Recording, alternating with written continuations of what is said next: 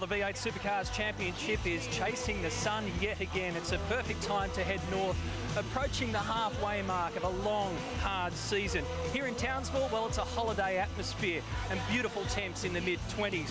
But it's all business for the drivers, and a very tough weekend of racing is ahead. Hi everybody, I'm Matt White and welcome to the Castrol Edge Townsville 400 right here on your home of Big Event Motorsport Network 10. It's the 6th championship event of 2015, races 16 and 17 of a season that has already netted 8 different winners so far. This is a huge event. It's a great event with lots of atmosphere, and we've got 12 hours of coverage to keep you occupied right across the weekend. So let's check out what's on today. And first up, it is the all-new Formula 4 Open Wheeler Series. Young drivers, big dreams and a new category. Then qualifying for race 16 of the V8 Supercars, that's at 1:15 p.m. Then the V8 Utes will go racing. The Dunlop Series is also on track today, so too the Porsche Carrera Cup with Stevie Richards leading the championship. And then it is game on for race 16 of the championship, live and free right here, the first 200 Ks of the Townsville 400. I'm joined by our 10 experts, Rick Kelly and Mark Larkham. Of course, Rico also having driving duties for Nissan. I'm going to start with you first, because not only are you a little bit crook, but you've had engine problems as well in practice. How far does that put you behind the 8 ball? Yeah, it's been a tough start to the weekend for us. We haven't hit the first qualifying session yet, so we're pretty excited about that. The car's been good at the last couple of rounds, so we're hoping that today's longer race is going to be better for us. 2 compounds of tyres. Excuse the voice, it's really terrible. The concerts here play such a big toll on your voice, but no, it's going to be good for us, I think. But are you crook? You got a bit of the flu, or have you just been partying too hard? I haven't been partying. I feel good. It's just the throat, actually, so it's probably ideal for everyone. I can't really talk. Larko, it's a fascinating time of the championship because it's all going on, and this is a good place to sort out a few things, isn't it?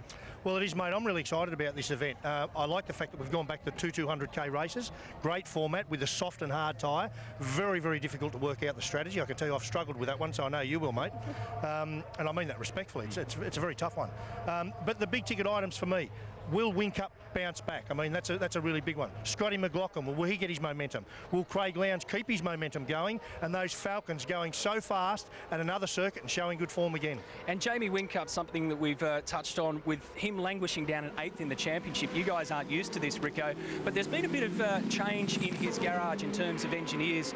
Larko, something that we didn't see coming, a little bit out of the blue. Yeah, it is a bit of a strange one. I mean, he's been working with David Coucher, who's a great engineer. I mean, it's not a reflection on Dave, but sometimes as a driver, and Rick will know this one, you work with your engineer, it's like a husband and wife team. And the little changes, and I'd like to show you more about it over the course of the weekend, is very, very critical. So they've said, no, let's change this weekend. I mean, there's nothing spectacular happened yet, and it won't happen that quickly. Rico, how would you feel if all of a sudden you had to change engineers so quickly? I think it's a massive change. It's been a real surprise, I think, to everyone to see Jamie Whincup that far back. Triple Eight traditionally has had 1 or 2 tough rounds, like everyone does, but they haven't bounced back from that like we have seen in previous years, so it's really interesting. Looking forward to what's going to unfold here across the course of the weekend. As I mentioned, it's not only a big event, it's a great event. First held back in 2009. After the break, we will catch up with Neil Crompton and Greg Rust. We're going to have a lot of fun today, boys. We're in the tropics, of course, at the Townsville 400. Stick around.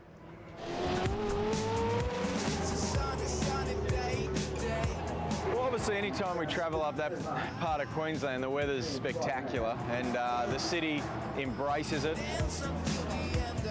We rock up there and you got longs on, you got to straight away put some shorts and thongs on, or jandals I should say. So always the weather is mega every time we go up there, and the racing's always pretty good. The town gets so involved in the event.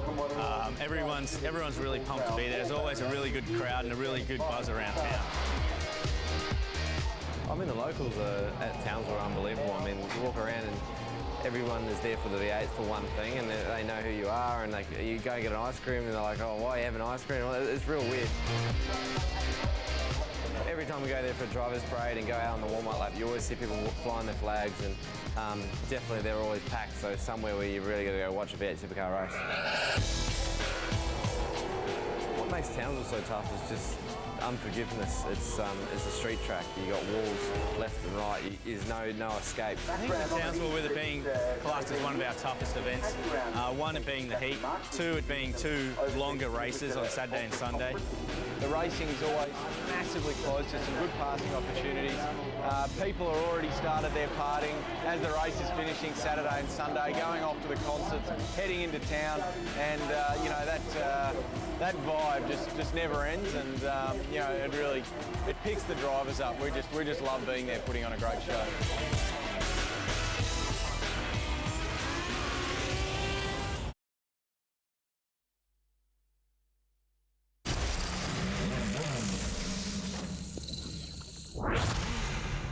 I've been having a bit of an analysis of the 2014 championship results versus where we are now in 2015 this weekend, after considering the championship positions after each of the events. And there's three profound stories, isn't there? Big stories, really. Jamie Whincup wins the championship last year, and as Blaze, who had a win in Tasmania, but has sort of dropped away and is now 8th in the championship. Now, it's a long time since he's been down there. He had a race engineer change at the start of this year. Now, the engineer's been working with is a great guy and a great engineer. That's not the problem. But when Jamie's been working with the same guy for so long, I just think the changes you're going to see this weekend might be just what he needs. Now, the second one, Scotty McLaughlin, great young driver, race winner, 5th at the end of last year. Look at this. He just dropped off the reservation. They've had some reliability problems with engines, power steer, some sensors, and I actually think a lot of that can be contributed to, one, pursuit of performance, I know that, and the second one is that 60-degree flat plane crank engine in the car has a really weird vibration that puts a lot of stress on components that have been developed for a long time. And finally, we've got the three Falcons up towards the front there. Have a look. They started the year quite mixed, but look at this. Look at the trend line, all three of them bang up towards the top and leading the championship, of course. Now, you might remember they got an aerodynamic upgrade at the start of the year, and in particular, it gave them more rear downforce. Now, for me, it wasn't the downforce alone that made the difference, but because they didn't have that downforce previously, it's only a small bit, but they'd narrowed their what we call your operational window, which makes it really hard. That window is now opened up for them, and they're on it. So my prediction is these guys are going to stay up near the front. I reckon Whincup will bounce back as soon as this weekend, and Scotty McLaughlin, he's a champion. Give him another couple of races, he'll be back in the game. Absolutely, Larko. Thank you, Mark Larkham, there in our Shell Helix Technology Hub. We'll be checking in with Larko right across the weekend to find out the keys to success here at Townsville. He mentioned Jamie Whincup there. Well, Jamie has had the most success at the Townsville circuit. 13 races have been held since 2009, and Whincup has won 7 of those. Garth Tander is the only other multiple winner here with 3. So who will join the winners list today for race 16 of the championship?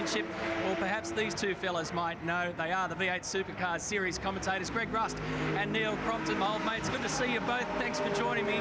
Crompo, let's start with you. This track, the Reed Park circuit, it's a bit of a Jekyll and Hyde, isn't it? Because it's half street and half, proper circuit built. So how do you crack the code here? Good question, Matthew. Nice to see you. Hi, everybody. Well, the trick to this racetrack is stringing together a combination of elements. First of all, you've got to climb the curbs between turns 3 and turn 8.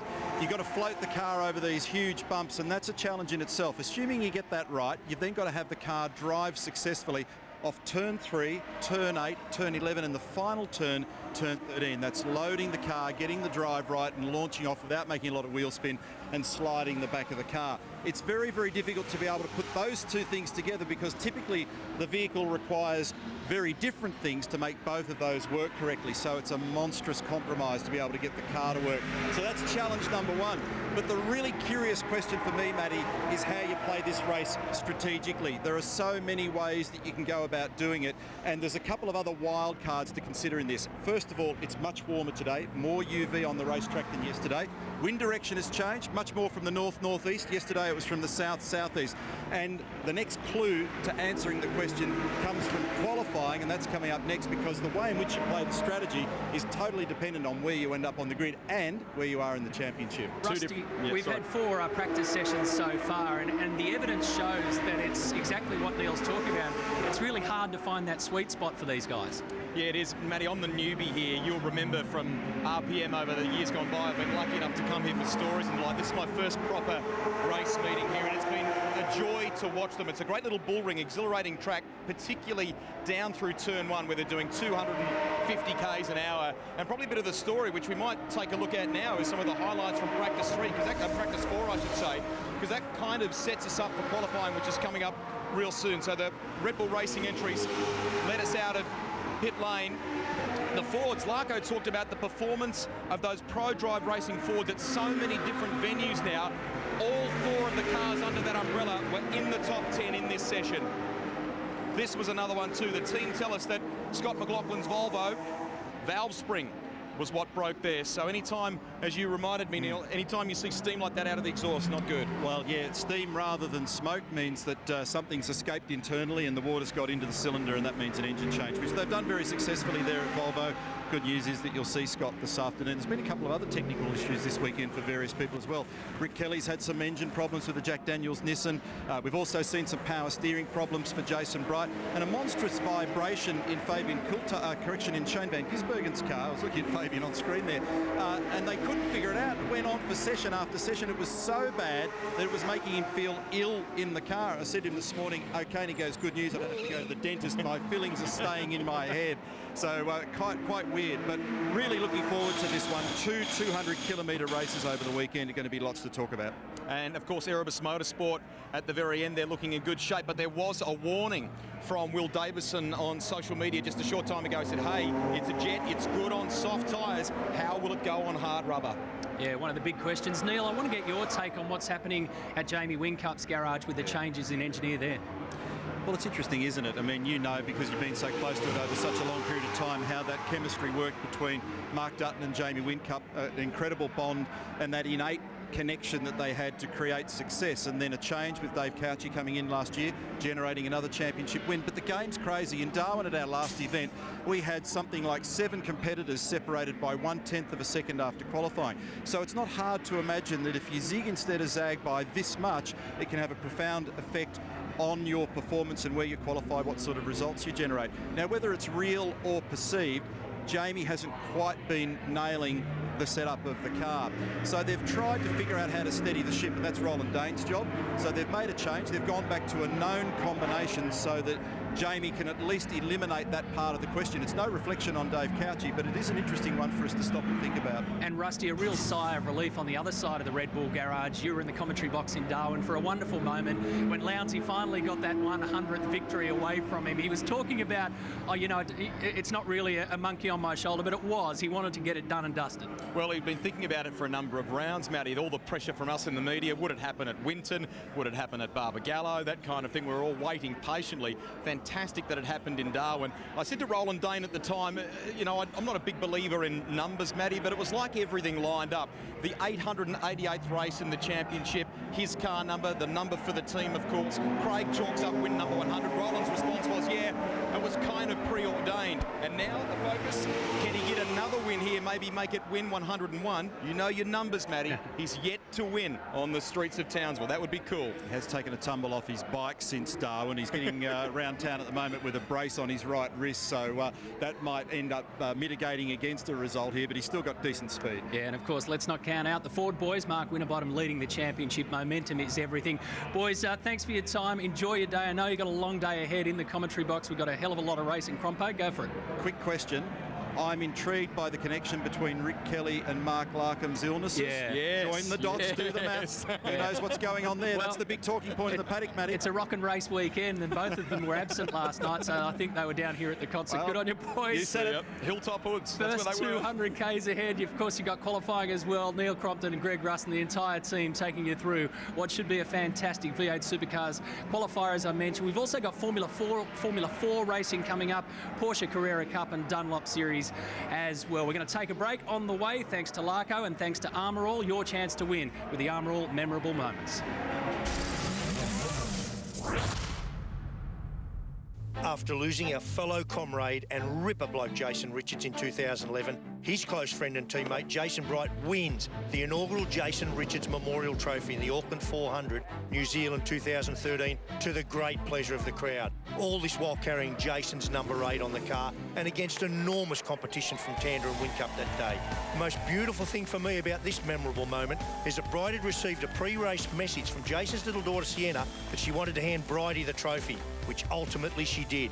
Beautiful, beautiful stuff. The critical nature of good starts are all the chat right now. Well, here we go. Let my mate Mark Scaife in an underfunded and tough year in 97 show you just how it's done. Eastern Creek, 10th position, in the white car. Watch carefully. I'm actually there next to him. I prop. He jumps 10th to 1st by the first corner. Could be the best start in history, except for the pit lane drive-through for jumping the red light. Scaife, eternally competitive. Nice try though, mate. 1997, Oran Park, Peter Brock's final touring car sprint race, and what I've always considered his last proper individual race. So just how good was Brock at 52 on his retirement weekend? Well, he grabs a pole position, wins a race, and was actually on track to win the event until a late race 3 tyre delamination caught him out. But it's this in-car vision for me that personifies Brock the driver. Sitting low, open face helmet, intense focus, hands shuffling at the wheel Brock style, in complete control even at retirement. Without question, one of the most gifted drivers in the history of motorsport worldwide. So jump onto 10play.com.au, pick yourself out a favourite and see if you can win yourself $500. When this track we light up the Welcome back. This is your home of big event motorsport, and this one is a big one. First rolled out in 2009, the Castrol Edge. Townsville 400 this weekend, so we're back to the 2x200 kilometre races, and what a backdrop we've got. The weather in far north Queensland is absolutely beautiful, and on the back of the Darwin Round just a few weeks ago, everyone's in kind of a good mood, but it will all change when they get on the track as we gear up for race 16 of the V8 Supercars. You'll see it live and free right here on 10 later on this afternoon, and don't forget to join us for RPM Sundays at 4 p.m. We won't have a show tomorrow because we'll be live racing, of course, but next weekend a special interview with Mark Webber back in town, and also get to road test a cheeky little Ferrari FF. And don't worry, I didn't bend it, Ferrari, so thanks. Look, there's a new motorsport show in town here this weekend, and it's called Formula 4. It's the new open wheeler category, and it's designed to take young kids as a pathway right to the top and help them realise their dreams. A man who's been at the centre of all this is Cameron McConville, former V8 supercar driver, and of course our own Larko's had a hand in this as well. So Larko, I'm going to get you and Cam to explain this new championship that kicks off here this weekend. Well, first thing you need to know, Matt, is I've had a hand in Cam McConville. He drove for me in 95 at Bathurst in his Bathurst debut. So we actually go... It was actually 96, mate. 96, sorry. We do go... Quickly they forget. We do go back a while, but we both have an intense interest in driver development, as you know. So Formula 4... Cameron McConville is now the championship manager, if you like, for Formula 4. So tell us a little bit about it. There's a couple of things we need to cover off here, Cam. So first of all, the championship worldwide. Tell us about Formula 4 as a worldwide category. Well, yeah, you're right, Larko. It's a global championship. So running in 7 different markets this year: German, French, British series, China, Japan, Northeastern Europe, and it's the first, I suppose, category on this development pathway that the FIA have introduced last year. So they want it to be that global run on the ladder straight out of go-kart. So minimum age 15. There's only 3 different types of chassis you can use around the world. We're using the French-built Miguel, and only 3 different engine combinations, which we're using the Ford Fiesta Turbo ST engine. So it's a very much junior development, and it's trying to be relevant to what the FIA are trying to achieve globally. And I guess what they've tried to do is tidy up the plethora of categories that do exist all around the world. So the car, Cam, let's just talk about the car. So we know it's a carbon fibre tub, which is different to what we've been used to at the development level in this country. It's got a 1.6 litre turbocharged Ford EcoBoost engine that they use in the UK on a slick tyre with aero. Just tell us a little bit more about the car itself. Yeah, paddle shift, so 6-speed sequential gearbox, a lot of brake pressure, which I think is good for the drivers with a floor. You know, with a slicks and wing car, they've got to really push hard on the brake pedal. There's very little changes you can make to the car. You can't adjust the shock absorbers. There's only 3 different spring packages you can use. The gear ratios in the gearbox are set. Front and rear roll bar is adjustable, not by the driver like a V8 supercar, but the teams can make some adjustments with the bars. common hand-cooked tyre. Brake pads are also, there's only 2 different types of brake pads you can use. So a lot of cheaper components to try and keep the cost down. And the FIA have also introduced a price cap on parts. So shock absorbers, for example, can't exceed $600. Brake pads can't exceed $150. So we want to try and make sure the costs stay down on these cars. Just looking at them on screen there now, certainly a pretty car. So now let's talk about drivers. So for me, just looking at the grid there now, Cam, you've sort of got 3 groups, haven't you? You've got guys that have done a little bit of wings and slicks already, been through the junior development, if you like. A couple of kids that have done Formula Ford and have now stepped up, and a couple of kids that have stepped up from karts. So a bit of variety there. Yeah, I think we've got sort of nearly 3 levels, haven't we, of drivers in the category. We've got brand new kids that have even come out of, one guy's come out of Geminis and dirt karts, another young driver out of Supercars. Then we've got the top level national karters that have been doing the either AKA Championship or the Road Tax Pro Tour, and about 4 or 5 drivers that are Formula Ford, as you mentioned, that have been. Thomas Randall won the national championship, Jordan Lloyd, who was runner-up last year. So look, it's actually great to see that the calibre of young driver is very high, and that's what we're trying to achieve. We really, at CAMS and this championship, is about finding more Daniel Ricciardos. Of course, V8s is the yardstick in Australia, but we'd love to see more kids heading over to Europe. Cam, the obvious question, which has been asked by a lot of people, where does this leave Formula Ford, F-O-R-D, now in this country? It still exists, Larko, and it's still healthy out there. By no means are we trying to stop Formula Ford from running. Realistically, we're just trying to make sure that drivers come through this category can go to Europe and race a car that's absolutely identical. So Formula Ford next year will still be around. It'll be a state series, and this will be the first sort of national championship in open wheelers. All right, mate. Good to see you on debut this weekend, and they finally come to reality. And have a great weekend, pal. Thank you, mate. We'll get you in for a drive at some point. That's a scary thought. Good on you, Cam, and thank you to Larko. Cam McConville's going to race off to the commentary box for race 2 of the Formula 4 series. The first ever race held earlier today was taken out by a Toowoomba local, Will Brown. So perhaps he's trying to follow in the path of another Toowoomba kid, Will Power, who of course went on to great single-seater success in the IndyCar Championship. So race 2 of the Australian Formula 4 Championship, and your commentators Cam McConville and Chad Naylor. And this is the location. The second race now in this very brief history of Formula 4. The first one this morning was an absolute cracker. Cameron McConville joining me. What a fantastic place for a race. Townsville in far north Queensland. And if you ever have the chance to get up to this part of the world, I strongly recommend it. You get out into the reef. There's so much to see. I'm looking forward to getting out into the town tonight. Harry Hayek will be the pole sitter. It's a reverse top 6.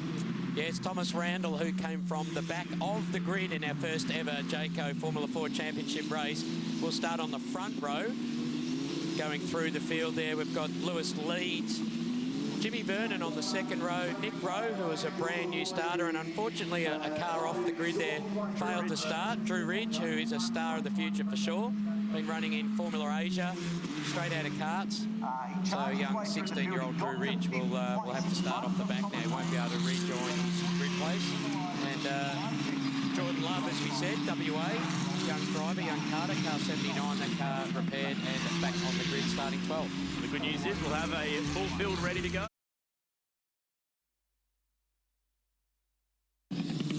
Getting some heat into these hand-cooked tyres. Nicholas Rowe did a great job to finish second on debut, especially considering he only sat in that car for the first time on Thursday night. And that goes to show what a talent he is, that he could hop straight in and finish second in his first ever race. Yeah, had a quick chat with him between races and quite excited. Said the car felt good. He got a really, really good start. And he actually hadn't ever done a start in this car, of course, having only sat into it practice 1. Harry Hayek will lead them around. Harry is a great young guy, great personality, very laid back. His dad was not so laid back about 20 minutes ago.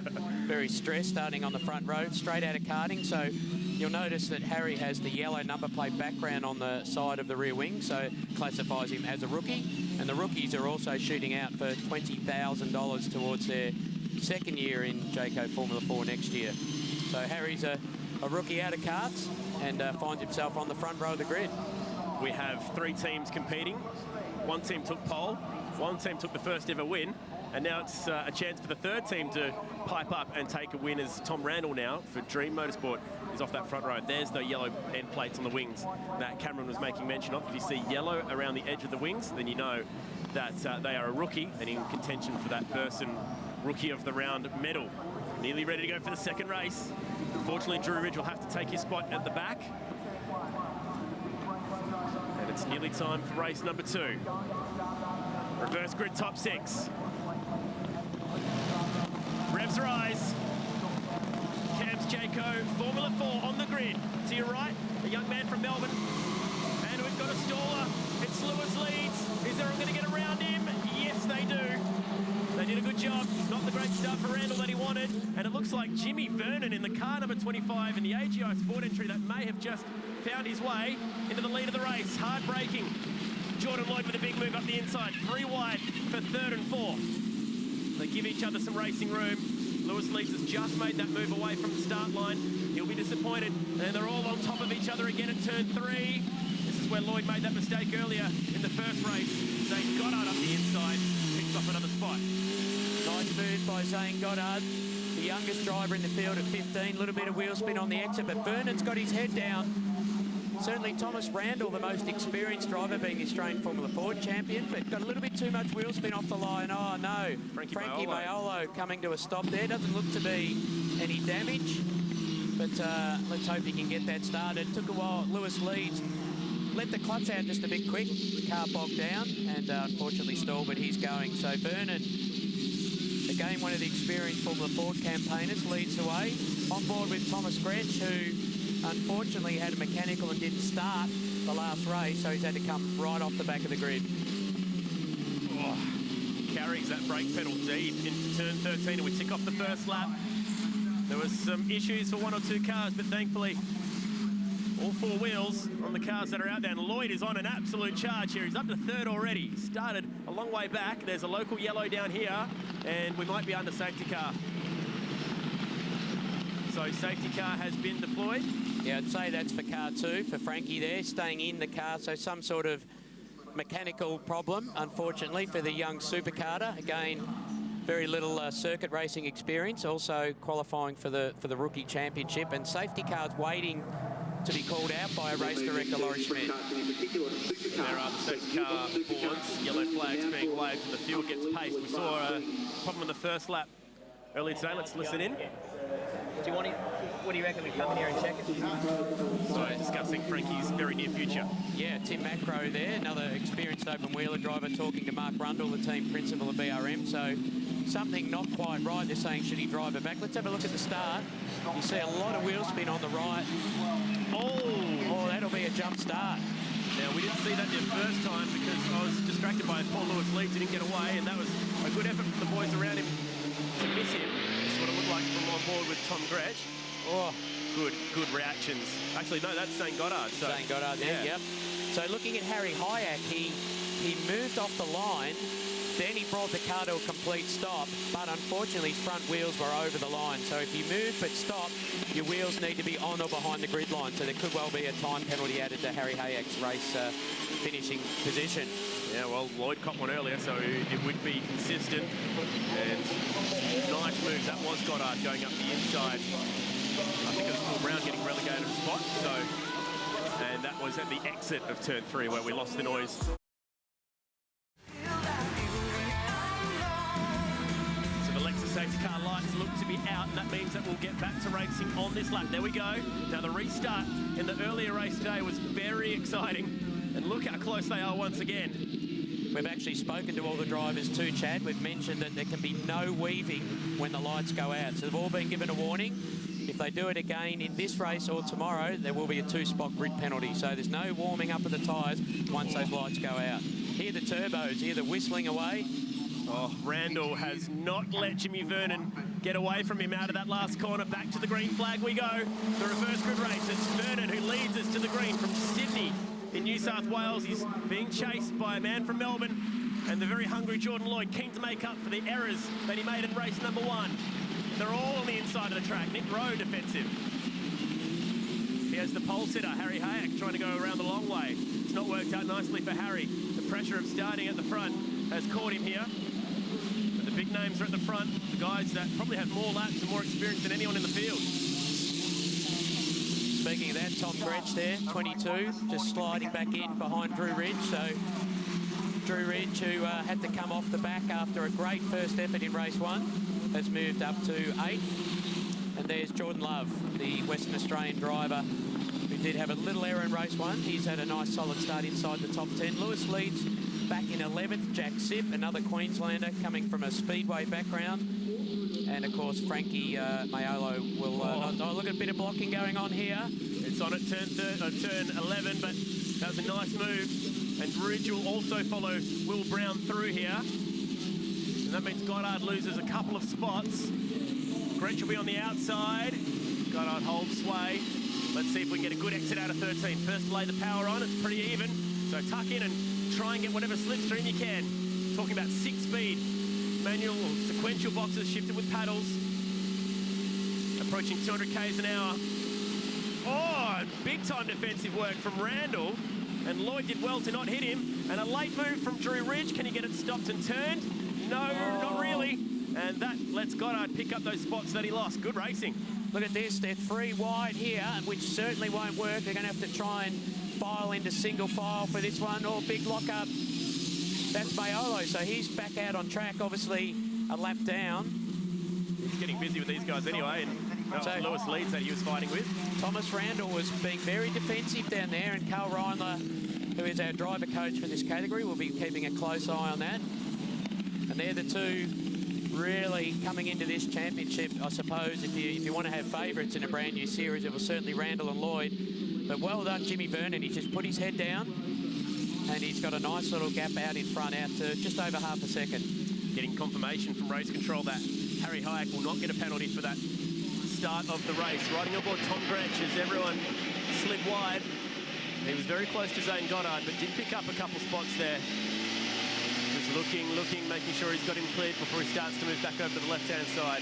Good racing from Tom Gretsch, and these guys are all on top of each other still. Great vision too, great vision.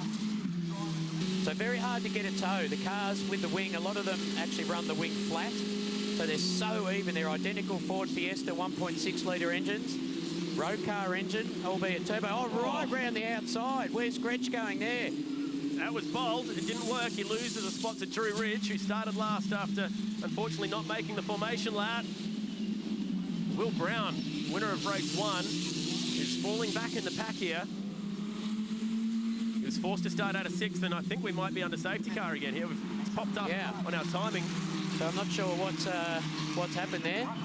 We'll have to have a look whether it's around the backside of the track. So Tom Gretsch tried to go right around the outside of Zane Goddard, who's running in position 6. We're on board with Tom now. So you'll hear him lifting off through here. See yellow flags waving down on the right-hand side there. This will compress the field. And Frankie Mayolo's car. So whatever that technical, I would say, issue has, the car stopped again. So this time he's out of the car, and they'll tow that one out of the way. Let's see what caused it. He's at the back there. Bit of understeer. Did he get the wall? Just slight glance there, I think, Chad. And I think, so perhaps actually a little bit of a driver issue there. I'm not sure whether it's related, whether the car's actually lost engine power, and that's caused a bit of a slide for him mid-corner. So, that's right. Frankie will learn a lot this weekend running for Team BRM, an Adelaide driver in an Adelaide team. Started out in dirt karts before making the move to bitumen and even having some supercar experience, but definitely comes from a speedway family. His cousin Ricky has done a fair bit of racing in the World Series sprint cars. Zane Goddard is just 15 years of age, no relation to some of the other Goddards getting around in Australian motorsport, some that have had F1 teams and some that race in Porsche Super Cup. Yep, Spike doing well over there in Super Cup at the moment. So Vernon, your leader from Randall, Jordan Lloyd and Nick Rowe, as we mentioned, was a last-minute addition this week. Then Harry Hayek, Goddard, Drew Ridge, Gretsch, Brown and Geordie Love are here at top 10 at the moment. So we're talking earlier about these Hankook tyres, so they do retain quite a lot of heat. So not a big issue keeping heat in them. Out of habit, the guys, and it's a good habit to get into as a junior driver, warming your tyres, but very grippy tyre, very soft compound. So perhaps another lap under safety car, removing Frankie's McGale. There it is. Good chance to talk about these cars in all of their glory. They run those little 1.6 litre 4-cylinder EcoBoost motors, turbocharged. They sound really cool off throttle. It was a very close moment, that one. for Harry Hayek, and another close moment here as Lewis Leeds puts one hand up in distress. Our driver stand observer knows all too often what that feeling's like. And Maiolo, unfortunately, coming to a stop out in the track. Vernon led us back to the restart, and I'm looking forward to seeing the next restart because they were all over each other. Ridge, aggressive, and couldn't quite make that move stick down at turn 2. It was good news for Goddard, who swooped and picked up a couple, and then this led us back to where we are now. Maiolo pulling up for a second time, and the young South Aussie would get out of the car. This man leads it for Tool Force and AGI Sport. Jimmy Vernon, looking good so far, but there's still some work to do. He's got Tom Randall and Jordan Lloyd behind him. There is the boss of cams to the left, and everyone very proud to see Formula 4 here this weekend. Yeah, Eugene, great to have him here, and also our operations guy behind the scenes, Dave Corrigan there. So the team watching away. It was actually just yesterday when we were commentating up here, Eugene was out on the balcony like a proud dad looking over the school kids on their first day. And it's, yeah, look, it's great. It obviously is a big commitment by Cams, and, you know, we're excited to finally see this in action. How cool are these onboard shots?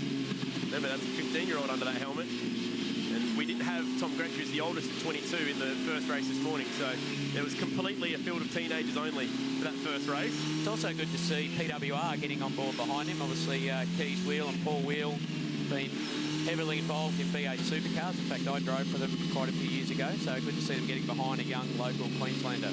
Another man, well, so man, 22 years old. He's the oldest in the field, like we mentioned, but his dad, very famous in V8 Supercar terms. If you think back to the 90s, Jeff Gretsch was a huge part of V8s. As the team manager of the Holden racing team. This is his 22-year-old son, and doing a fantastic job in not only racing that car, but in fact putting all the signs on it too. It's his responsibility and his alone to make sure that it's funded. As the Lexus safety car drops the hammer and heads back to the pits, we'll go racing this time by. I'm a little nervous here, Chad. It's going to be a 3-lap screamer to the finish, and look, all the field bunched up. So Jimmy Vernon did a great job in not looking in the mirrors, and that's what you've got to do. He's got to slow the field up, bank them right up, and get on the throttle hard off the apex of this last corner. Try and get that slingshot, because you can't put the power on before the guy in front. Oh, that was close, Randall. Go now. That's when he needs to go. Right up behind him, and once again, it's tight. What might be the saving grace here for Vernon is actually the car in third. Jordan Lloyd. Lloyd's got a pretty good restart here. We're going side by side behind them with Harry Hayek, who actually got a great jump and moves slightly ahead of Nick Rowe. Oh, Lloyd wants to get that line over. He tries to squeeze Randall, but Randall's too far up the inside. They might take out Vernon. Oh, he turns him round. He clipped his gearbox, and here we go. Thankfully, only 2 cars involved. Randall, the guilty party, as Vernon is taken out of the race lead. He did such a good job, so we're going to be under safety car again. Still on in the background. That's Lewis Leeds. But look, they were both diving in there, but unfortunately Thomas just hasn't quite been able to pull it up and turned him around. So real shame, because Jimmy Vernon was doing an absolutely sensational job under pressure, and 3 cars going in under brakes, and one hasn't been able to quite pull it up in time. It was just the smallest of touches too, and Goddard climbing out of his car, still with some witness marks on the nose cone from yesterday's crash. And he's going to hop out. So it doesn't look like there's any part of the front wing missing there. Yep. So there has been some contact. Oh, of course, it was over the front of Jimmy's car. And Jimmy Vernon, it looked fantastically prepared car by AGI, and of course Tool Force sponsorship. Probably get an early checker here. There it is. Yeah. Randall will lead us to the checkered flag, but is it a race win that he'll keep is the question. Jordan Lloyd second, and Nick Rowe maybe will get promoted up to second, depending on how this all washes out. Carl Reinler will be a busy man here. Yeah, so our race director, Laurie Schmidt, becomes the investigating officer in this situation. And I think Tom Gretsch is out as well. So Laurie Schmidt will be looking at it, and most likely there are points penalties for driving incidents, but we'll let the system take care of that. This is how it all worked out in the wash. And Lloyd and Randall popping up there as 5-second difference. So that's an odd one. Randall definitely led us to the checkered flag, but was there a penalty that's been handed down already is the question. Interesting one. Zane Goddard, unfortunately, a DNF. Maiolo also. And that was a few cars caught up in that nasty turn 2 crash on the restart. Strange one. Jordan Lloyd, who took the first ever pole position, is being shown right now as the #1 man, but it was definitely Randall who led us to that checkered flag, but I don't think timing's updated the fact that the race is finished yet. Either way, correct. let's check out the highlights. It all started, well, in kind of confusing fashion. Harry Hayek jumped and then didn't get away properly. Neither did Lewis Leeds. Good effort, Zane Goddard, getting around him. We've had our first stall card and everyone thankfully missed him. Yeah, that was a very, very good effort. This is Frankie Mayolo in his first of 2 stops. Jimmy Vernon led them away on the first safety car restart. Did a nice job of it too. The battle was on down the inside Drew Ridge. I think there was Will Brown who saw him coming, and we're on board with Zane Goddard, who made up 2 spots out of that. So there's some really good, clean racing going on through the field. This was Frankie again coming to a stop. Maybe just tagged the tyre wall there, so not sure if that was a mechanical related, but that gave us the last restart. And this is where it all went wrong. Randall, desperate to hang on a second, couldn't get the car stopped, clips the gearbox ahead of him, and whammo. A few cars caught up in that one, and definitely Jimmy Vernon is the unlucky victim in that one. Deserved a race win, deserved a lot more. Wow. Spectacular vision, and Gretsch fencing it as a result. So, fair bit of work to do for the McGowl guys overnight. Randall and Lloyd, the first 2 across the finish line, but there'll be some conjecture over that one. And there is the damage front to a very disappointed Jimmy Vernon. We'll have one more race for these guys tomorrow, and still so much action left this weekend at the Castrol Edge Townsville 400. If you're a motoring enthusiast, why not join the Shannon's Club? It's an online club where you can create your own virtual garage with pictures, descriptions and specs of your special cars and bikes, as well as restoration projects and past vehicles. Access car clubs across Australia, join forum discussions, or create a topic, or see a listing of motoring events around Australia. Plus, you can watch episodes of Shannon's very own Club TV, along with other motoring videos. So join in with 50,000 members on the Shannon's Club today. Visit shannons.com.au/club for full details. Thank you, Rihanna, and also our thanks to Chad Nayland and Cam McConville for their commentary in Formula Ford. As Chad said, another race tomorrow in the Formula 4 series, around the Reed Park circuit. We're counting down to V8 Supercars qualifying about 15 minutes before we determine the pole sitter for race 16 of the season. Last year, 3 poles were decided on this weekend, and they went to 3 different drivers: James Courtney, Fabian Coulthard and Jason Bright. So it's a hard one to nail. As you'd expect, there are a lot of issues bubbling around pit lane in the paddock, and that is where we find Larko. Thank you, Matthew. Guy I'm really keen to talk with is the guy that drives this 888 car, standing right here. Craig Lowndes. Hi, mate. How are you? Yeah, going well. Right, want to talk about momentum, mate. It's not on the other side of the garage at the moment. It's on this side of the garage. No, but it is a nice change. Lots of talk about engineering changes, but you are very happy with the spot you're in right now. Oh, look, I think we are. I think that's, there's no doubt this weekend, though, we're both struggling and we're both searching for some grip and get some balance back in the car. But look, at the moment, yeah, we've sort of made the best of bad situations, Winton. But again, we've had our little hiccups. Darwin, race 3 on Sunday on that tyre delamination. I thought it was only my car, but then, of course, when we finished the race, I realised both cars had suffered the problem. So it's one of those things that we, as a team, we're trying to work together, and we're obviously going forward. But yeah, we've got some good momentum. Sitting second in the championship, but we're 94 points or 96 points behind Frosty. So it's in the 90 realms. If it gets beyond that, it sort of starts to get harder. You're a funny bugger, mate, because every year I think, oh, well, it's probably getting to the back end of your career. You haven't got another championship in you. Then bang, you have got another championship in you. There's no question of that.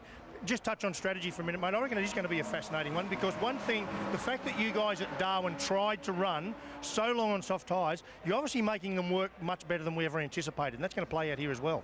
Well, it will. I think you're right, Lucko. That's we know the car's better on a soft tyre than a hard tyre, so we've just got to make sure we get that crossover right, because we did see it at Darwin, maybe push the tyre a little bit beyond its limits, but at the same token, maybe the setup sort of encourage that as well. So look, there's one of those things that we're just trying to analyse.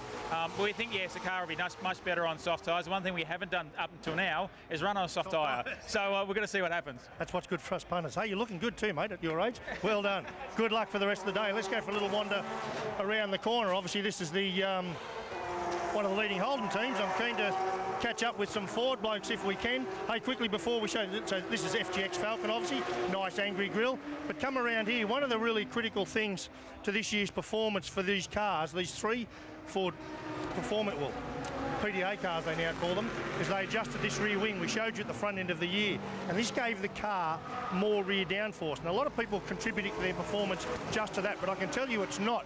What that has done is over a period of time, as you sort of migrate your car down a pathway, if you like, of setup based around what its downforce is, you can lock yourself into a very narrow window. In my view, these cars for a long time have been operating in a very narrow window. By doing this, it's opened up their window. They can now stiffen the rear of their cars a little more. They can wind a little bit more brake to the rear of the car because they've got a bit more downforce, and it's playing out now in all sorts of tracks. And I want to talk to Tim Edwards, the team principal. Hey, Tim, just talking about the downforce, a lot of people quick to contribute to performance to that, but I don't think it is that. That's just simply opened up a performance window, and you guys are now demonstrating, doesn't matter what track you're at, you can put them in the window.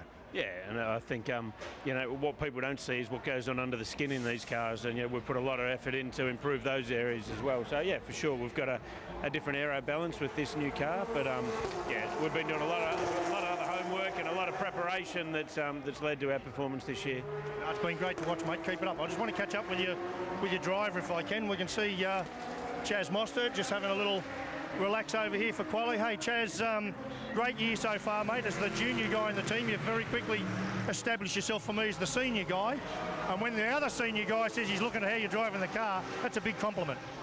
Yeah, I guess so. At the moment, the car's acting very at a young age, I guess. It's a very turn and then drive type of car. And definitely coming into the series when Car of the Future come along, that I guess my driving style was pretty much set from the word go. The FGX has been totally different balance to the FG, and I think that's helping us get our head around a little bit. But Frosty's still getting great results. We're as a team performing better than we've ever performed, and hopefully we can keep this consistent going. We've proved that we can be quick over different type of tracks now, but saying that, got qualifying next, we really need to do it in there. Chaz, you're about to head into qualifying now. We've got soft tyres that you can only use tomorrow. Going to be on hard tyres now. That transition is a very tough one, isn't it? It is. For us, our main focus all weekend so far has been hard tyres. We haven't put a soft. But we think we're going to change them a little. Obviously, make suit the soft tyre races. But the main focus for us is our hard tyre pace. If you qualify halfway out the front and your car's not quite there in the race, at least you've got clean track to push forward. So I think we're pretty close, but saying that, everyone might put tyres on and jumpers now, but we'll just have to wait and see. Thanks, Chaz. It's been great watching you this year, mate. Keep up the good work. Back to you, Matty. He has been on fire, Larko, hasn't he? In 5 pole positions, of course, and a whole bag of championship points and some wins. So it's a good year already.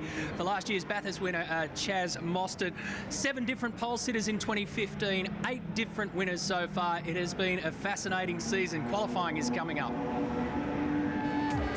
The first race of the year. It's always a special one. Oh, what's this? It's oil that's beneath that car, and that's an oil fire, so he's gone off in his old oil. 2015 is underway. Moffat actually whacked the wall down there. This race win for Jamie Whincup draws him level with Mark Scaife, second on the all-time list. Jump start, they don't give you a tour through pit lane. Turn 8 bites again. Todd Kelly literally had to fly the curb.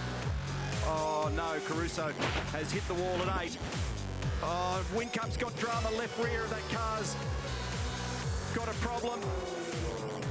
It is a sweet victory, and sweet for Fabian Coulthard. He takes victory in race 2. Final race of the weekend is underway. James Courtney is being monstered by Jamie Whincup. Look at Tander in the background. Oh man, big problem there for Lee Holdsworth. I could see it coming. He went wide, understeered straight into the fence. That's for the lead. There's contact between them. So James recovers. Is the 97 damaged, or is he just redressed there? Oh, so Whincup and Mostert together, and Moffat just a victim. James Courtney will go back-to-back at the Clipsal 500. He wins in 2015. Marcus Ambrose, the hometown hero. This was a homecoming for him. He's here watching the action, but he stepped back from driving duties. Scott Pye, now in the 17. Good start by Craig Lowndes, and he will lead them over the yump for the first time. Ah, some congestion, and Davison's gone round. Look at this here, Davison and Courtney. Every time I race you, got to hit me. I'm not crying, mate. Craig Lowndes from pole position to race winner. Good one from David Reynolds. Has he got the jump on Lowndes? He has. Reynolds will lead them in the Bodlow entry. Lowndes sticks it up the inside. They touch. Reynolds has gone around. Evasive action from the Erebus entry. Victory number 11 at this venue for Jamie Whincup. New Vent's Perth Super Sprint is underway. Oh, look at Reynolds, 2 in the dirt down there. Oh, often in the dirt is Tim Slade. Was all about the start, and it was perfection from Mark Winterbottom. He converts and takes victory in race 1. Good start again by Winterbottom. Lowndes has got to close down on Mostert. He only just got away with that move. And they've got a problem there, so it's not running cleanly. Jane Van Gisbergen ventures off. First time in 3 years that Frosty has won consecutive championship races.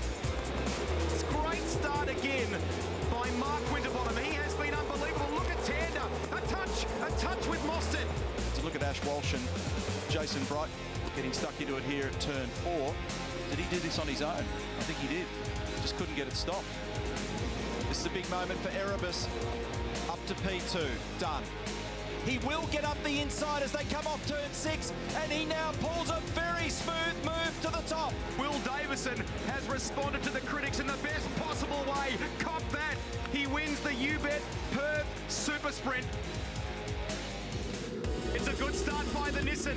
Mostert getting away. Looks like a tough one for Reynolds in the background. He's under pressure from Todd Kelly. No, off the road big time as McLaughlin backing it into the grass. It looks like he's still got Enge running. He takes it out. Race 10 of the championship at Winton goes to Chaz Mostert. It's a 1-2 for the team. Good start by Winterbottom. Reynolds not so great off the line. But look at the drama back here. Both of the Holden Racing Team entries. Now Andre Heimgartner. Man, it's all happening. And there's clearly a hit there. You can see it from Jason Bright. This is a special milestone for the team that was Ford Performance Racing. Now the Pepsi Max crew score their 50th V8 Supercar race win. 640 plus horsepower, 25 of them on the grid. Great start by Mark Winterbottom.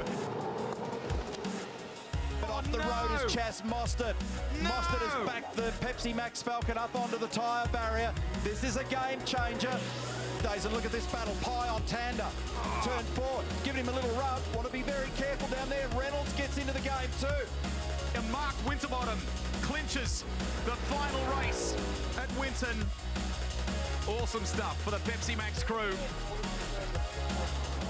Sky City Triple Crown as we get underway once again. Courtney's made a great start and the Falcon might dive. He does. And takes the lead. Look behind him, there's contact there. The Freightliner entry goes off and so does Whincup. Battling in the background, Blanchard's gone around. Lowndes is involved in that as well. Look up the back of your shot here and you can see that already rotating is Reynolds. It's all going on down here again with Bright and Heimgartner. Oh, more trouble here. Lowndes goes off to the outside of turn 5. There's trouble at 1 and Van Gisbergen tries to fire down the inside. Can't get it done, makes contact with Courtney and carted to the outside is Tander. Mostert takes out race 1 of the Sky City Triple Crown here, and it's a 1-2 for the Pepsi Max crew. Good start by the Nissan. Coulthard has it. Lock up from Rick. A lock up. Coulthard's gone. Lowndes emerges the leader. Heimgartner's going to be turned here in front of the pack. He grabs a Red Bull car. There's chaos in Darwin. Oh, big contact between Dale Wood and David Wall, and they're off at 5 together. Ash Walsh and Will Davison. Oh, and off the road goes Van Gisbergen. In Australian motorsport, the 888th championship race is also the 100th championship race win for Craig Lowndes. What a superstar.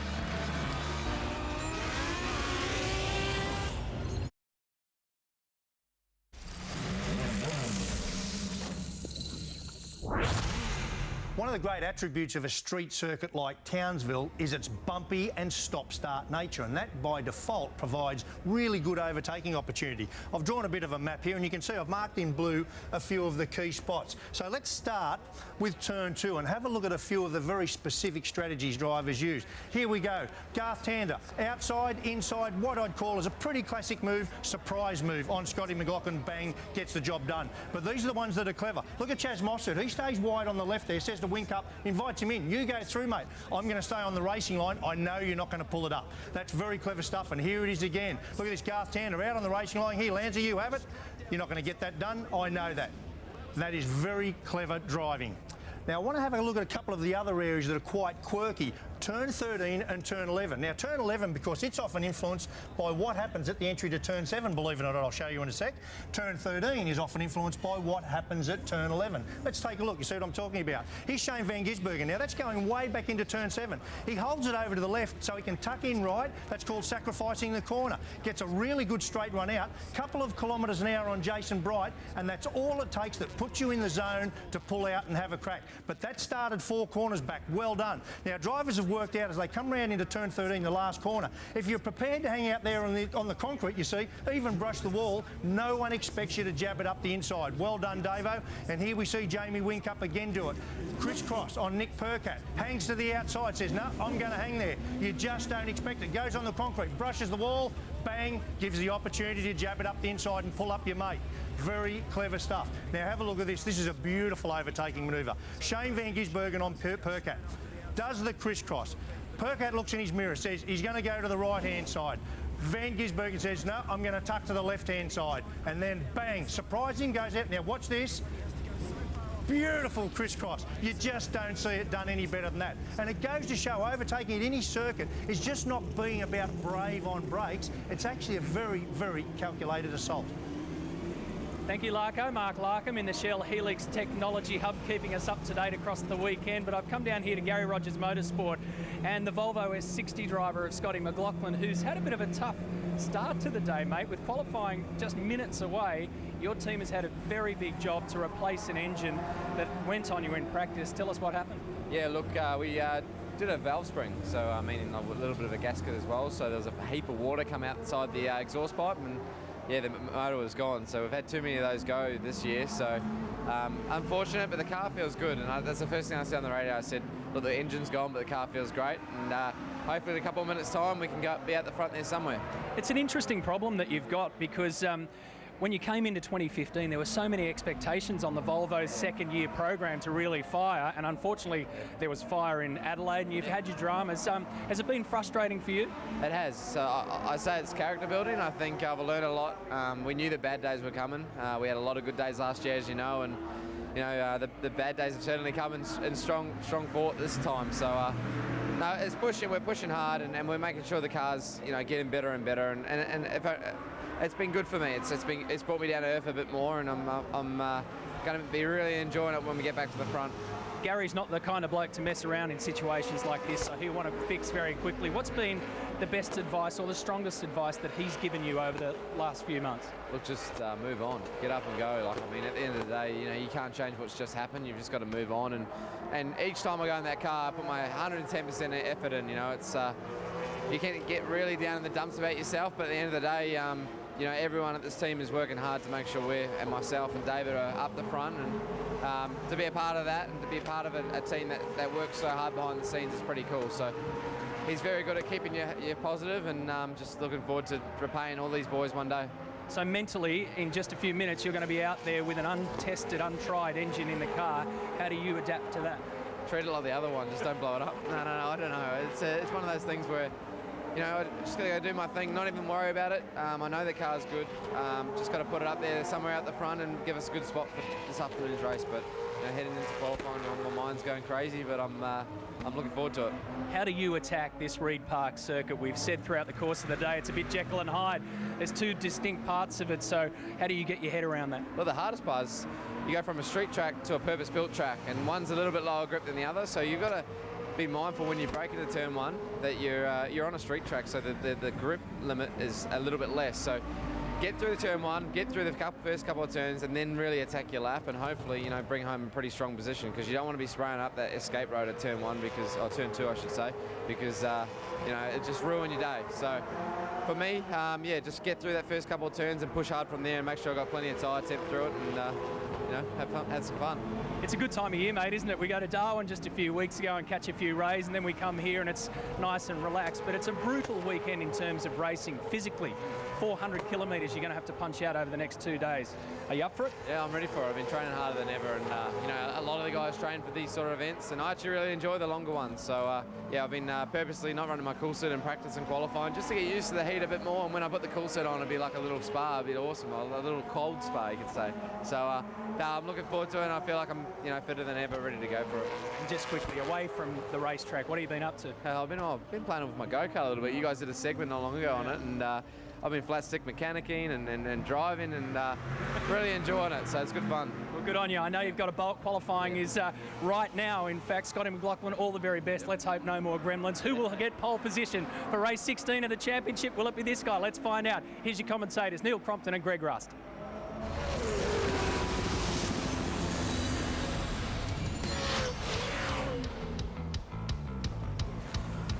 There is a fantastic military presence here in Townsville. In fact, some of the guys have volunteered to help the teams this weekend. And as we take this beautiful aerial view coming across the CBD and heading out to Reed Park in recent moments, the Chinook has been buzzing pit lane and getting everyone fired up. We can't wait for it. Just 8K. They'll have a great view of it from there. Just 8Ks offshore, of course, is Magnetic Island. Great place to visit, and many of the drivers and their families have been doing things like that either in the lead up or post the Castrol Edge Townsville 400. Great slow-mo. That is the big top where the Hilltop Hoods played last night. We've got some fantastic music acts coming up again tonight. It's all part of the rock and race format for Event 6 on the program. We're gearing up for qualifying here. Let's get some news from the lane with Brianna Crean, and first up, Greg Murphy. Yeah, thanks, Rusty. Well, conditions down here have changed considerably. Very different to yesterday. We had a lot of cloud cover yesterday. The track temperature, the ambient temperature was a lot lower. We've had the GT cars on the track for an hour. They have laid down a lot of rubber out there. Conditions on the circuit, as I said, gone up in temperature. I would say right now that the conditions for qualifying are a bit up in the air. These guys don't really know, I don't think, what is going to happen out there. Remember, they've got 3 sets of hard tyres for today and tomorrow to use in qualifying, so we're going to keep an eye on who goes out on what and who gets a run at the end on a fresh set of tyres. The story of recent events has been the form of Red Bull Racing Australia, in particular our 6-time V8 Supercar champion Jamie Whincup. He's with a new engineer this weekend. He's joined back with Mark Dutton, his old engineer that he's won most of his championships with. Now, qualifying, the last time he was on pole position was way back at the Clipsal 500, the first race of 2015, but he knows his way around this Townsville circuit. He's had 2 previous Armour All pole positions at this circuit before. We'll be looking for Jamie Whincup to rectify his season and get back on track in this qualifying session. Also with us in commentary, the voice of the sport, Neil Crompton, as we get set to take a look at this bull ring, this exhilarating layout, Neil. 2.85 Ks, and it offers so much, doesn't it? It does, Greg. Good afternoon to you. Good afternoon to everybody. A little over 40% of the lap is flat out 100% throttle. So by definition, nearly 60% of the lap you spend turning and dancing with the throttle or trailing the throttle. So there's a huge emphasis on getting the car to rotate, getting it to put its power down nicely, climbing the curbs in that string of corners between turns 3 and turn 8. Quite difficult to set up for. We're coming into qualifying. So an Armour All pole is at stake, and these sector splits become critical as everybody tracks the micro sectors in understanding their performance. Lap speed average in terms of speed performance, just a little over 140 kilometres an hour. Not overly quick, but highly technical. Well, guys, I just about got run over then by Mark Winterbottom. He fired the car up, it was in gear. Hey, Frosty, the conditions very different to what they were this morning and yesterday. Got any idea how that's going to affect qualifying? It's hotter, so it should be slippery, but you know, it's hard to preempt it. You know, we all sit here and go, it's going to do this, and then you go out and it can catch you out. 30 seconds. I expect the times to be a little bit slower than what we've seen this weekend, but ultimately, who cares what time it is as long as you're the quickest. So it's going to be slippery, it's going to be tight, and yeah, the hotter the weather, the harder it is. Good luck.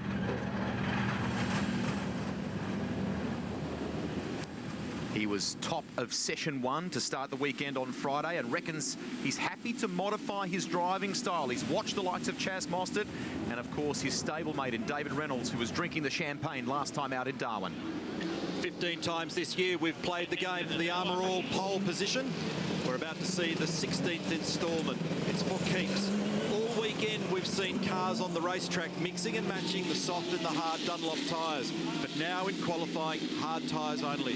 So this is the first opportunity where it's apples versus apples. We get to understand the relative performance of all the cars in the field. The guy with the most number of Armour All pole positions so far this year is Chaz Mostert. He's got 5 to his credit.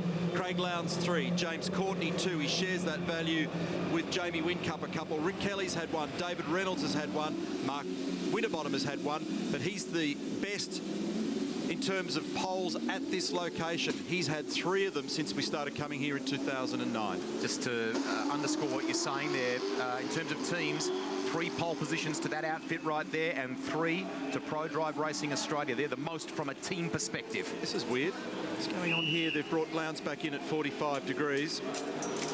Radio check, mate. Radio check. Yep, that's clear.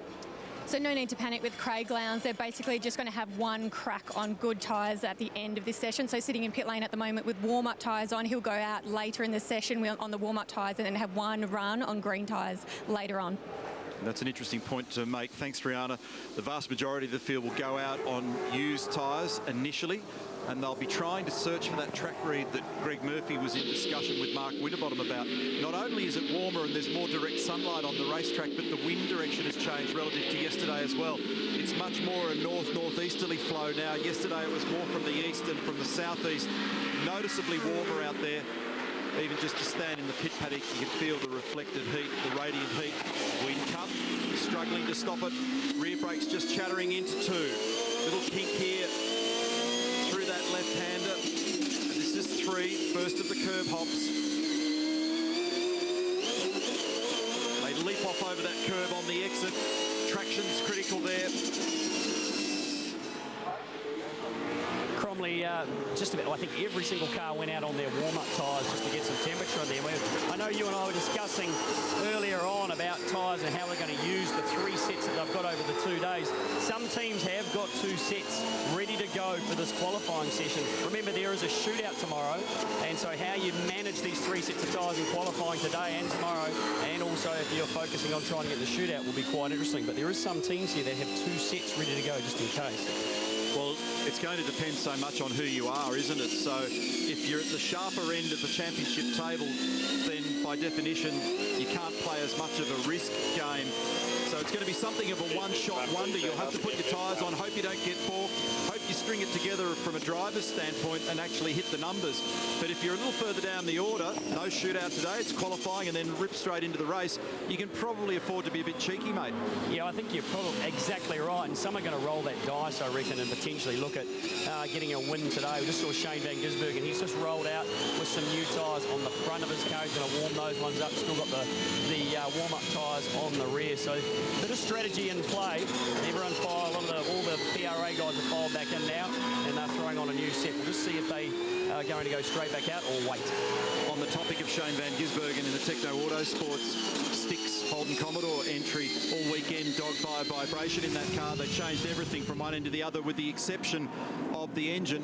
Have a look at the front wheel of Will's car through here. This is turn 10. It's an awesome bit of road. They're crossing Boundary Street. It's actually part of the public road system in Townsville, and they're back onto the racetrack proper, and the car bounces through there at high load. Very quick part of the racetrack. In the middle of the corner, it's about 180 k's, and they build up to about 210 there. But the point of I want to make about Van Gisbergen, they've cured the issue as he is now rounded up by Fabian Coulthard, and I like the non-technical description that Shane gave me. I said to him when he was doing some autographs downstairs before, how is it? He goes, good news, I don't have to go to the dentist now to get the fillings put back in my head. So he's all good to go. Session currently being led by James Courtney with a 1:14.13. We go to the replay and have a look at the Cool Drive entry of Tim Blanchard right up your screen. That's Ash Walsh ahead of him for Erebus in car number 4, and the Erebus entries were quick at the end of free practice 4, but Will Davison cautioned and said, that's on soft tyres. We've got to focus on hards. Interesting little kerfuffle there that you just saw in the replay. And when you come out of turn 12, where it's a very long wait through a right-hander, there's also the pit lane entry on the right-hand side of the road. At times in years gone by, we've seen 1 or 2 mix-ups between drivers as somebody's committed to the racing line while another driver's try to get out of the way, but also get into the pits and manage their speed, etc. Just keep an eye on that this weekend, because on occasion that's caused some pain. Mark Winterbottom on screen here, our championship leader by 95 points coming into this round. His teammate Chaz Mostert, very good in Friday practice as well. Winterbottom opened the account with the fastest time in session 1, and Chaz was the quick man in practice 3. Well, guys, there's quite a few cars now rolling out on a fresh set of tyres. We know there's quite a few minutes left in this session, so plenty of these drivers going to have 2 cracks or 2 bites at the cherry here in qualifying, but it's quite early. We're not used to them going out so early and having a run with such limited rubber available, so we'll keep an eye on see who does what. Just over 14 minutes remaining in the session. Mark Winterbottom, Pepsi Max entry on screen. Turn 1, 100% throttle, 255 kilometres an hour. You can see it teetering under brakes, just barely pulling up. He hit his marks at 1, correction 2. I always call it turn 1. It's a tiny little kink in the road before that. They've been superb so far this weekend on both tyre variations. Ride control of the car's been lovely. They're not getting upset too much over these curbs. When they fly, they land nicely. There's no subsequent bouncing of the chassis. Good first sector from Frosty. He's gone purple in sector 1. We'll see what the mid part of the lap is like here and if he can keep that going. That shot through turn 8 is quite telling. So the car lands, doesn't bounce after that. 210 kilometres an hour here, braking down to the right-hander at turn 11. Second gear. There was a shot earlier in the weekend of Ash Walsh, I can recall seeing, where the car went on with an oscillating bounce and bounce and bounce after landing off that curve at turn 8. This is something that ProDrive seem to be able to do a very good job of at the moment. They've got that aspect of the car working very well. And no surprise, top of the charts, 1 minute 13.1, hard tyre only in this session. Winterbottom set the benchmark time, and he's actually got nearly a second over Courtney at the moment, so he's the first to go out on a tyre. Here's James Courtney, currently P2, but about to complete a lap. Looks like his teammate in the background there as well, 0-2, Garth Tander. Friday misfire sorted in Garth's car, but he's struggled with the lack of grip. He said, I just can't get that car hooked up at the moment. Courtney is the second fastest man in this session. As Neil said, the gap almost a second to Mark Winterbottom, who is topping things at the moment. McLaughlin, good to see the Volvo driver there as well, given that broken valve spring in the session before. Change for the top. Chaz Mostert's just gone 1:13.10 for Armour All provisional pole. Pye getting out of the way of Courtney. David Reynolds has dropped into third. So all of the ProDrive related cars have jumped straight out and opened their account. It's Mostert, Winterbottom, Reynolds and Heimgartner 1-4. First of the Holdens up 9 positions, then Jamie Whincup position 5. He's done a 13.4. Van Gisbergen's done a 13.4. So Greg Murphy's remark a few moments ago about people jumping out early. Still 11 minutes remaining in the session.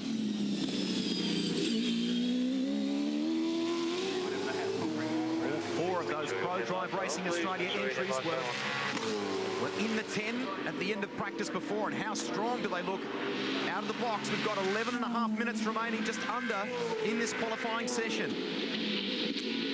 And Mostert has done a very quick split in the middle of the racetrack as we pick up Will Davison, car number 9. Erebus Motorsport entry, Solar Australia. This is through turn 12. I mentioned before that pit lane entry on driver right. Where they've got to get the car back across the road there. Headlights on is the unofficial driver's code for I'm on my Q lap. Good tyres on, please give me some space. Will Davison's time, good enough for position number 4. Reynolds and Heimgartner have peeled off. Whincup, he's dropped to 8th now as more times drop in. Tanders into 7th. Courtney P2. So James Courtney 1:13.1092. 6/1000ths of a second slower than Chaz Mostert. That's a tiny margin. an issue for the super cheap auto Commodore of Tim Slade. They put a set of green tyres on and pushed him out, but the car is turning over, but it won't start. So they're just trying to work out what exactly is going wrong for him. Thanks, Rihanna. Watching Lee Holdsworth here at the moment. Had a word to team boss Charlie Schwerkolt before this session, and he said it's been tough for them. The bank of old rubber that they used in practice was well worn, giving them a very different read to brand new tyres. And that's one of the issues, that you end up tuning the car in the wrong direction. James Moffat on screen, car number 99, Toshiba Nissan Motorsport entry. And Moffat then up to position number 8 on the lap that we just concluded. So McLaughlin's also worth noting here as well, up into position 4 in the Volvo. Consider there's been an engine change with that car since practice 4 this morning. Scott Pye into position 5 for the Dick Johnson Racing Team Penske entry. Well, guys, it looks to me that everyone is going to roll the dice and run twice on 2 new sets of tyres in this qualifying session. The PRA guys are all in here. David Reynolds, Andre Heimgartner, Chaz Mostert just arrives, and a fresh set of tyres about to be bolted on to number 6. So I would say the entire field, by the looks of it, has chosen to go do 2 runs on separate sets and have 2 cracks at it. Meantime, Scott McLaughlin has gone to the top. 1 minute 13.03 in the Volvo. That's a nice bit of work to recover from the trauma this morning. He was really happy with the chassis behaviour. They had an engine problem. They've changed it, and he's just gone to the top, and he's got 0.06 of a margin over Mostert, Courtney and Winterbottom. They're all in the pit. Scott Pye now. Scott Pye to the top. A 1 minute 13.009. That's great stuff for DJR Team Penske. Very good job. Team was saying to me in recent days, Neil, just over that 3 sessions of practice yesterday, they felt they had a top 10 car. Another positive outing in Darwin last time. This could be great stuff for Scott Pye and the famous number 17.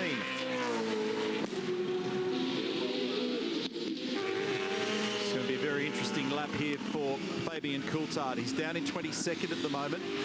The big equaliser is getting onto tyres. A bit of a rock or a bounce in that car. Diagonal bounce, loading the left rear and then rocking. Didn't look entirely comfortable through turn 12. Up to the control line, we'll get a read and a measure here on performance, and he's gone into position 6. P6, mate, P6. Have a crack at the first sector and then we'll pit. So Phil Keat encouraging to press on. So that's a good recovery, and that verifies that their issues were really all about older tyres in earlier practice. So right now, Scott Pye leading the way from Scott McLaughlin, with Chaz Mostert very much in the mix, and James Courtney rounding out the top 4.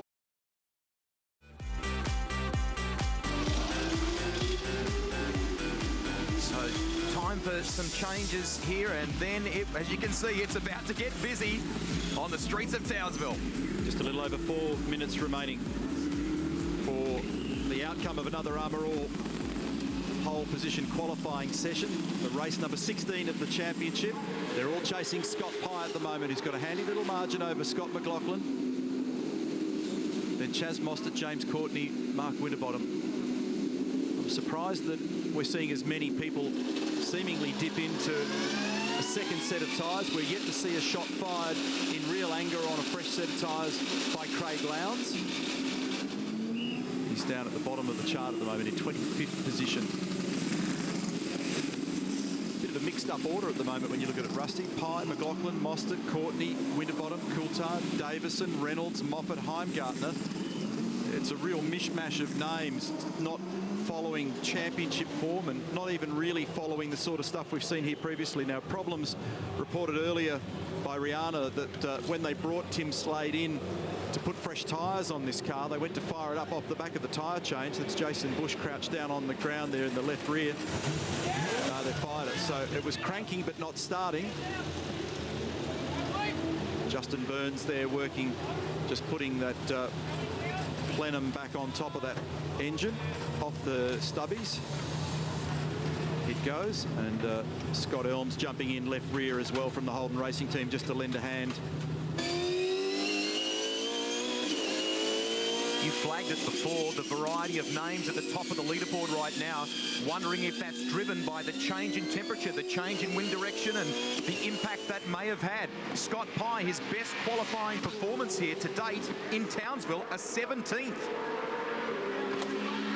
And off the back of an equal career best performance in Darwin.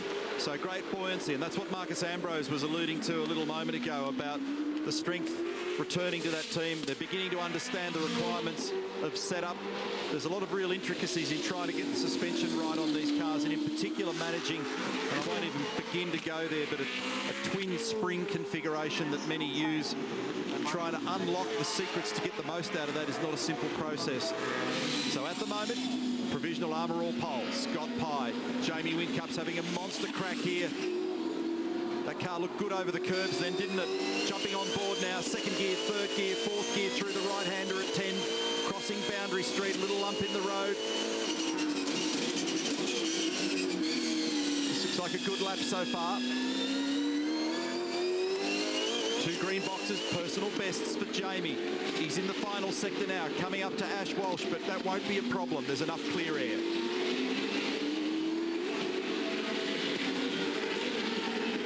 Craig Lowndes behind him there as well. Where does this move Jamie to 4th place now? 4th place for Whincup.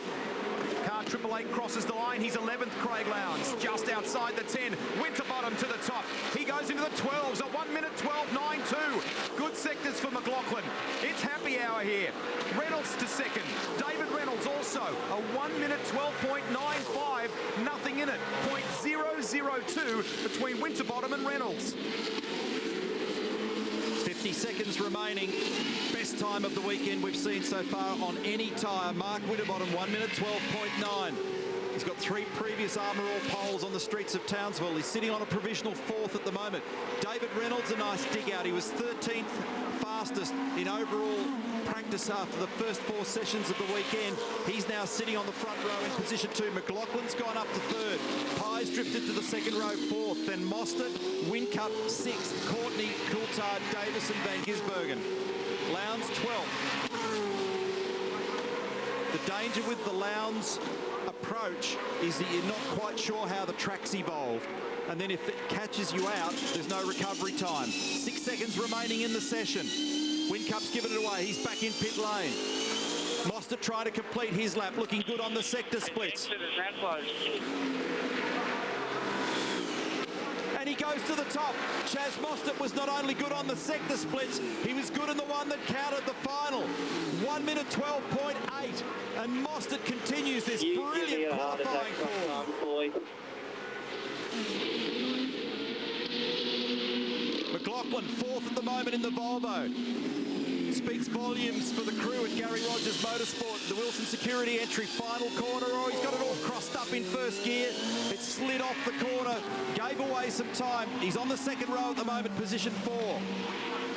But how about Mostert? 5 Armour All pole positions coming into the weekend, and it looks like he may have grabbed a 6th.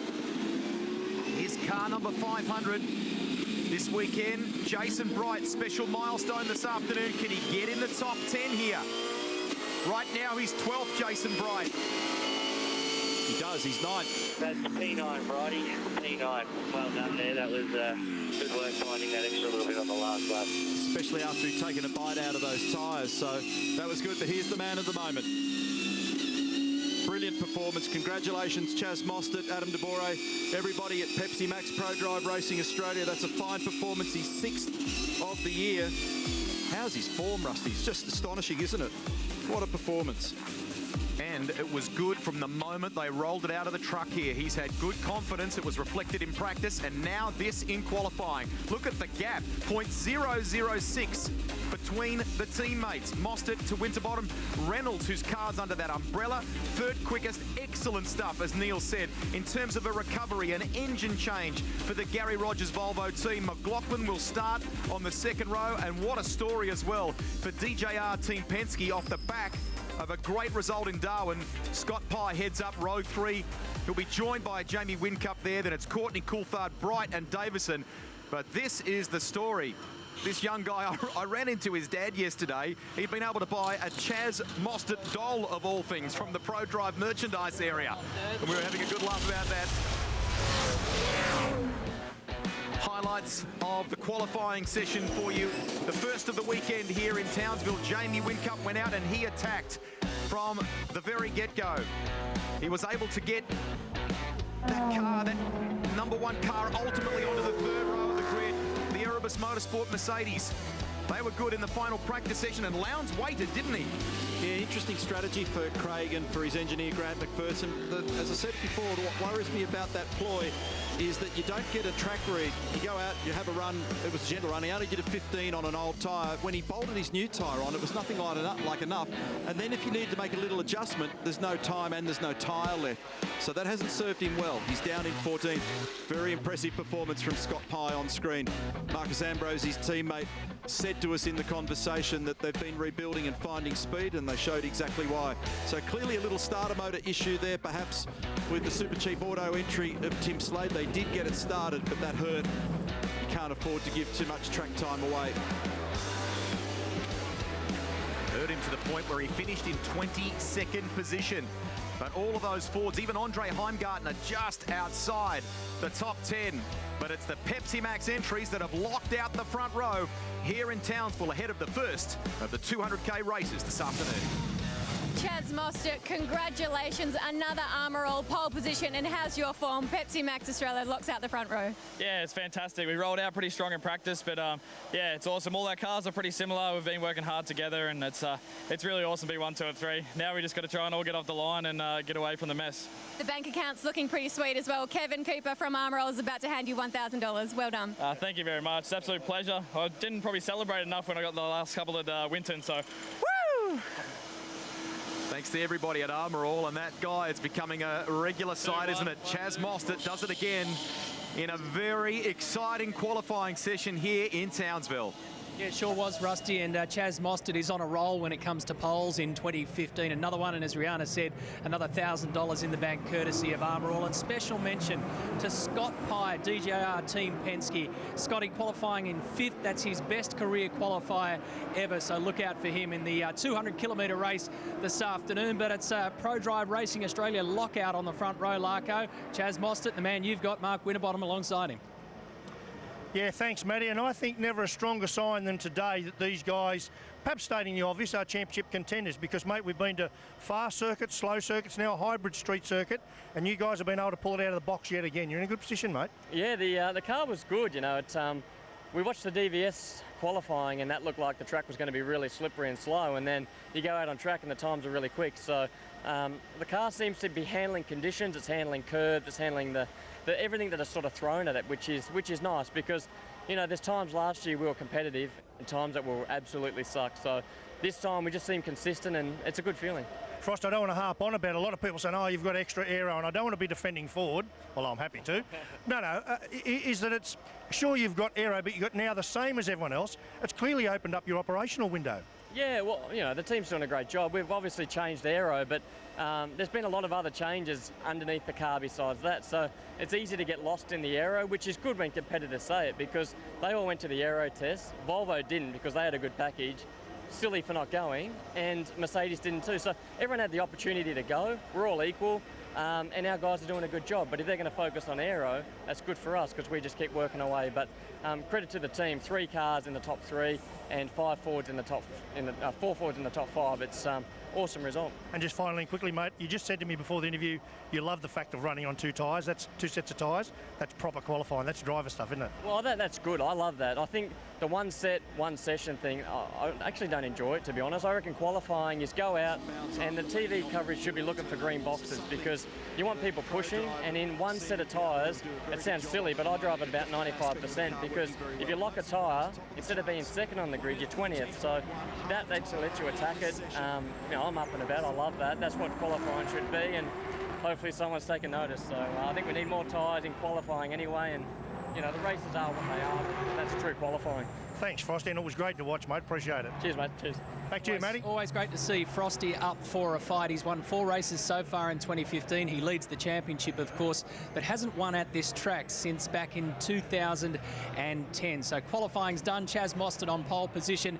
Now they've got to get their head around 200 Ks this afternoon. A whole stack of racing coming your way. The V8 Utes are next on your home of big event motorsport. Next week on RPM, Mark Webber opens up on the real Formula One and Sebastian Vettel. A special interview. Plus, the ferocious Ferrari FF. RPM, Sunday, 4 p.m. on 10.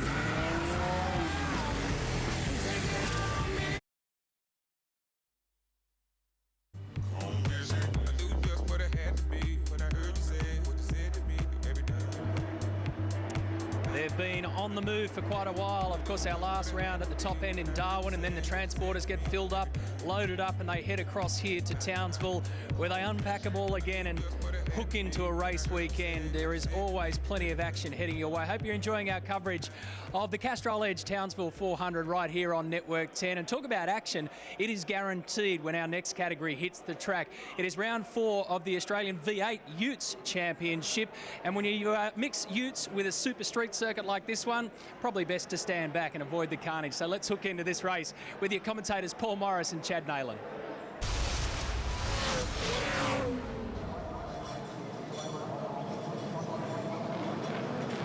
It's a good sight as the East Coast Bull Bars V8 Ute Racing Series rolls off on the formation lap. You never know what to expect when these guys take to the track. I can tell you this much, we're scheduled for 11 laps and we've got an all-star cast on that front row, considering it's one man who's had a pole and a race win so far this year in the Stratco Ute, and the re-energised and reinvigorated Jared McLeod. This is how they line up. McLeod off that front row alongside McNally. Cedars and Mardrum doing a good job in what's been a bit of a Holden love-in at the moment at the front there. So Holden lockout, front row, second row. Walton, who won last year here, is out of the middle of that page. Ryan Hansford outside the top 10. Look at the big names back here. George Medicki missed out on making it through to the top 10. Marcus Marshall, former champ car racer, in there as well, Paul. Yeah, not a lot of practice for Marcus. Ute troubles in both practice sessions, so limited laps. Going to see some double duties this weekend for Michael Arman. And he's racing in the Porsches as well as doing the Ute, so completely different driving. Mate, that is a hard task to swap your driving between something with the grip of a Porsche and back to the V8 Ute. It's a big step backwards and a very hard one. So they're heading all around this Reed Park circuit. The start of this race not far away.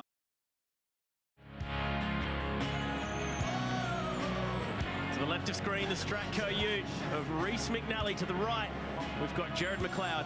It's Chad Nolan alongside Paul Morris for the first of 3 races. The second is reverse grid, but the trick is they don't know what the number will be reversed. So the minimum's 8. Could be anything up to, I think, about good 8 to 16, I think it is. Yeah. So the bubble is 8. That dash for 8th position is where you're going to guarantee yourself an invert. Whoever wins this race gets to actually pick the number that they invert. Here we go. The round at Darwin. The round at Darwin, Paul, was something else. These guys put on an incredible show. Are we going to see something similar? Can Reese McNally convert from pole position, which he couldn't do in Adelaide? So much to talk about as the red light comes on. McNally's got the jump. McLeod coming across, and he's going with him. It's going to be pretty even Stevens here. I'd say McLeod will just tuck in there. McNally, just like he did last year, getting the jump off the front row. Last year it was Chris Walton that he beat. This time it's Jared McLeod. He has the inside set. Oh, a couple guys getting close to the wall in the background. Mardrum wants to go the long way around. 3 wide's not going to work here. Fisher up the escape road. I think I saw Danny Bazadzik go into the fence in the background. No, it's not Bazadzik, but someone definitely went into the fence pretty hard back there. Missed out on seeing who it was. Now Hansford up the inside of the points leader. He said he was points racing. Well, let's see how aggressive he's going to be on this first lap. In all kinds of ways there on the way back. Through the left rights we go, and it is the Stratco runner himself, the birthday boy, Reese McNally, at a Wembley in Perth, who's leading the way, and still Hansford and Harris battle. They're side by side. Ryle's got the line here for this corner. Hansford's going to have to duck out of it. Pull him behind him. He's just nowhere to go. A pair of Matt Stone racing teammates squaring off against a pair of Peters Motorsports teammates. Get a run on him here. Can he get up the inside through this bumpy part of the racetrack? He can't. Man, some work to do for Ryle Harris. He's fighting. He's going to have a look here under brakes.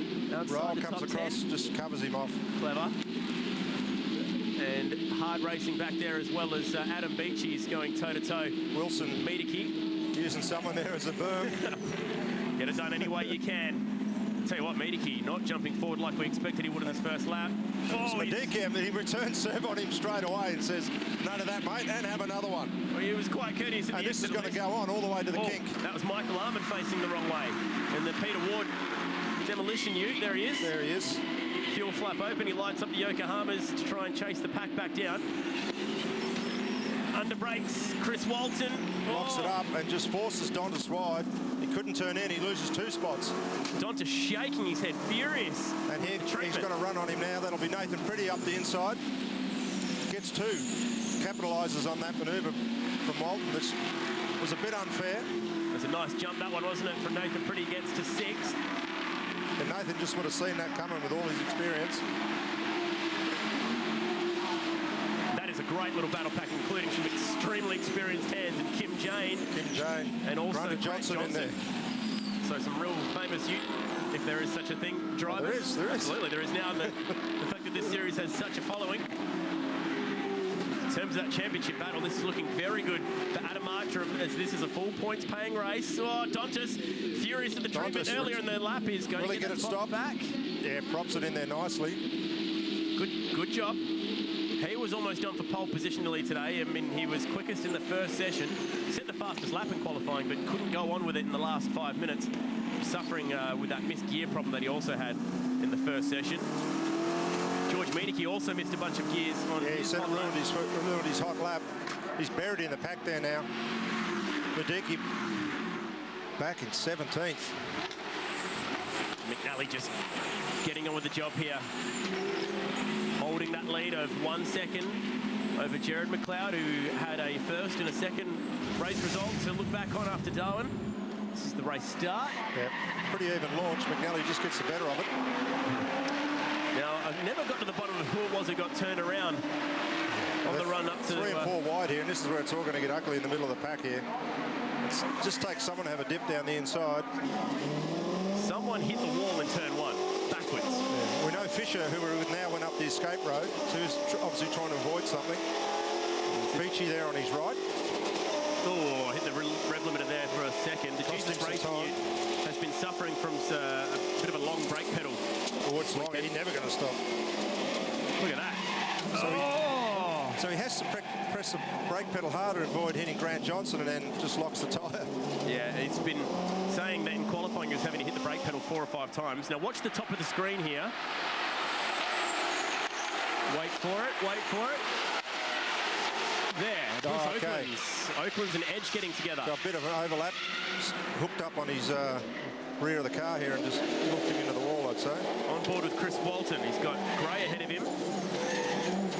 Being pretty courteous. Freddie, 3 wide hanging out to dry there. He's fought back well. Couple of scrapes. Fair bump. And still Fisher struggling with these brakes here. That was the... okay, so Peter Burnett looks to be the one who may have got together with Michael Arman there in the Ward demolition car.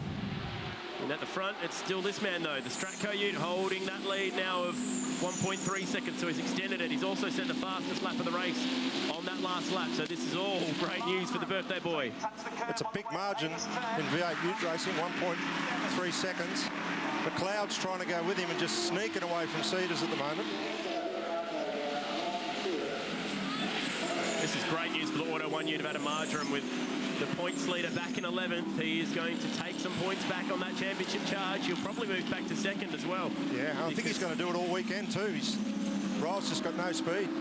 You watch Ryle's in 11th, and you just watch. He'll get 11th in the draw, and he'll be off the front row tomorrow. He's going to need it because he's got lead in the saddlebags. He's weighed down. He's carrying that extra weight, and there's nothing he can do. We saw him hamstrung last year at this event, but he was actually in that ute.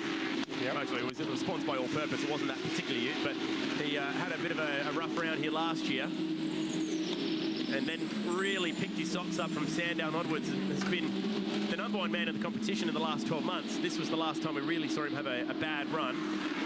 So it's still tight towards the front there. McNally on top at the moment, but there's still a long way to go. It's McNally, McLeod, Cedars, Marjoram, Gray wrapping up the top 5, but we're not even at the halfway yet in this first race.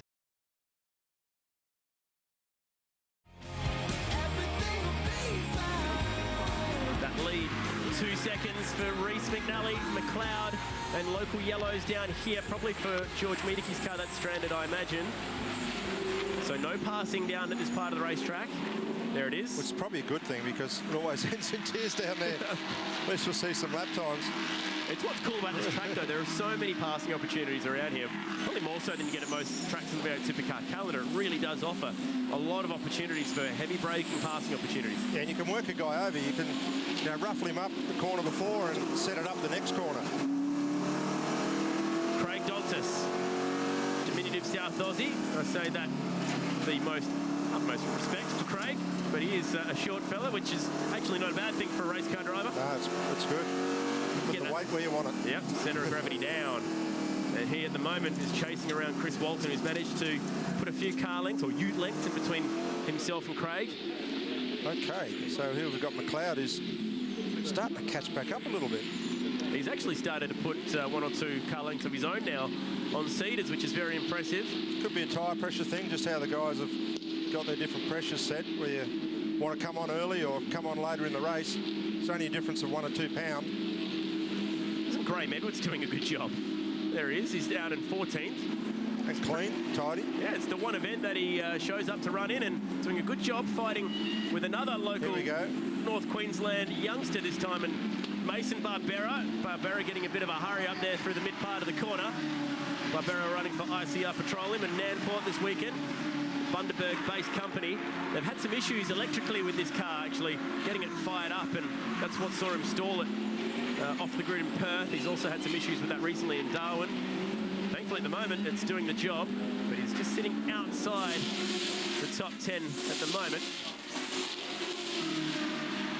Beachy's got his bumper hanging off. Standard practice for the Utes. Gonna shed 1 or 2 body parts. They might actually pull him in if that doesn't dislodge, so his best bet's to probably back up to Barbera and get him to help him pull it off.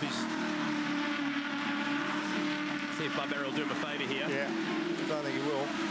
George, actually, no, it was McLeod who did that to Miedeke under safety car conditions in Perth.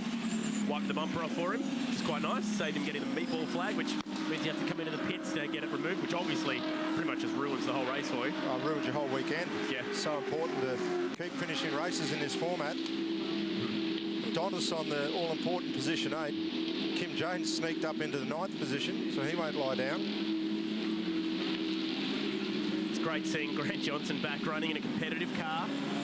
All-purpose pest control wildcard as a different driver than most rounds, but he's had 2 cracks so far this year in this car. He actually handed it over to Chris Pither for Darwin, didn't he? And didn't Pither convert? Yeah, Pither just gave him a driving lesson all weekend. Just saved everything for the last race and put on a clinic, really. It was really good to see. It was actually the 2nd closest race finish in Ute history. Both closest races coming in Darwin now. What's this race got in store for us? As the laps tick down, 2 seconds the distance between 1st and 2nd, so it's not looking like being an absolute thriller at the front, but there's still plenty to sort out further back in the pack. Look how much steering input Walton puts into this car. There's a lot of go-kart driving to stay sharp. Gold Coast-based driver chasing down Nathan Pretty here in the Burbank Homes Ute. He's ranging up on him. Just whether he can get past. So a lot of experience there between those 2 guys. Oh, he's catching him all right. He's catching him. If he can stay on his bumper, he might be able to pitch it down the inside. Nathan will just wheel it through this part of the track and hang on to it and try and just get in front of him enough. Nathan has a bit of a sniff. Pretty just focusing on hitting those markers. Yeah, just get it in and get it off, unless you make a mistake. And as you can see, Nathan gets better drive off the turn. That's all he has to do, is just keep getting the car off the turn nicely. Make it real hard for Walton to get a run on him. Dauntis will be thinking, come on, catch him, have a go. Oh, Miedeke's got that car moving again, which is a good effort. So no local yellows down there, but he is going. That's weird. It must have been an electrical problem or something that allowed him to reset it. Turn it off and on again? Turn it off and on again. Just road car electrical systems in these cars, so it could have a little gremlin there. And that is not what you need in the championship charge. And it's fair to say that Matt Stone Racing are probably the most meticulous when it comes to prep. Yeah, they've really got a race car mentality from all those years of experience at Stone Brothers Racing with Matt and Jimmy there. Loving their racing still. 2.5 to go for your race leader, Reece McNally, riding on board with the defending champion and also the man who took out the round win here, including the race 1 win in 2014, the Rinco Charger himself, Chris the Killer, they call him, Walton. It's a bit of a Ute thing. The boys have nicknames across the field. They like to put it on the B pillar. Everyone needs a nickname. Not much cooler than the dude, though. Who gave you that nickname, by the way? Oh, it goes back a long way. Is that a story for not on television? Yeah, or is it no, it's a TV story. we'll hear it one day. We'll hear it during a safety car at some point this weekend if we get there. Graham Edwards still chasing down this battle pack. And look, he's keeping pace with regulars in the series. He's doing a great job. Oh, Barbera with a problem. He's bowled it Wilson wide. will capitalise on that. As Paul Morris would say, and he loses a couple of spots. And that could be the difference between missing out on an invert later in the weekend. We saw that happen to Chris Wilson, to the other Wilson. We've had a few of that race in the series. Cam Wilson in Darwin slipped off the racetrack. Didn't know at the time, but it would have got him the invert to the front row. Would have got an invert and out of a lot of, get him out of the danger zone. He was buried in mid-pack all race. It's been a real turn of pace in 2015 for Reece McNally. He showed last year that he had some glimpses of that speed. And in Darwin, he drove off the back of the grid in the third race. I think he came from 28th to finish 12th in a race that had a safety car in it as well. So he was ripping through the field. Now Cedars is closed back onto the ABC Towing Ryco entry. Got it closer once again. Mango credit stickers have been put on overnight onto the Cedars ute, looking resplendent in black and orange once more. McLeod's just got him covered in the faster sections. Just a bit tidier. If McLeod didn't have that howler in Adelaide of a weekend, he would be right up there in the top 5 of the points. As it stands, he's not doing too badly. He locked a tie down there, but he just got his championship campaign off on the wrong foot. He's still sitting 7th in the points. He'll probably continue to push on if he carries this form as McNally starts that final lap. But remember when the bonnet came up? Oh, it was a terrible week. Most guys would have just packed their stuff up and never come back, but just shows the resilience of McLeod to rebound and then rebound to some good form. Really cool to see. Copped a lot of flack from the other drivers and the stewards and just took it on the chin and got on with it. Even got some glass in his eye. He almost took his thumb off pre-week working on a circular saw at home. And he just refuses to give up. Oh, we need a new mainline dyno number plate down there for Ryan Hansford. That's all standard stuff as well in the utes. We usually use a few of. And this is where McNally's quick. You watch him attack these curbs. Just keeps it flowing. Has Cedars got any answer for second here? He won't unless McLeod makes a mistake, and I don't think he's going to. They've dropped Mardrum, so Mardrum's gone into tyre-saving mode. He wants to make sure he's got good Yokohamas for the rest of the weekend here. That's a good point. Limited to 4 tyres, new tyres for the weekend, and 2 used one out of your previous bank, and he has a look. Jared just covers him off and says, no way, mate. I'll tell you what, though, this will give him a bad exit, and it might just open up the door. No, he'll be right. He's trying to get the power on a bit early there, Cedars. He'll be right. Is there going to be a last corner dive bomb? McLeod will park it over on the left-hand side of the entry, meaning no way through. There he goes. No pass, so it's not going to be a Cedars Racing 1-2, but it is going to be a Cedars Racing win. He won the reverse grid race in Perth, and he's going to cruise home for a victory here in 2015. Congratulations to the birthday boy, converting pole position thanks to Armour All to a race 1 victory. Nice work for Reece McNally. Jared McLeod doing another great job hanging on to second. He's been top 3 the last 3 races in the series, so he is in seriously good form. Cedars returning a top 3 finish as well. He's been strong so far this year. And Mardrum will round out that top 4 battle, and Jeremy Gray also looking strong. First to the Fords. First to the Fords, then Walton. Grant Johnson inside the top 10. All 3 Erebus cars inside the top 10, so a couple of headlines there. Some big names there, actually. Ryle Harris, the points leader, in huge danger of missing the invert. We'll find out what that is a little bit later on. Mason Barbera slipped back to 15th. Marcus Marshall, his first race in the utes in 4 years, returning a 16th position finish. Didn't see too much of Lee Nicolau on that one, but he was back there in 18th. And 28 utes taking to the grid for the first of the 3 races this weekend. And unfortunately, we didn't see much of a battle at the front, but I'm sure that the rest will be exciting. Sure will, Chad. So another 2 races to come in the V8 Utes. It's always great to have them on track. After the break, we will have the Dunlop Series racing and also Porsche Carrera Cup still to come. And race 16 of the V8 Supercars will be live later on this afternoon. Don't go anywhere. This is your home of Big Event Motorsport, Network 10. Plenty to come. Australia versus South Africa. Oh, just brilliant. Live. On 10. The Wallabies are celebrating. Are you ready? I'm ready. Right here on 10.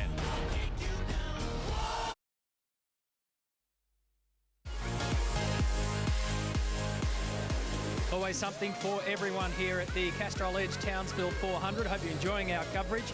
Chaz Mostert has pole position for this afternoon's V8 Supercar race, and make sure you join us next weekend on RPM. We're on Sundays at 4 p.m. on 10.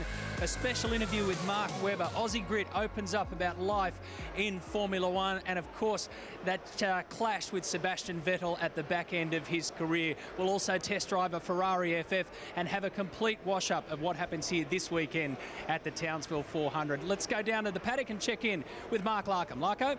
Thank you, Matty. Down here with my mate Rick Kelly, my sick mate. Couple of old dogs down here, coughing and barking. Hey, Rico, qualifying probably not what you wanted, but it just puts a big emphasis on strategy now, doesn't it? Yeah, look, it certainly does. Actually, the first time I'd experienced a new tyre around this place, and the car handled quite differently. Actually produced a lot of grip, so more time in myself than the car in that one. So we can only take positive from that. Got 70 laps to sort it out, but as you said, the strategy is the big one. We've got a hard tyre and a soft tyre, which is a lot of fun around this place. And last year did produce some interesting strategies. So let me ask you about that, and I don't want to put you on the spot and get you to disclose anything, but you can if you like. No, we typically for people at home, you've got to put the soft tyre on somewhere in this race. You must put 4 tyres on. Yeah. So one of the options is, do you start on them, do a few laps, take them off, because the other thing we absolutely know is you need to finish on soft tyres, otherwise you get smashed. or smash. I don't know whether to cough or ask. So will you start on softs? I think you've got no choice. They're good enough to do 2 stints, and obviously if you can pull them off, cool them down, they're going to go better again later in the race. So we certainly will do that. The big question is how early you can put it in to get to the end of the race without having them fall off. Yeah, it's going to be an interesting one, and also any advantage you get, you may dilute then by a safety car coming out. Yep. That's possible as well. Now, a couple of things Rick is going to be messing with in his beautiful Nissan here is the change between soft and hard tyres is really difficult. Rick, for the driver, isn't it? One of the things you'll be using a lot here, we see him in the in-car shots, is the anti-roll bars, front and rear anti-roll bars. Mate, just give us quantify the difference between the soft and hard. Rick, how hard is it from the driving seat to adapt? It actually is, for me, you have to really adopt a different driving style. So you swing off the bars a little bit and the bias as well between the 2 compounds. But let's hope we don't have to use the little box below that, which is a fire extinguisher. If we use that, we're in a lot of trouble. I'm a bit worried about what that little thing down there looks like. The other really interesting thing that I like about the Nissan, comparative to all the other cars, if you stick your camera down in there, Jono, you see, look how far the engine is back and the room in around here. And this has worked really well for Nissan. If you go and compare that to the Mercedes, for example, mate, their engine bay is chock-a-block full of bits and pieces and motor, and so from a cooling point of view, very, very difficult.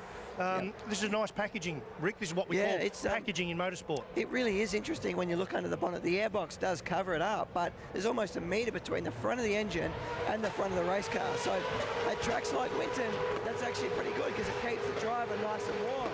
At tracks like Townsville, you get a lot of heat soak from the engine into the cockpit, so it's not so good. The other difficult thing, mate, I hear the Dunlop series driving around and now the track. So now we've got cloud come over. Temperatures come out of the track. More rubber's gone down. Very hard to read the play. So you've got your engineer to work with, George Cummins. We talked a lot about Jamie Whincup and his new engineer, or his old engineer back in there. Just give us a sense of how important that relationship is in tuning your car in the moment. It's critical, and they've got to know what you're thinking and feeling at every time in the race. Myself and George have got along fantastic this year, a pretty new combination, so still working on that. So it's interesting to see Jamie make a change at a critical point in the championship. But they've got to, like I said, they've got to know everything that you're thinking out there and know when to make the change onto the tyre and so on. So for me, it's a good spot to be in the car. I don't have to make that call. And when I get out of the car, I can go, hey, would have gone a bit earlier. Well, mate, best of luck for this afternoon. If you can pull through this one in that shape, you've done a ripper job, eh, Matt? Yeah, you got a feel for him. He's a bit second-hand in the voice department. He'll start from position number 17, Rick Kelly, and our thanks to him for sharing the secrets from Nissan Motorsport with us here on 10. Okay, let's get into Dunlop Series racing, round 4 of the championship. It's a 2-race weekend, and let's join your commentators, Greg Murphy and Greg Rust.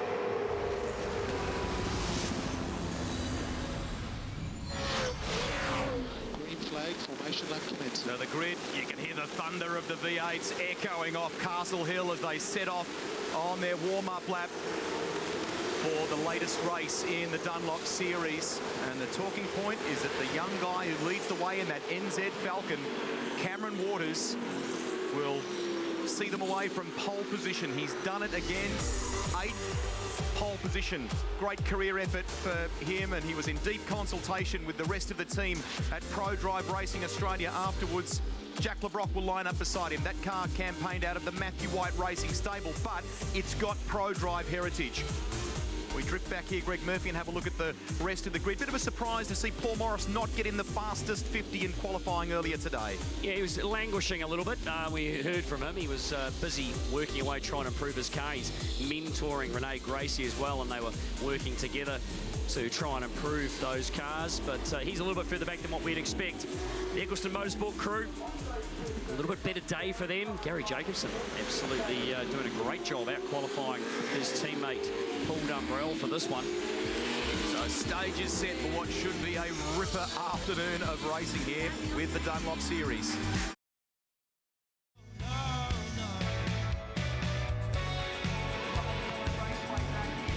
So the NZ Falcon heads up to its spot on the grid. On the outside of Cameron Waters is Jack LeBrock, a young guy with a very busy program here at the Castrol Edge Townsville 400. He's running in the GT Championship in a Camaro. We've seen him do some Friday practice sessions for Erebus Motorsport V8. He will join Ash Walsh in the Pertec Enduro Cup. So it's a great point in his career, and capped off recently, Murph, by a podium finish at Barbagallo. A breakthrough for him there, and he's built on that. Bit of a story, if you've just tuned in. The other cars from the Matt White Racing stable, Simon Evans and Chris Pither, who are teammate to LeBrock on the outside there, have been sent rear of grid. They've got a lot of work to do. 21 laps. Oh, someone's moved. It looked like Jacobson may have moved the 54. Will there be a penalty? Aaron Russell stormed off the line and rounded up James Golding. The 99 struggled away, but look at Waters. Waters has bolted. It's like everyone else was asleep there, Rusty. LeBrock's come across. He didn't get away well, but neither did anyone else behind him. He's managed to come across and cover from those Eccleston Motorsport cars. All three of them line abreast. There's Pither. Already made up a couple of spots.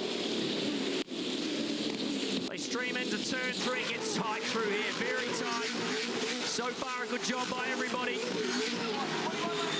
Jesse Dixon, Aaron Russell, they're hustling as well. They're 8th and 9th respectively. Watch for those guys. In fact, they're battling. Here they are, 58 and 10. Oh, and touch up Golding. There. And Dan Day. Macaulay Jones looking on. They're going to go side by side. There's another touch. Macaulay Jones and Golding take it all the way through 7 and 8. Josh Keane, he accelerates in the 21, which also runs out of the Brad Jones stable. One of the...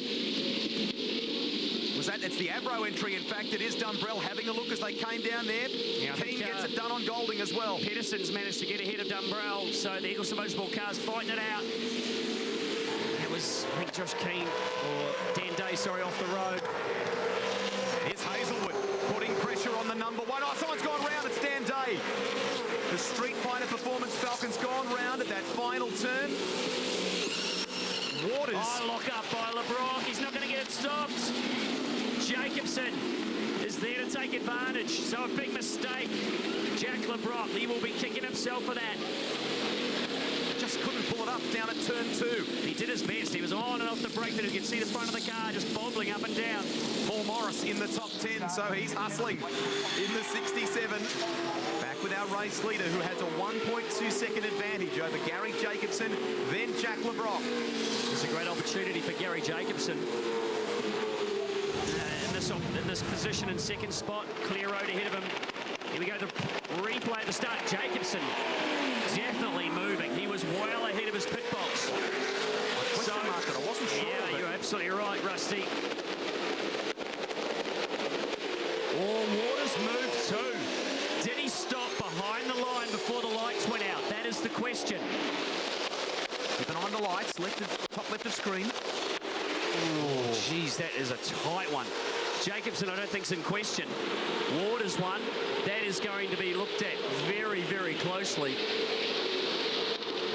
Yeah. Was Matt Charter, was it going off? It was Matt Charter too, and here's Day getting a touch from Kostecki. Tell you who's got the elbows out and driving hard is young Macaulay Jones in 12th. He's not been afraid at all to attack. Pither Waters coming through. You could see him in the background. We watch Adam Wallace come through, shot in the behind him. That's the Acroplate entry. And has he got a... No, he's just run off. I thought he might have had a puncture. No, he has got a puncture, Rusty. Absolutely right. The right front is absolutely down. That will be because of that touch that he had with Dan Day. Knocked the pressure out of that one there. Simon Evans trying to recover from that rear of grid start. Charter's having none of it.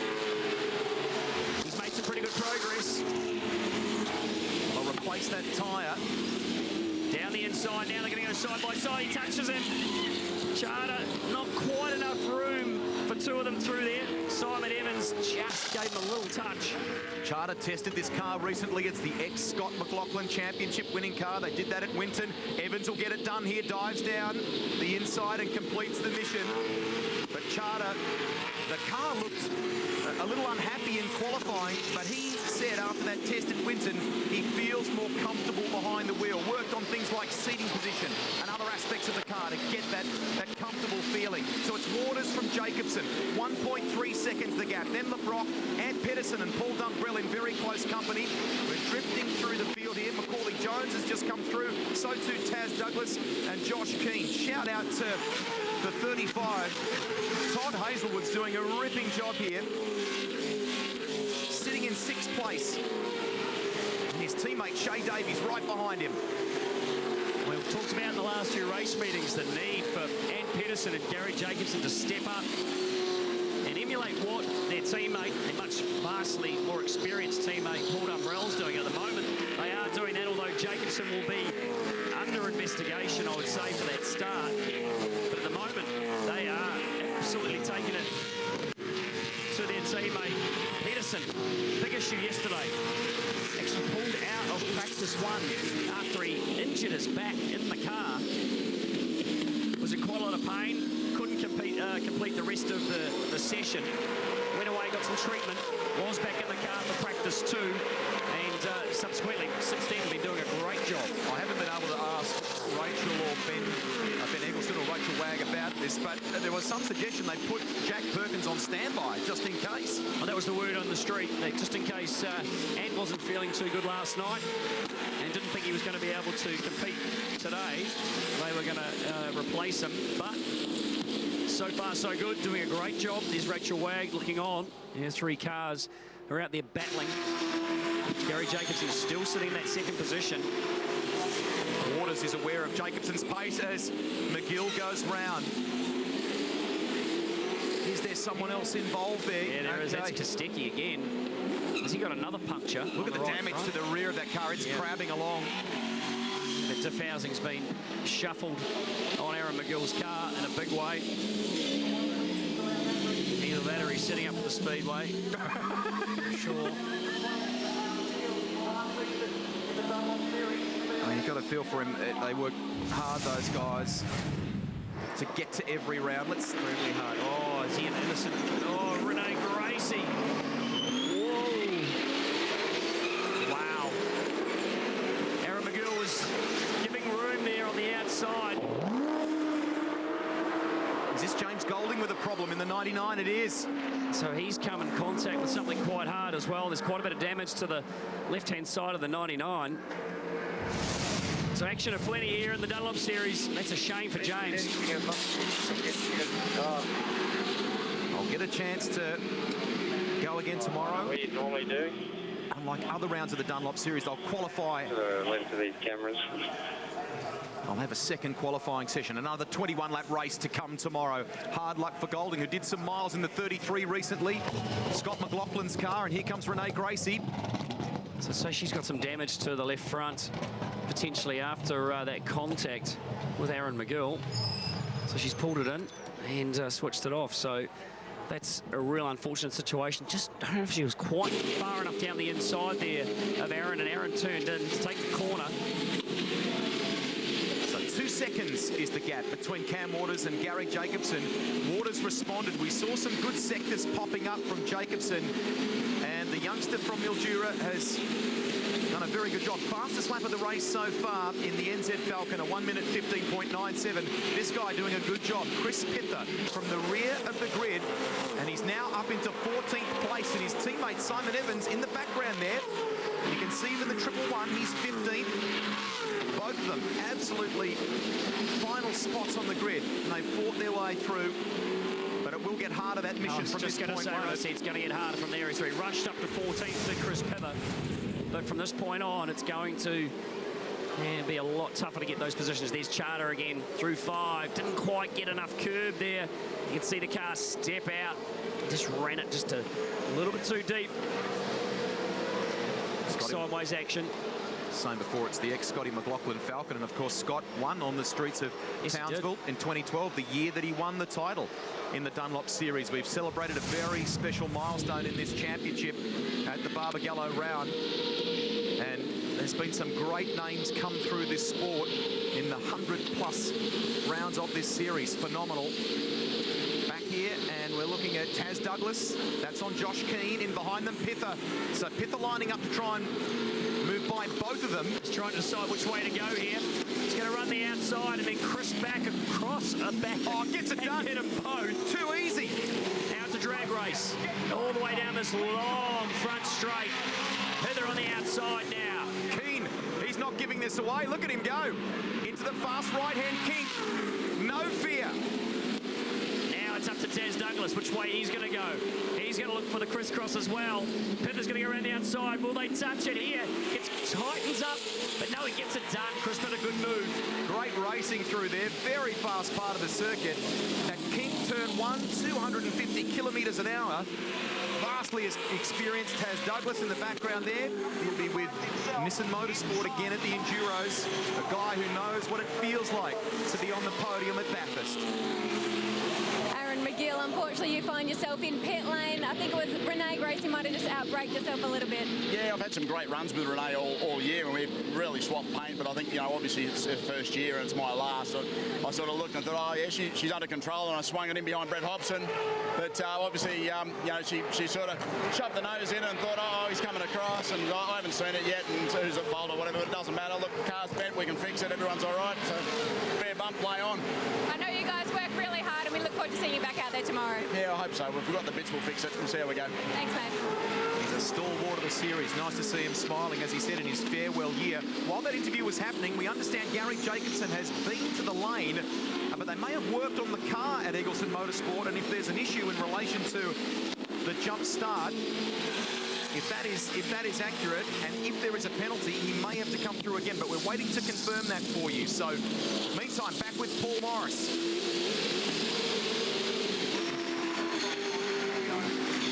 10th position for him now. Aaron Russell ahead of him. So there's Jesse Dixon as well in the 10. The Heyman Reese Falcon. And right on the back, in the mix, Macaulay Jones. Can't be right because Jacobson couldn't be still in second place. We're waiting for verification on whether there will be a penalty. We've shown you the replays at the start. We've not heard yet from race control about whether there will be a penalty. Okay, we're hearing 5-second penalty on the race time at the end of the race to be added. Well, that's an interesting one, but just looking at the replay here, Jesse Dixon taking a lot of curbing. We actually saw him do that in qualifying. Just look at what the impact on those curbs does to these cars. Well, that's a pretty good get-off there for Gary Jacobson, not having to do a drive-through penalty. And at the end of the day, his advantage that he gained from doing what he did was very minimal. But still, the rules are that you jump the start, you are going to get a penalty. So Cameron Waters, our championship leader, is at the front and in control over Jacobson, LeBrock and Pedersen, with the reigning champ, Paul Dumbrell, currently sitting in 5th.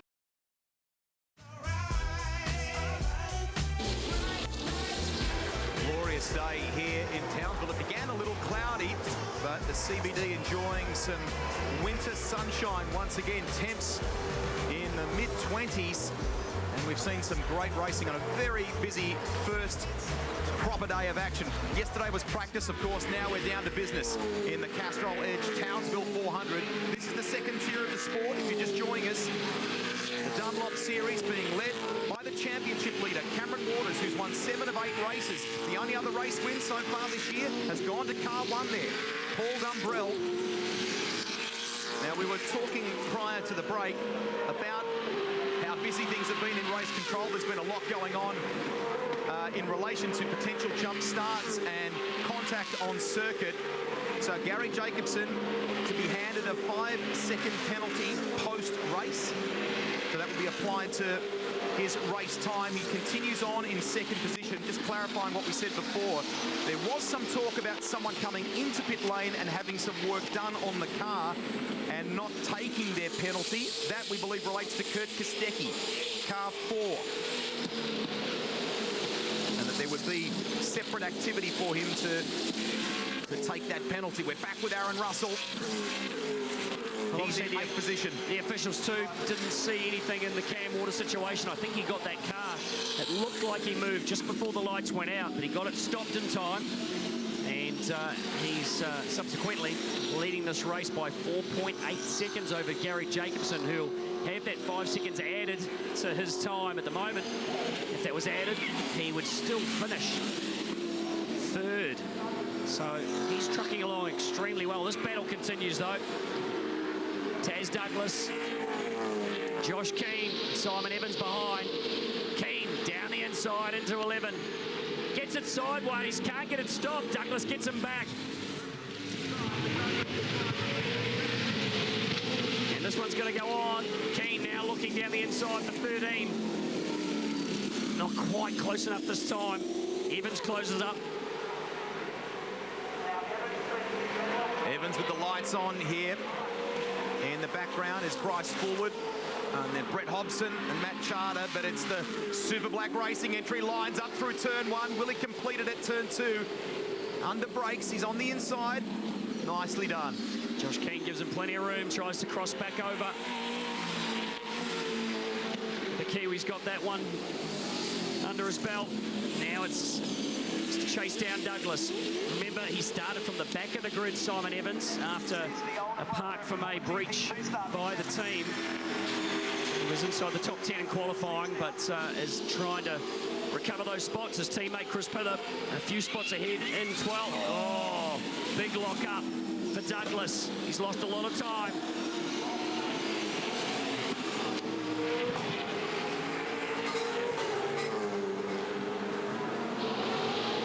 Evans now looking for a way past the 45. Taz Douglas just seems to be struggling with this car.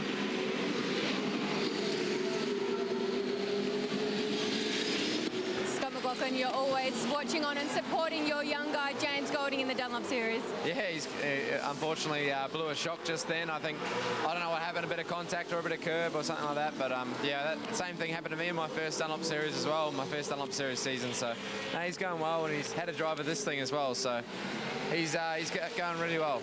It was a tough start to your day in practice, but you got the car together and you've got a really great qualifying for the race this afternoon. Yeah, I think we're there. It's good to be fourth, and I guess you could say we're first of Class B in some ways against those Fords. So I'm feeling really good and feeling like we can topple over those guys pretty quick. So car's good.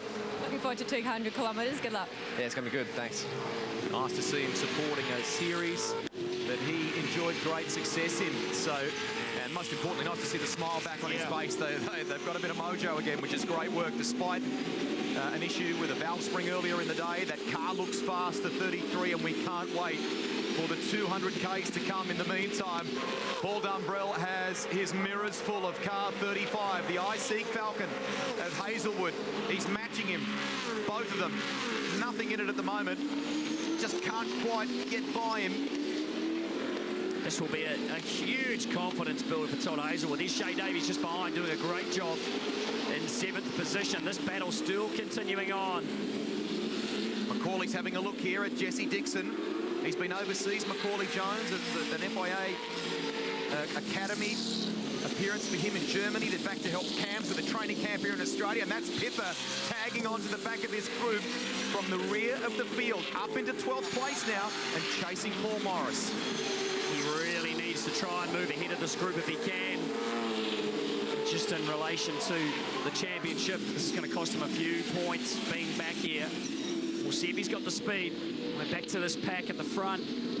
And Pedersen still controlling that position over his teammate Paul Dumbrell. Hazelwood still all over the back of the Eggleston Motorsport number 1. Macaulay Jones. Nice. Gets it done.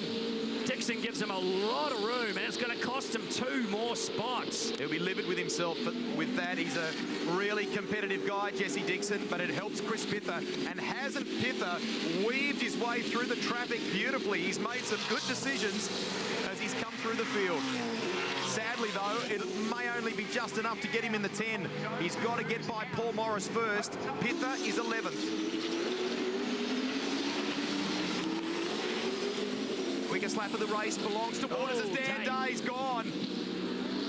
Down the inside between 10 and 11 on the infield. Wow, it skated on the grass there, didn't it? How did he end up there? Kurt Kostecki has been involved in everything today. Now, have the two of them come together, which has resulted in them both going off. It seems a little bit coincidental. Don't know how Day would have ended up off the road where he did by himself. Here we go. Oh, maybe he did. Oh, I'm sorry. Wow, was he lucky to miss the inside wall there, Dan Day? Got hugely sideways through 10 over the bumps. How's the heart rate there? It would be beating. Here it is in real time for you. Here we go. Wow. Wow. I don't think he hit any concrete. If he did, it's the lightest of brushes, and somehow, please, please, please do not hit the wall. Dan Day. So this is Kurt Kostecki. Well, it's all going on today in the Dunlop Series race here at the Castle Edge Townsville 400. Just action aplenty. Here's Pither having a look at Paul Morris now for 10th spot. In the meantime, Macaulay Jones, a little bit of breathing space. He enjoys in 9th place. That's Macaulay coming through in the pace Commodore. Oh, and Jesse Dixon just having a bit of a moment down at turn 3. For those wondering where Andrew Jones is, good call. It's a really bit of a shocking yesterday for us to find out. Andrew actually got out of the car during practice and had a pain in his chest. And he's actually in hospital now, so definitely a shout out to Andrew Jones. He's got an issue there, and hopefully he is being looked after very well by the team here at Townsville at the hospital, but he's unable to continue competing, and it was a big shock to the fraternity yesterday to find out that he was taken away off to hospital for some tests. We hear that he's going okay, but our thoughts go out to him right now, not being able to be here, and hope everything will be fine. Meantime, his teammate Josh Keane gets the move behind Taz Douglas. As he completed, he does. He was teetering there, wasn't he? It's still going on, though. Douglas back underneath. That's at the final turn. It was a race-long battle, this one. They have changed position a number of times now. That's for 14th spot, and Simon Evans has bolted. Up in front, it's a 7.2-second lead for Cameron Waters over Gary Jacobson and then Jack LeBrock. Remember, a penalty to be added to the final race time for Gary Jacobson, and Pedersen is 4th, then the reigning champion Paul Dumbrell. So this could be quite significant in terms of the championship. 150 points about to go in the bank for Waters, but Dumbrell, if he stays where he is, will only pocket 111.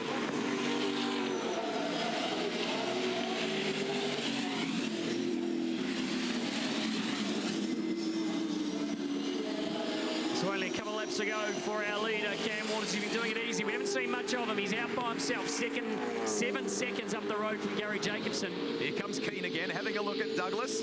We've He enjoys this part of the circuit. Oh, no, he can't stop it. And they're going to go side by side again through 12.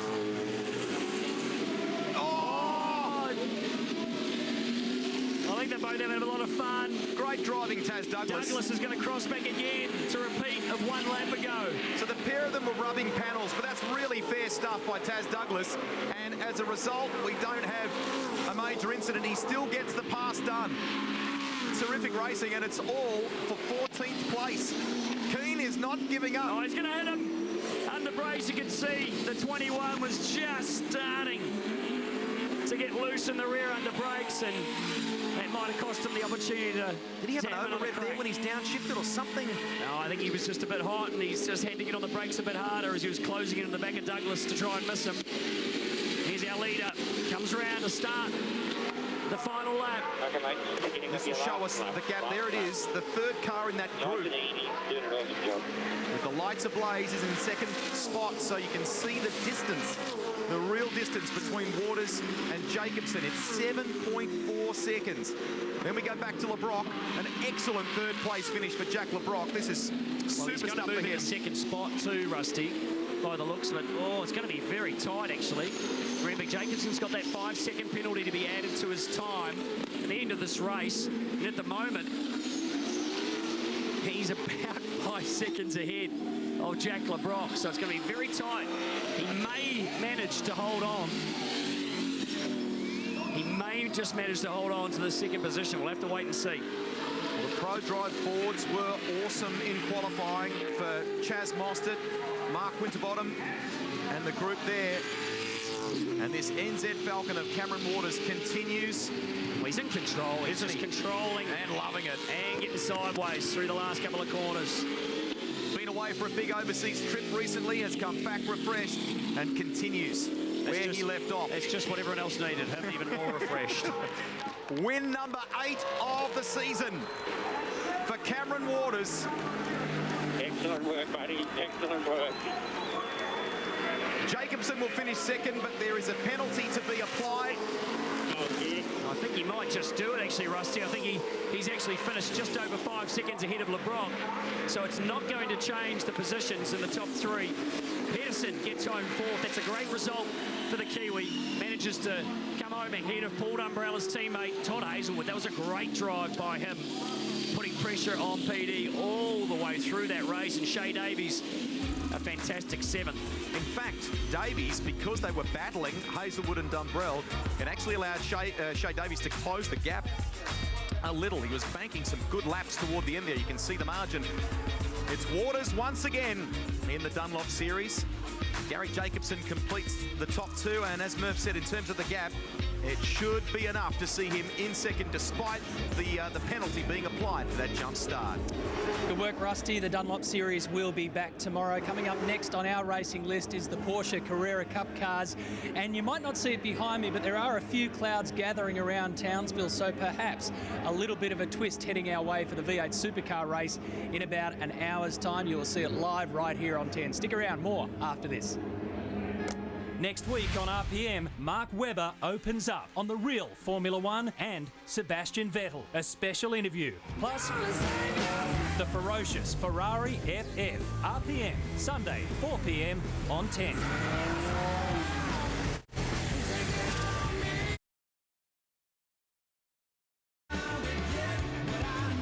That's Castle Hill in the distance, and what a backdrop we've got for this weekend's V8 Supercars Championship, the 6th championship event of 2015, and races 16 and 17 today and tomorrow. As I mentioned, though, there are a few clouds starting to build and a breeze kicking in as well. The top 10, by the way, Chaz Mostert claimed pole position. He'll have Mark Winterbottom, his teammate, right next to him. Davey Reynolds in 3rd. Scott McLaughlin, and they only just put a brand new engine in that car in between practice 4 and qualifying. Will start from 4th. Then Scotty Pye in 5th, his best ever career qualifier. Jamie Whincup, James Courtney, Fabian Coulthard, Jason Bright, and Will Davison make up the top 10 for the big one in about 45 minutes time. Now, we want to tell you about the Shannon's Club. If you're a motoring enthusiast, you've got to be in it. An online club where you can create your own virtual garage with pictures, descriptions and specs of your special cars and bikes, as well as restoration projects and past vehicles. Now, you can access car clubs across Australia, join the forum discussions, or create a topic to see a listing of motoring events right around the country. And you can also watch episodes of Shannon's very own Club TV. So join in with over 50,000 members on the Shannon's Club today. shannons.com.au/club for all the details as we get ready for our next race, the Porsche Carrera Cup, with your commentators Alex Davison and Chad Naylor.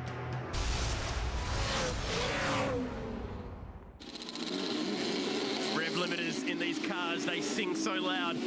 20 laps the journey. Porsche Carrera Cup Australia race 1 of round 4. David Russell nabbed himself pole position. Matt Campbell continues to impress.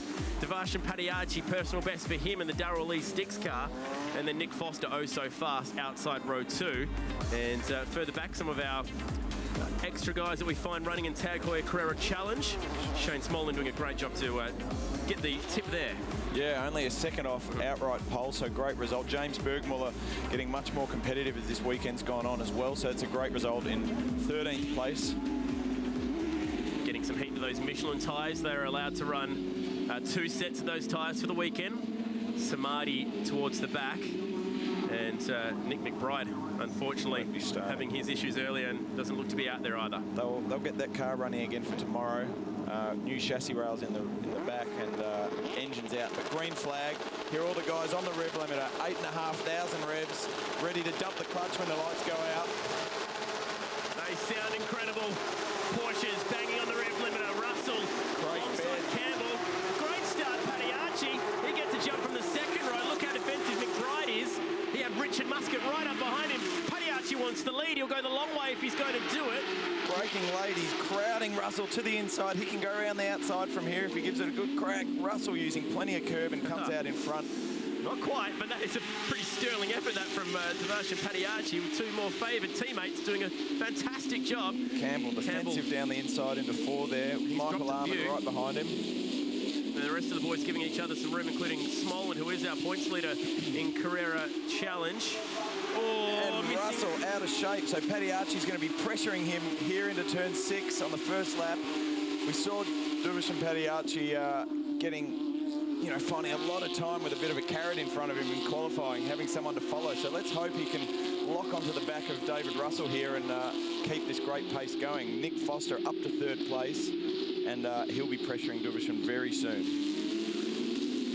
Richards, points leader, defending champ, up the inside, but not quite close enough. Having a good fight with John Martin, doing a great job on debut in the series to be beating the man who won the round here last year. I don't think that's a true indication of where Richo's speed is, though, being that far back. He definitely had a good lap in him in qualifying, but it was hampered by the red flags. First lap down, though. Steve started 5th, so he's had a shocking first lap. We missed what happened there, but he's dropped from 5th down to 9th. So he'll be trying to move back forward, darting out of the mirrors, trying to get past John Martin, having his first Porsche Carrera Cup Australia race, first tin top race, first time in any sort of production-based car. He's raced open wheelers and sports cars his whole career. Yeah, 2006 Australian Formula 4 champ, returning to his homeland after a long stint in Europe. But this is the battle with the front guys, and now it's Foster starting to find some speed and wants to get around Padiachi. He wants to get up towards the back of David Russell and try and chase him down. 2 BRM cars inside the top 5, having a great run at the moment.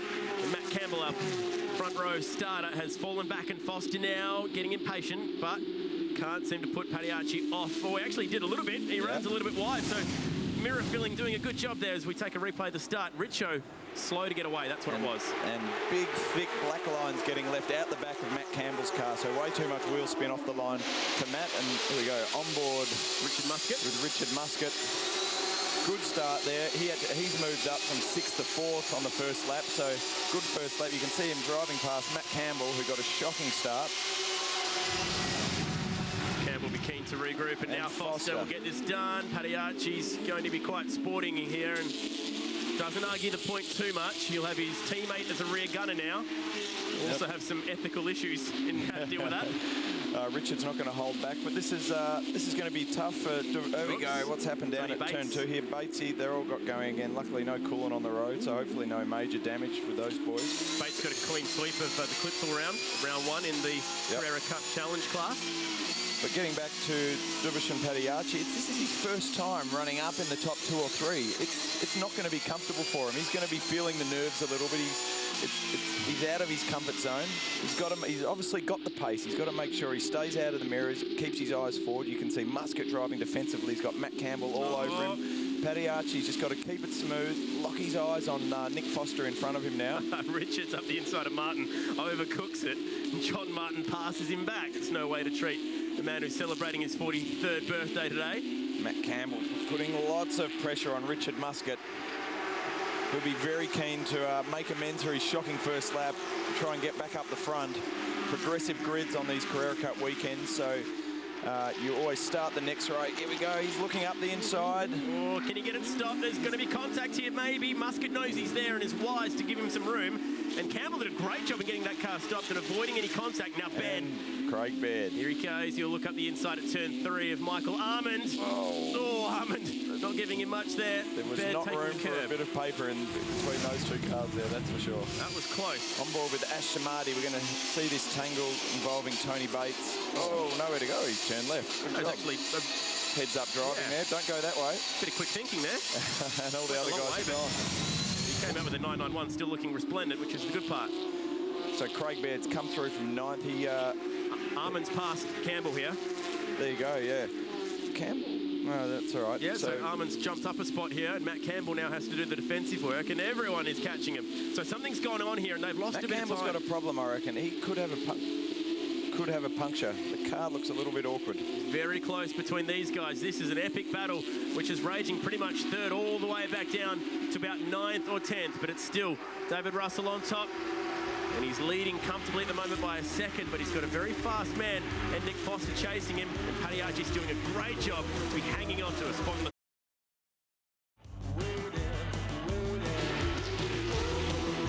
first race of the weekend, Porsche Carrera Cup, and there are some good battles. That race between Russell and Foster at the front is absolutely going off. And Foster is chipping away at that race lead. They're very close now. Just needs to use his noodle here because we've seen him make some mistakes so far this year. He needs to think about how he's going to get around him because he has time. He's got 12 and a half laps to get this job done. He's got the speed. Has he got the brains? He's got to pick his opportunity here. It's not easy to get close enough in one of the key passing opportunities to have a legitimate lunge. A guy like David Russell doesn't break 10 metres too early. You're not going to sail on past easily, and he's definitely not going to ride him an invitation. Here we go. He's close enough here to have a think about it, but as you said, if David Russell's braking right on the limit, Nick Foster has to brake over the limit to go past him, and that's not a good way to get round the corner. But Nick Foster got his headlights on, applying heaps of pressure, concentrating on a good exit here. You cannot get closer than he was then. Tight stuff. Let's have a look. What's happening in the background here? This is Muscat getting the pass for third on his teammate. We saw that. It was a good move. I mean, from the onboard footage, it didn't look like he got in there far enough, but he got his car right in the gap. Nick Foster having a look down into turn 2. Paddy Archie hopefully can lock onto the back of Muscat there and keep his car in the top 4. Michael Armand having a fantastic weekend. This is his best weekend this year by far. We saw him right on the pace in the top 2 all through practice. We know he had good tyres. Qualified a little further back in 7th, but he's moved his car up to 5th place and doing a fantastic job, showing great pace. 15.1 best lap. That's quicker than David Russell's done out front, so no shortage of pace there in the Copy World entry.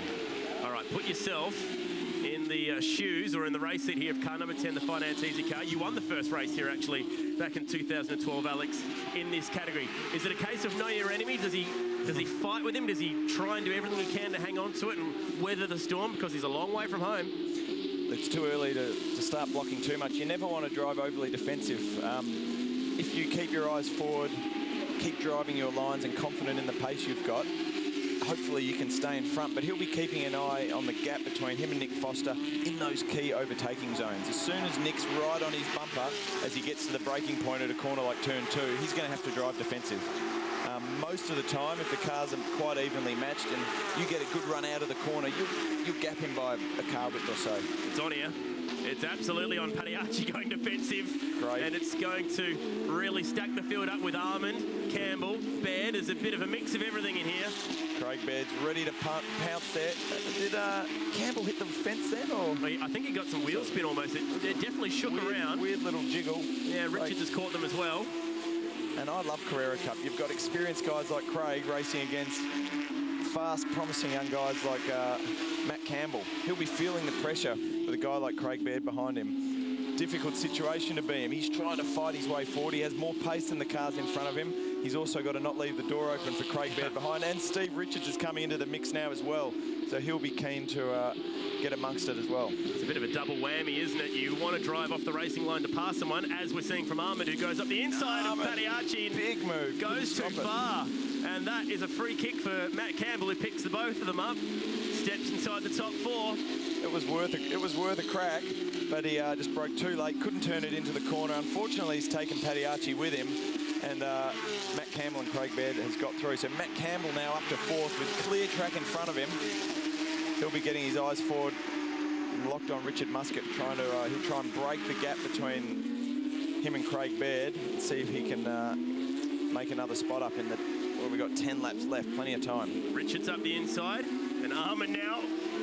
These two, after the issue that they had on the last lap, will square off again now. Down at turn 3. Armin should get it done this time. Pagliacci trying to give people room. Yeah, look, Pagliacci won't be happy with Michael Armin cutting him off the road down at turn 11 on the last lap. Here we're going to see a replay of it. Oh, this is another one. This is Tony Bates. Tony Bates up the inside of Adrian Mastronado. Very narrow there. Mastronado hasn't seen him.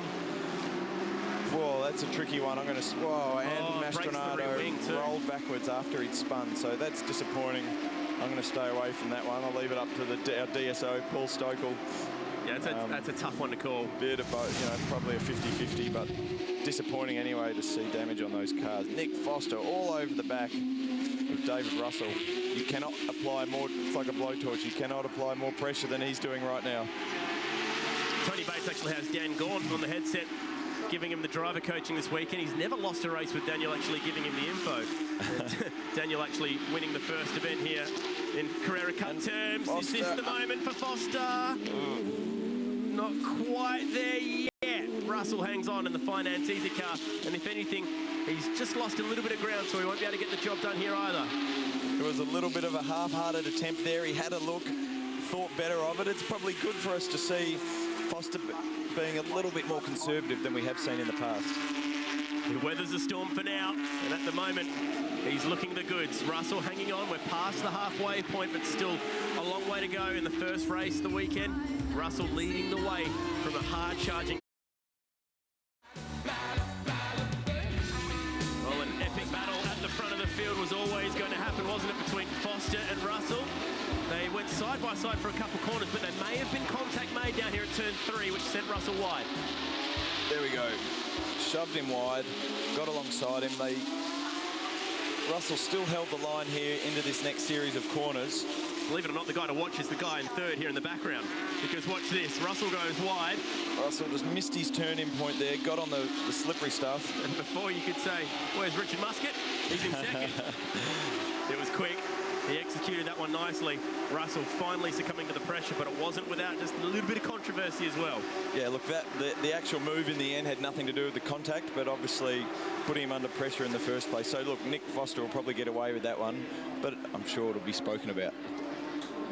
What goes around comes around. Hey, Russell sent Richo off at Bathurst on a very similar touch at the chase. So he's certainly no angel, but still up in 3rd place. It's still a solid finish. Still 2 more races left after this one tomorrow and Sunday. Nick Foster's broken that gap, broken the back of the battle with Richard Muscat a little bit. Got that gap out to 9/10 of a second, nearly out to 1 second, so seems to have the pace now that he's got into his rhythm. On board here with Muscat. We've seen him driving very aggressively this weekend. Through turn 10 there, over the bumps, not quite flat. That battle was so good, it's actually even managed to bring these guys into play.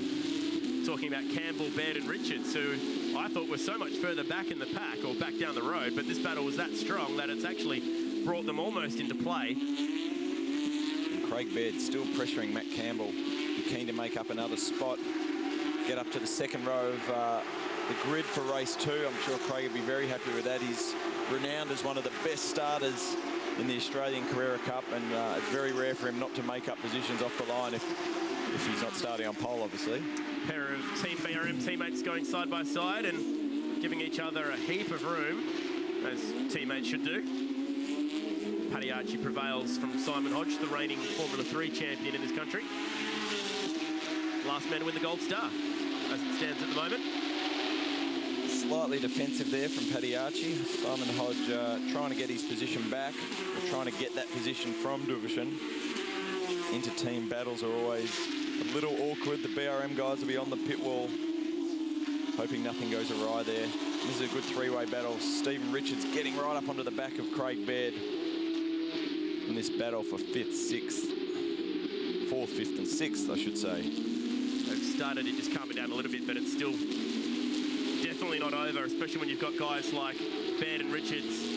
Imagine what it must be like for a 20-year-old young driver to have those guys in his mirror. Here's the man who is leading our Tag Heuer Carrera Challenge category. It's Shane Smolin, who's doing a good job continuing with that points lead that he built up driving with Nick Percat at Phillip Island. So that's a good sign for him in his championship charge this year, and it's probably been made better with the fact that Tony Bates is back in the pits right now after being involved in that earlier crash. Steve Grove in second in the challenge class, 3.9 seconds behind Shane Smolin. So Shane Smolin's got a comfortable gap there.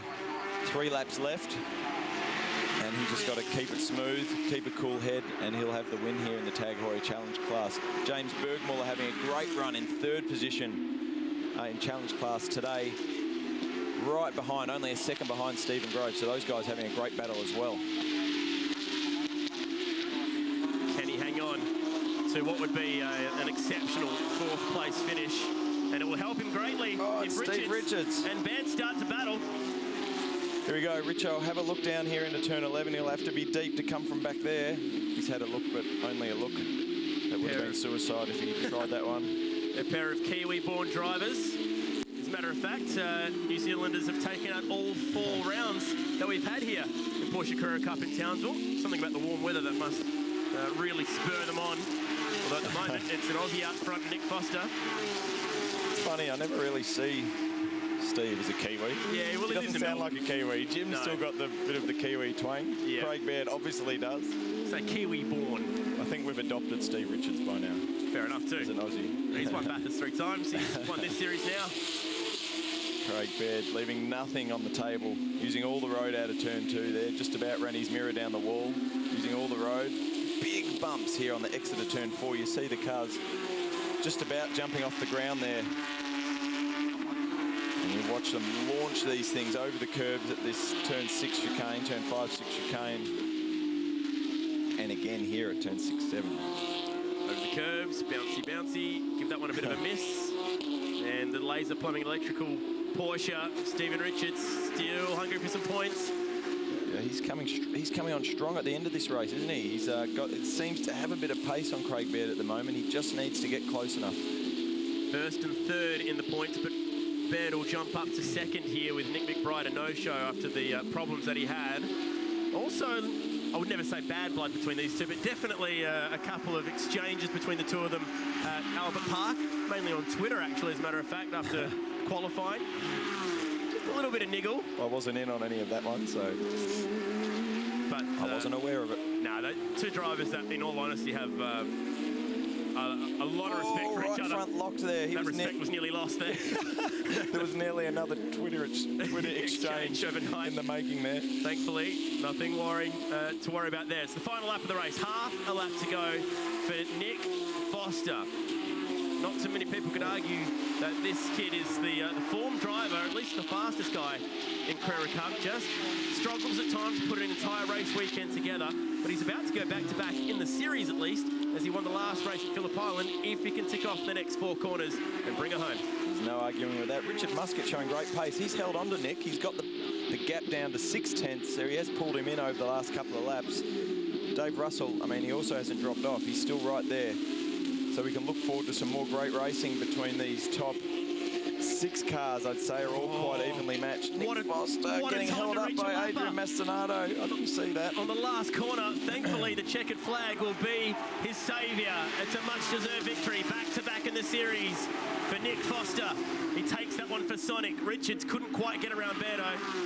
Checkered flag is out, and it's Nick Foster who does a great job in jumping up from 4th on the grid, got a good start, picked them off one by one, had a fairly strong battle in there with David Russell. Russell home for 3rd.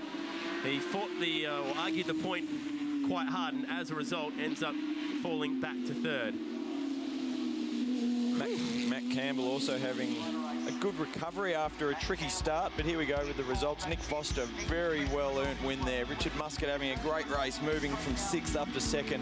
David Russell rounding out the podium. Yeah, big respect there for Devarshan Padiachi and John Martin in his first ever race, finishing inside the top 10. A very nice effort indeed. Another race of the Carrera Cup Porsches coming your way tomorrow here on 10. Inside about 15 minutes before the V8 Supercars head out on track for race 16 live of the championship. After the break, we'll check in with Larko at the Shell Helix Technology Hub. Right now, though, a UBET market update with Nick Curry.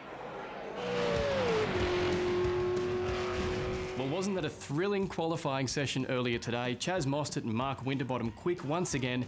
Mostert with yet another pole for the Pepsi Max Crew team. But know this, only once in the history of this race has the car that started on pole gone on to win.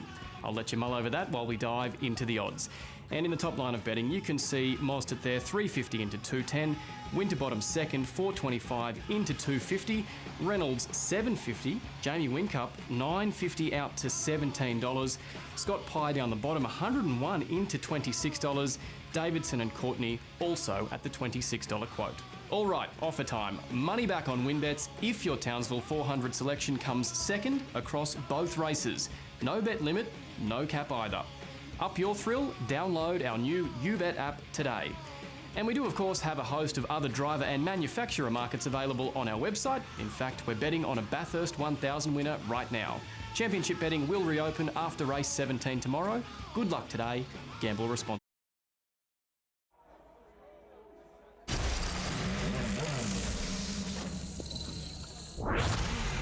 So just how tough is strategy in the modern era of V8 supercar racing? Well, I can tell you it's very tough. It does my head in. And let's just go through, before we do the graph, some of the strategy considerations a team will go through before they make their play. First of all, qualifying position. Where have you qualified, front or back? Has a profound impact on what you might do. Your actual race pace. You need to predict versus your competitors how fast you're going to be. Your fuel range. How far will your car go on a tank of fuel? Tyre degradation. At what rate will the tyre performance drop off? The difference in time between the soft and the hard tyre on your car. The likelihood of safety car in the race. Here we know it's between medium and high. Your preparedness to double stack. That's ugly in a team situation. You need to think that through. Your threshold of risk, usually determined by where you're placed in the championship. And of course, the fuel drop regulation, which at this race is 120, which that makes a whole lot of that very difficult. So let's have a quick look. Track facts, for races 16 and 17 of 36, 200 kilometres each, 12 hard tyres for the weekend and 8 soft tyres. Now, you must use one set of new soft tyres in each of the Saturday and Sunday races. Now, you must put a minimum of 120 litres of fuel in the car somewhere during the race. You need 180 litres to finish a whole race. The fuel range is about 42 to 43 laps, and it gets really complicated because, as we know, the fuel cell is only 112 litres big. Here's our strategy. Race laps. Here's our fuel. So what you're going to do here, because of the regulation, you're going to have to start your car about half full, otherwise you won't fit the fuel in. So I'm suggesting you're going to start about half. You're going to run out, I don't know, maybe 10 laps. I'd be starting on soft tyres if I was at the front and get going. Then come in, 60 litres. There's half your fuel requirement in. Start to run that out. Get down to here, another 60 litres. Now, in the middle, nice long stint on your hard tyre. You must have your soft tyre at the end, otherwise you're no hope. So put your soft tyre on, and that'll get you through to the end of the race. Now, it's not quite as simple as that. What happens? Critical lap. Remember, fill our tank up, 42 laps, 43 laps. How far from the end of the race where we can fill the car up and still make it home? Well, that's lap 27. So let's just say you get a safety car on lap 27. What do you got to do? Well, you've got to be able to come in and fill up with fuel, but you've got to be able to fit 60 litres in because, remember, 120 litre fuel fill. So you've got to design the math of this and this to get 60 litres in there so you could still put a soft tyre on and go all the way to the end. Now, that's going to be brave, but what do you do if a safety car comes there? And the last thing is the flexibility. So now we know if we can pit there and make it home, bang, there, we can run through on that tank load through to there. That's what we call our flexibility. So I ask you the question, safety car comes in on lap 24. What are you going to do?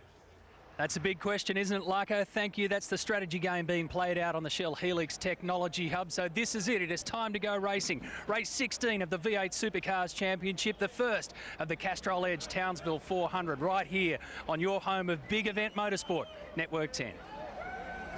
Next week on RPM, Mark Webber opens up on the real Formula One and Sebastian Vettel. A special interview. Plus, the ferocious Ferrari FF. RPM, Sunday, 4 p.m. on 10.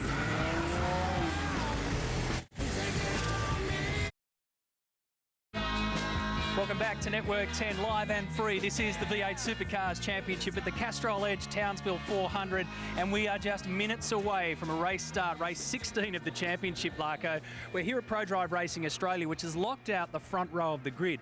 What surprises me here, it is deathly silent in there. They're all pumped, they're all confident, but there's not a word being spoken. It's bizarre. It's a good sign, isn't it, mate? Because I reckon they're all over the strategy. I've tried to sort of, well, we just had a look at the strategy, and that's pretty well how it's going to be. Most guys are going to start on softs, but these guys are dominant. But it's funny, I just got a little word out of next door, Red Bull next door.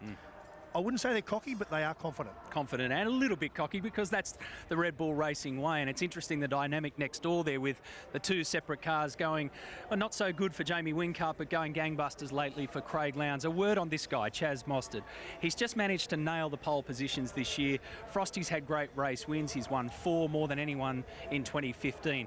When you find the sweet spot in motorsport, you've got to hold on to it for as long as you can. You do, and the thing that stood out for me most with Chaz Mostert over the last 18 months, he's matured as a race driver. I was talking to Adam DeBoro, that guy right there, his engineer earlier. We talk a lot about it. His feedback, his application to task, what he's doing in the car, he's just not having fun now. He's actually become a very serious young race driver. Great to watch. I asked Neil Crompton at the very start of our broadcast about this circuit itself, Reed Park circuit. So it's a hybrid. It's a proper built circuit, half of it, and a street circuit, the other half. So it's kind of got two faces, if you like. How do you crack the code around here? Well, it's hard cracking the code. I was talking to Garth Tander. He hasn't cracked the code this weekend, and he's frustrated because there's corners here that are very stop-start turn, and then over here at the sort of 11, 12, 13 complex, long radius, power down. So it's very, very hard to do. Mate, just while I think of it also, Shane Van Gisbergen, back of the grid in qualifying, you're allowed to run a set of warm-up tyres, but you must run all 4 tyres at once. He put 2 down one side, 2 on the other side. I don't think it was anything intentional, but back of the grid. So they'll have to come up with a clever strategy to get out of that one. And that's been another interesting story of 2015. Shane Van Gisbergen, we know he's on the move to Red Bull Racing next year, but a lot of people were tipping him to be in the championship fight, only halfway throughout the season. I said to Michael Caruso yesterday when we turned up, I think they're going to pull the car out, when we turned up, that how are you going? And Robbo just looked at me and said, you don't know around this place and this championship at the moment, because everything is so tight. There's not just tenths of a second in it anymore, there's thousandths of a second in it. V8 Supercars have got it right, mate. 8 tenths of a second, top 24 cars there in qualifying. I mean, it is hard. And when you've got now the sun's back out again, we've got the temperature changing, we've just had cars blazing around putting down rubber, so there's nothing stays the same. Very, very hard, very hard. I think it's going to be cracking to watch the strategy though, mate. I'm fascinated by this. I love the fact, well, there we are, there's the white Dunlop, you see, that's a soft tyre. So most of the guys are going to start on that. So that means they're going to go hard. This is going to be a game about track position. That means you want to get out in front of your mate, and what's going to be the clever thing here, mate, is who's going to be brave enough, as we saw Red Bull get it wrong at Darwin, tried to run too far on their softs, who's going to pit early enough towards the end, put their softs on again, and go home. That's what this is going to be about. It's going to be fascinating, mate. Who jumps first? Who bites the bullet first, and then pit lane will erupt with everybody else coming in. It's also a great lesson in driver and team management and relationship, because these tyres will go off. They're soft. They go off very quickly, so they're going to try and stretch it out as much as they want, or as much as they can. Therefore, ask guys like Chaz Mostert, Mark Whincup, ask the whole field to punch on with tyres that are wearing off rapidly. Well, so if you're sitting at home, do the numbers. We know historically these tyres have done about 25 to 30 laps. So if they do 10 at the start and we want to do 35 at the end, won't happen. So that's going to be great to watch. Time for Game On as we join our V8 Series commentators, Neil Crompton and Greg Rust. Enjoy.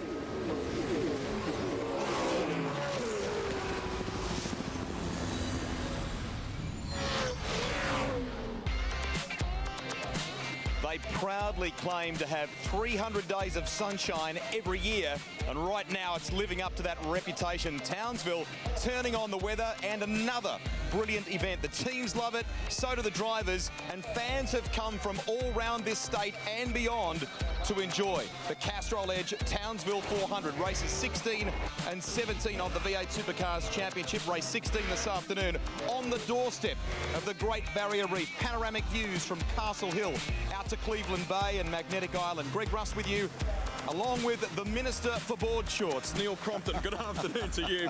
You get the feeling this is going to be an action-packed race, but there is a lot to consider, isn't there? Afternoon to you, Gregory. Yes, we've both got the typing tan. Afternoon, everybody. Looking forward to this race this afternoon. 200 kilometres, so quite a change of rhythm on a street circuit. High-stakes poker, big points to play for this afternoon. The big question mark is strategy. How do they play it? And for some of those that are buried down the field, and particularly those who are back in the championship a little, look for there to be some high-risk plays here as well, but it's going to be good. They use both tyres, the soft and the hard. We've got beautiful conditions here in Queensland. We're going to have a ripper race. And there is a headline story that's emerged from qualifying just a short time ago, and it involves the man who is currently second in the points race. Mark Winterbottom comes in top of the ladder with a 95-point lead, but Rihanna, the guy chasing, is buried in the pack. Yeah, that's exactly right. Craig Lowndes sits second in the championship. 95 points separates him and Mark Winterbottom, but he will start this 200-kilometre race from 13th position on the grid.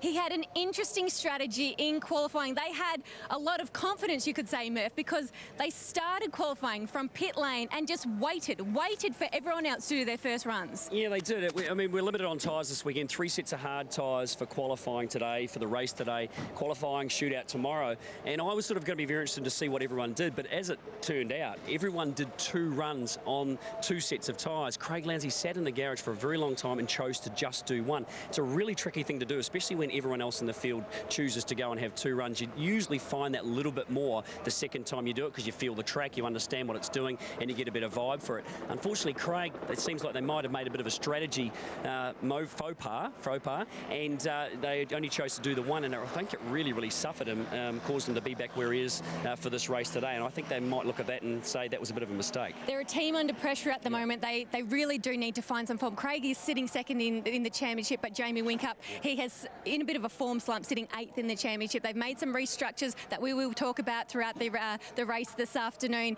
They need a result in this race. Yeah, they certainly do, and we wish them well, Neil, but there's so much to consider here. Lots of other news as well. Let's kick off with the Kiwi, Shane van Gisbergen. He's debuted a brand new car at Darwin, but has been on the back foot so far this weekend, hasn't he? Weird situation for them yesterday. In all 3 of the practice sessions, they had a vibration that was so bad it actually made Shane ill in the car. It was affecting his middle ears, shaking. They tried everything. They changed the transaxle, the tail shaft. That didn't fix it, so they started to change things forward of that. Essentially, they changed everything bar the engine and the driver. So he's qualified in 11th. However, the problem for him is the way in which they rolled up for qualifying. They mixed their brand new tyres with old tyres. You can't do that. He'll start from the rear of grid. Most DNFs in the field, or fails to finish, if you like, so far in 2015, sadly goes to one of the stars of the championship in 2014, Scott McLaughlin. This could be the turning point for the Volvo driver. Looked really strong throughout practice this weekend, and then in practice 4 this morning, they lost an engine, unfortunately. They dropped a valve. We saw the telltale white steam and smoke there. They did a very quick engine change, but a brilliant recovery. Nice job in qualifying, so he's going to be, I think, competitive this afternoon. And talking about engines, the development continues from Nissan Sport, hot off the back of a pole position, I should say, for Rick Kelly and Darwin. Some dramas here this weekend, sadly. Yeah, not only with the engine, but he's also got a cold as well, so he's not speaking too well. But poor old Rick in the wars. But these guys have been making solid progress in the recent past, but unfortunately, it came in yesterday in a pile of smoke. They got that thing changed very quickly, though. They managed to turn the engine around, get another one in there in something around about 90 minutes, so well done to the Jack Daniels crew. Car 1, Jamie Whincup. Lots of talk about a change to the engineering personnel lineup there this weekend. I want to focus on the fact that he's had a number of wins here. Do not write this guy off. No, and they put the old team back together. Roland Dane and Mark Dutton are back on the tools this weekend supporting Jamie Whincup. He's only 0.2 of a second away from the pole position. He's in the game. He's qualified 6th, and so far so good. 7 race wins, the most of any driver at the Townsville circuit for Jamie Whincup. So we wish him well here this afternoon. The cars head out of pit lane, and we are proud to be able to talk right now to the championship leader, Mark Winterbottom. G'day, it's Rusty. You've been a demon starter at recent rounds. Can we see you do the same kind of thing again today like you did at Barbagallo?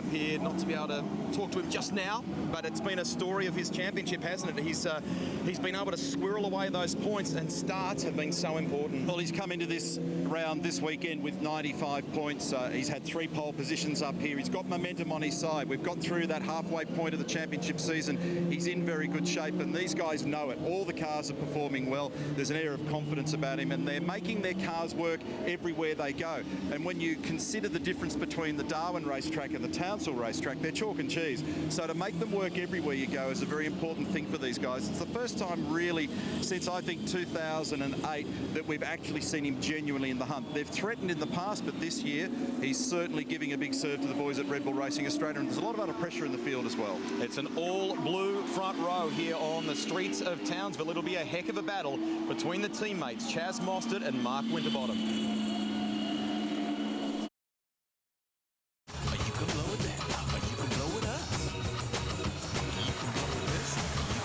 Great energy on the grid here as we build up to race start, race 16 of the championship. More from Greg Murphy here on the grid.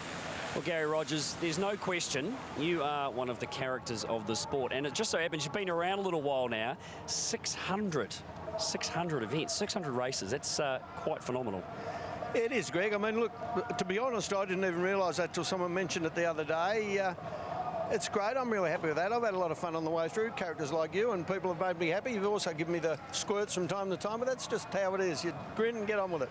Well, it's good to have you here, mate. It's great to see Scotty having a better day today, starting 4th on the grid. Yeah, my word. Thanks very much, Greg, and thank you to everybody. Queensland Premier Anastasia Palaszczuk with us at the very front of the grid. What we want to do is show you the fast way around this circuit, and who better to do that than a pair of Kiwis, Fabian Coulthard with Greg Murphy. Oh, thanks, mate. Thanks for giving us a little bit of your time today to do a little track walk around this wonderful little Townsville race circuit. Do you like it here? I do like it. It's a great place. Beautiful sunshine, chased the sun around for the last half of the year, so I'm happy. Yeah. Hey, listen, Darwin was looking so sharp for you. We spoke about it when we were there. Some really good qualifying performances, but twice, the first 2 races on Saturday, you were on the front row and on the second row, and you got taken out twice before you even got to the second corner. Not quite the way you wanted to run that one. No, far from ideal. I was the innocent bystander. There's not a hell of a lot I could have done, but it would have been nice to get through the first corner in both of those races to set ourselves up for a reasonable result on the Saturday, but wasn't to be. But this weekend's another weekend. Really opens up as you come down to the braking area down to turn 2. You're going pretty fast too, which sort of tends to often drag people into maybe going a little bit too deep and missing this apex, which in that respect not so important because it does open on the exit out here. Yeah, obviously the massive amount of time is on the braking on the way in. The brake as late as you possibly can. Get the car turned and basically drive it out. So it looks simple on paper, but it's actually quite tricky to do and execute well. This piece of track here through 6 and 7, a great little complex. It's a little bit like Albert Park over the back of the racetrack there at the Grand Prix. But it's an awesome little bit of track, but hard to get right, especially getting this curb. You've just got to touch it just the right amount, don't you? Yeah, obviously this part's the secondary part of the corner. Coming through here, it's obviously important to keep the car to the left to get a good run through here, but obviously learning how much distance, not to get 4 wheels on that curb to get a run down here is the key. Well, this part here, now this year, you've got a bit of a restriction on your hands. You've got a loop in there. You're not allowed to run the car too far over to the left on the exit, so changes things a little bit. Yeah, for sure. Obviously, you've got to keep 4 wheels on the track. Obviously, the yellow line delineates the off the track to on the track. Be all about using as much road as you can without getting done. So you've come through the fast 5 and 6, which is, quite a seriously good bit of track around here. Then you get down to this tighter chicane where you've got a couple more big curbs that you've got to pound the car over the top of. Yeah, you've got to really make sure you hit them hard, because if you don't hit them hard enough, the car falls in between the 2 curbs and then you pop out the other side. So it's a double whammy. So you've got to really commit, but also not stop it too much for this one. The next part's the important part. That's what the corner you're really starting to stop it for. Which is just over 2.8 k's long, but it's a busy 2.8 k's and no more so down into this hairpin. It's quite a short run from the last set of corners down to here, and this hairpin real tight. It is super tight. Obviously, if you get a great run out of the last corner, awesome passing opportunity. Sneak it up the inside. Can be quite risky though. It is risk versus reward, but this track limited passing opportunities. Got to take them while you got them. And it's a great place to nearly finish the lap. A little amphitheatre here, grandstands, plenty of people around, so it really is quite a cool part of the circuit. Awesome. The fact that you've got, the crowd so close by, you can see them, you exit through this corner, flags are waving, great way to finish the lap. We'll make sure you finish some good ones on Saturday and Sunday. That's my plan, thank you. Good chat. Good chat. Late afternoon sunshine here in Townsville, Queensland. It's a beautiful day this Saturday, and I'm back on position 5 on the grid. Behind me in the Shell Helix Dick Johnson Racing Team Penske car is Scotty Pye, who had an equal career best 4th in Darwin recently, and he's just done an awesome job in qualifying. Dale Rogers is the brolly dolly here. Hello, Dale. Congratulations. That's a beautiful performance. Well done. Yeah, no, thanks. It's credit to the guys. We've obviously been working hard, and progress is starting to pay off. I think it's clear we're coming now. We're getting closer and closer, and today was a great result. I was actually a bit disappointed though. I sat in P1 for so long, and then to drop to 5th was a little bit disappointing, but at the same time we're really happy. Scott, where have you made the gains? What have you tickled on the car to be able to get to where you are now? I'm not going to tell you that. I'm going to have a go though. Well, we changed our approach. I saw something in a session actually at Perth which really triggered it off. It was too late in the weekend to fix it for there, but I spent a couple of days after Perth with the guys, and we changed our approach and focused on a completely different part of the track and the car that we're going to work on, and it's transformed itself. Winton was the turning point for us. Darwin, we backed it up, and obviously here we've really done a good job as well. And the benefit, the knock-on of that is it also boosts your confidence, and that's a very important thing in search of that 10th or so. Go get them and have fun this afternoon. Thanks, Scott. Well done. Congratulations on that performance. The other news that's been quite significant this weekend is the teaming up once again of an old familiar partnership. Abbott and Costello at Red Bull Racing Australia is Mark Dutton and Jamie Whincup. Hello, mate. Which one do you want to be, Abbott or Costello? Hey, you guys are looking in reasonable shape. You've qualified in the 3rd row of the grid. 0.2 of a second away, P6. Not a bad performance, and you're back on the tools. Yeah, great drive from Jamie. We've changed the car a lot, especially just before quali. So he was going in with a pretty unknown car. So he's done an excellent job to not quite maximise, but in the right direction, that's for sure. What's it been like to sort of jump out of that role that you've been occupying in the recent past? Dave Couchy's been doing the role that you have been playing through last season. Those guys won a championship together, so it's been a powerful combination. But to all of a sudden have to get back into making those hard-edged decisions with little or no time. Oh, mate, my head hurts. You get a headache. The brain power and how much processing power you're using, the race engineers have the hardest job in that regard. Everyone else has a difficult job and sort of multidisciplined, but the race engineers have it tough. Extra pressure also when Roland Dane comes out of the shadows from the back of the garage and stands right next to you and stands on your toes all the time. Oh, that's part of the fun, mate. All right, have fun this afternoon. Thanks for talking to us, Mark Dutton.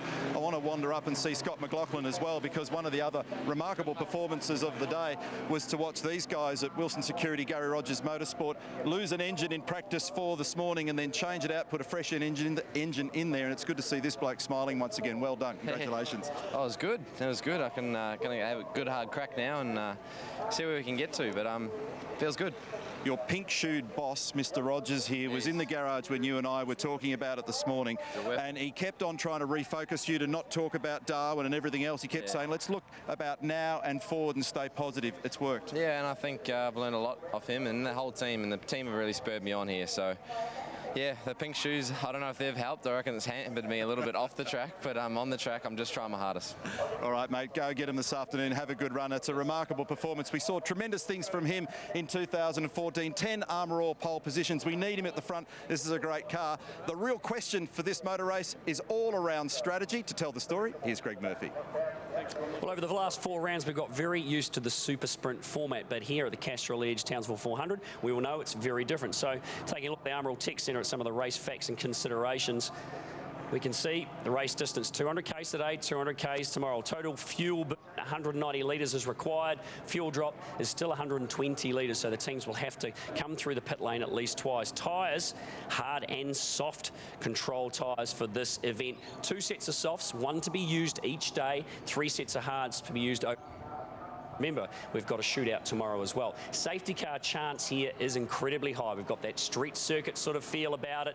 Obviously, the room for error is reduced, and we see often the safety car needs to be deployed, and this place is like no other race circuit we've seen. It is so exciting to watch around this place. Double stacking is a possibility, and with the safety car situation, they need to avoid that. So look to see teams going for different strategies depending on their car. Brake usage, very high. The brakes get a pounding. They don't get much of a rest around this 2.8k track. The left rear tyre also gets a pounding. The drivers will need to look after it. Lots of long, heavy corners here that work that tyre very, very hard. So we take a look at the strategy.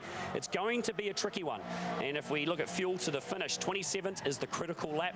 Fill your car up from there, you will get to the finish. It's unlikely, I reckon, you're going to see someone look to run that amount of laps on one set of tyres. Very unlikely. The key here is getting the flexibility right at the start. So probably just around half a tank of fuel is going to be in most cars, and then they'll look to see what happens at the start of the race. Some will choose to come in early, put some fuel in, have a long middle sector, I reckon, and then look to finish with a smaller stop at the end. Even tyre strategy again gives you that flexibility to be able to move that around and dictate what you do through the centre. There's many different strategies for this race, and it's going to be very interesting to see which one wins the race. And a high chance of safety car, as Murph detailed there, 76% chance of that. 10 times we've seen a safety car in the 13 previous races here in Townsville. And those brake temperatures, high temps. If you can't get some cooling, 931 degrees we've seen. Time for the anthem, and it's not just one singer today. It's a choir. The Australian Festival of Chamber Music Chorus, Townsville-based, for the 25th annual Festival of Chamber Music. Australians, oh, let us rejoice, for we are young and free.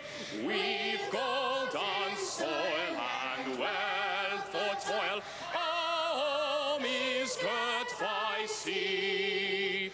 Our land abounds in nature's gifts of beauty, rich and rare. In history's page, let every stage advance Australia fair. In joyful strains, then let us sing, advance Australia fair. Well done. It's a great family event, the Australian Festival of Chamber Music Chorus, a choir developed from festival artists, and the crowd rose to the occasion. Look at the sea of people on the grid there, and it's an all-blue front row. Mostert claiming his first Townsville V8 Supercar pole position, and ProDrive now their fourth pole as a team at this venue, the most of any team in the event's history.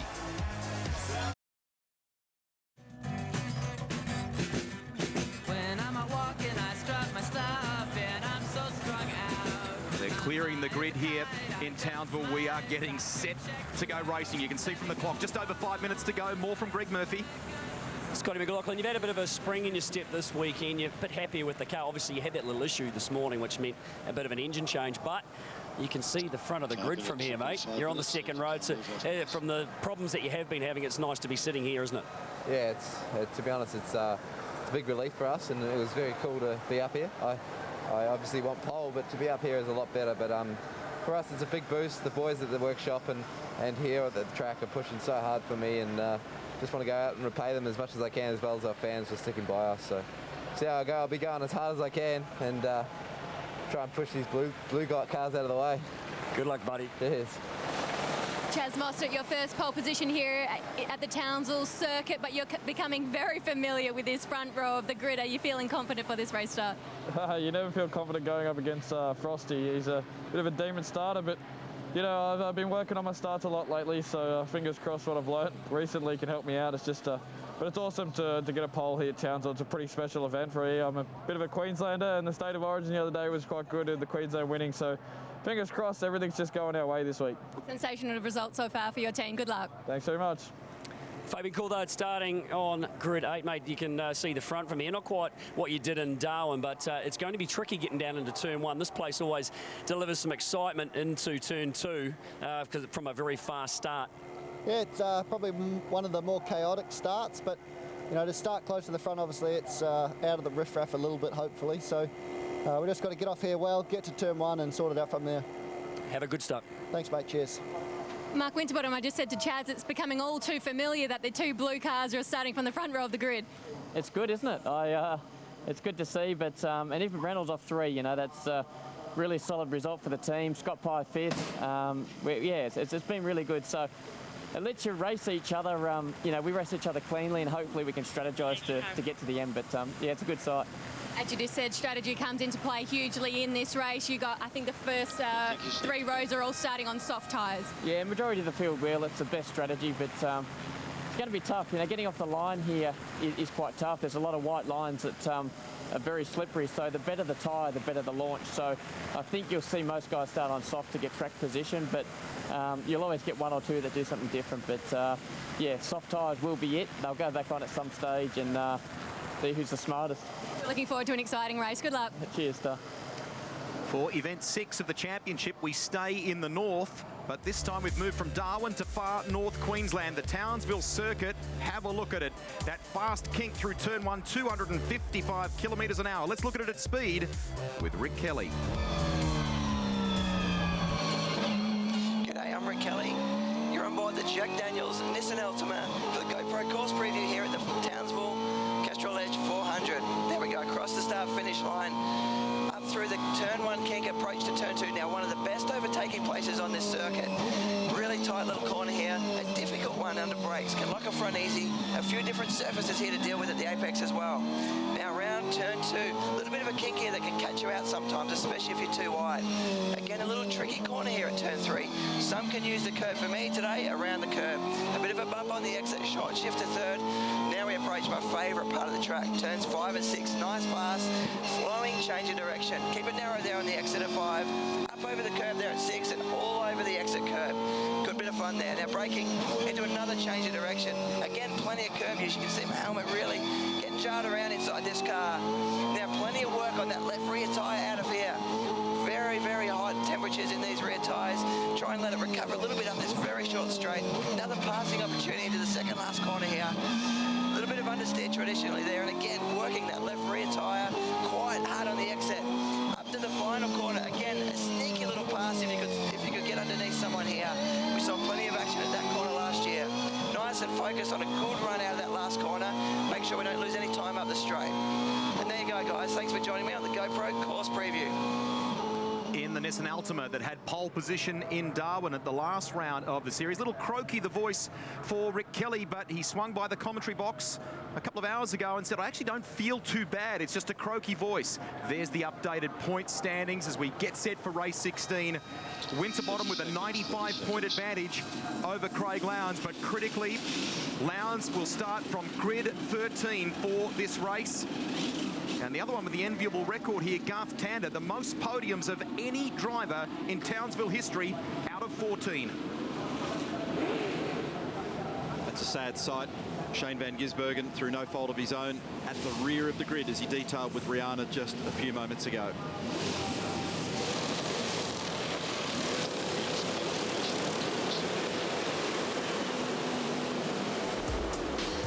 Here's the Fuso starting grid, 70 laps to come, and it's an all Pepsi Max front row. Chaz Mostert taking another pole position, and his stablemate David Reynolds off the back of the Darwin win alongside a pumped Scott McLaughlin. That's great for Scott Pye. It's good also for Jamie Whincup.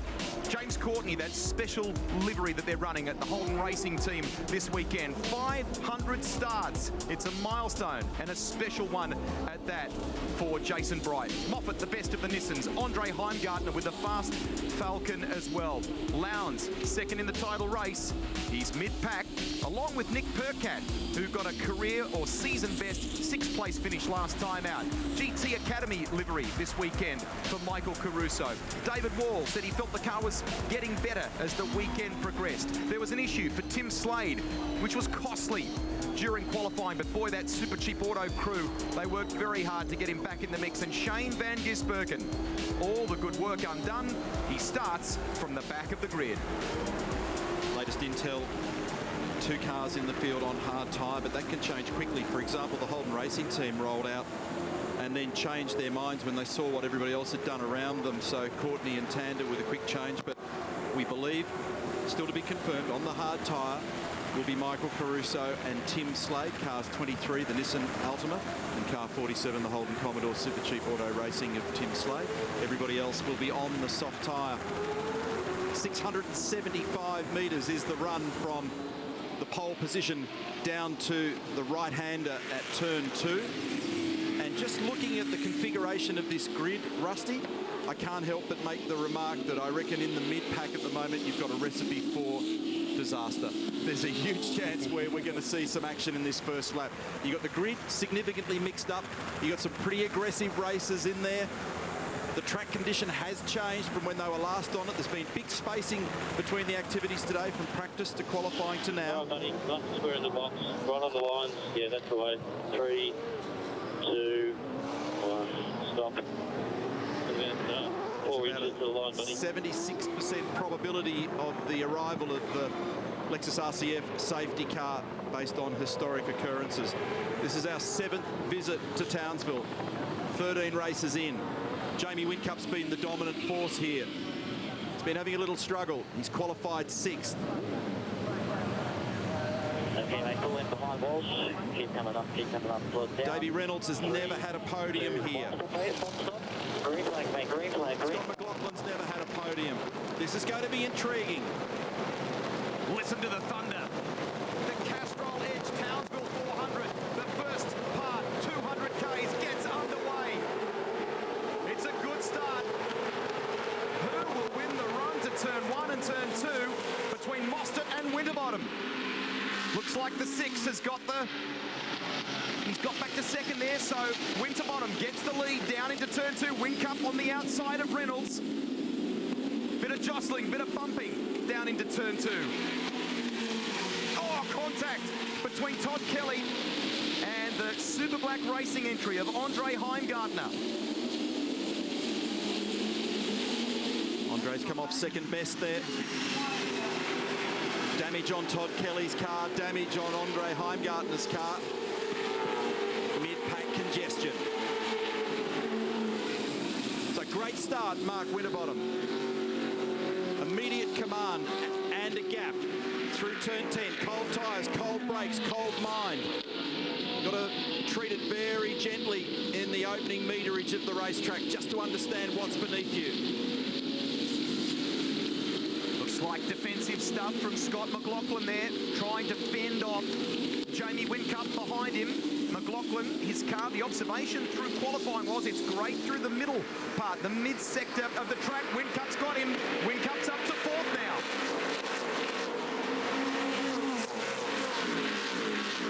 Blanchard's come in.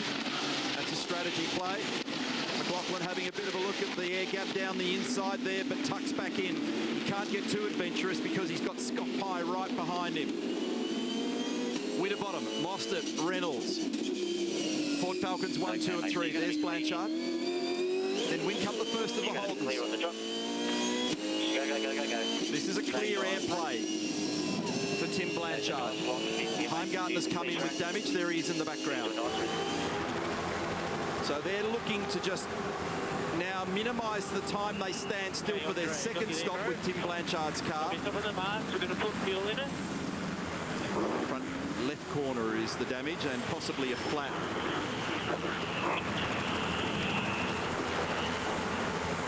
Look at the damage.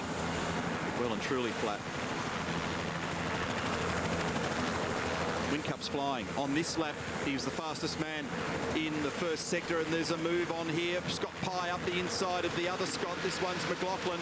So Volvo versus Falcon. Run down towards turn 1.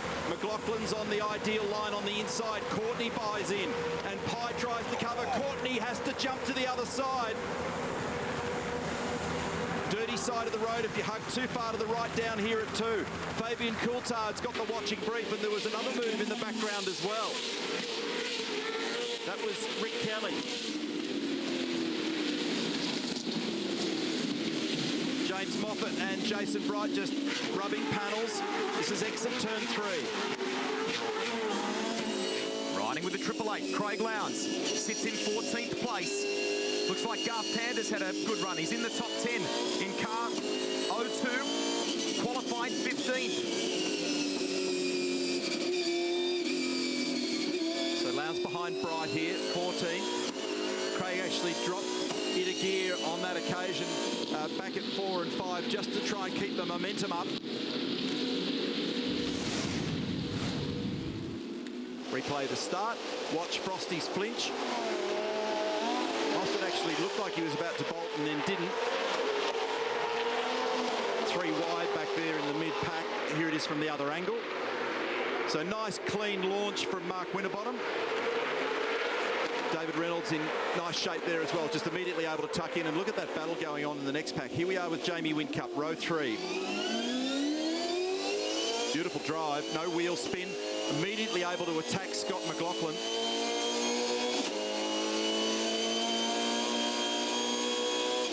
It's great stuff when you've got to make your judgment call down here on cold tyres. Reynolds actually had a little touch there with Mostert. So still riding here with Jamie Whincup. Jamie tried to stay around the outside at 2. This is the final corner and a bit of a mirror, I think, flying off to the outside of turn 13. Whincup's done the fastest lap of the race so far. He's done a 13.6. And he's gone on with it too, Neil, with the fastest first sector. Jamie Whincup, car 1 is flying as he chases Reynolds, Mostert and Winterbottom. McLaughlin in 5th place, and then Scott Pye. Top 3 have actually tightened up here a little. So just as tyre temps, pressures, brake temps and everything else is normalised, we're just starting to see a little bit of concertina here. These guys are just drawing together. Interesting to consider how that's managed, and the Shannon speed trap there for Winterbottom, 247 kilometres an hour. One of the things that I meant to reference when I was standing on the grid before was what looks to be a pretty constant direction of wind speed. Earlier in the day it was much more a northerly. It's gone round to the east again, and it keeps changing through the day, so we'll just keep a bit of an eye on that. Mark Winterbottom leading the way from Chaz Mostert and David Reynolds, but it's early days in this 200k race on the streets of Townsville. Now clear, all clear. Red Bull Racing Australia was doing that pit stop practice in the twilight yesterday. Pro Drive were watching on. Whincup service complete, he's back out. Looked like a slow departure there, like he actually had to grab the gear. May have been in neutral, and then it just sat for a heartbeat or 2 before Jamie was able to launch. So we are working lap number 8, and that's in line with the red strategy that Greg Murphy detailed, race facts at the top of the program in the Armour All Tech Centre. And looking for his second stop then to fill to the finish, and a bit of clear air, I imagine, is probably going to help him here as well. Yeah, let me know if he's hogging out.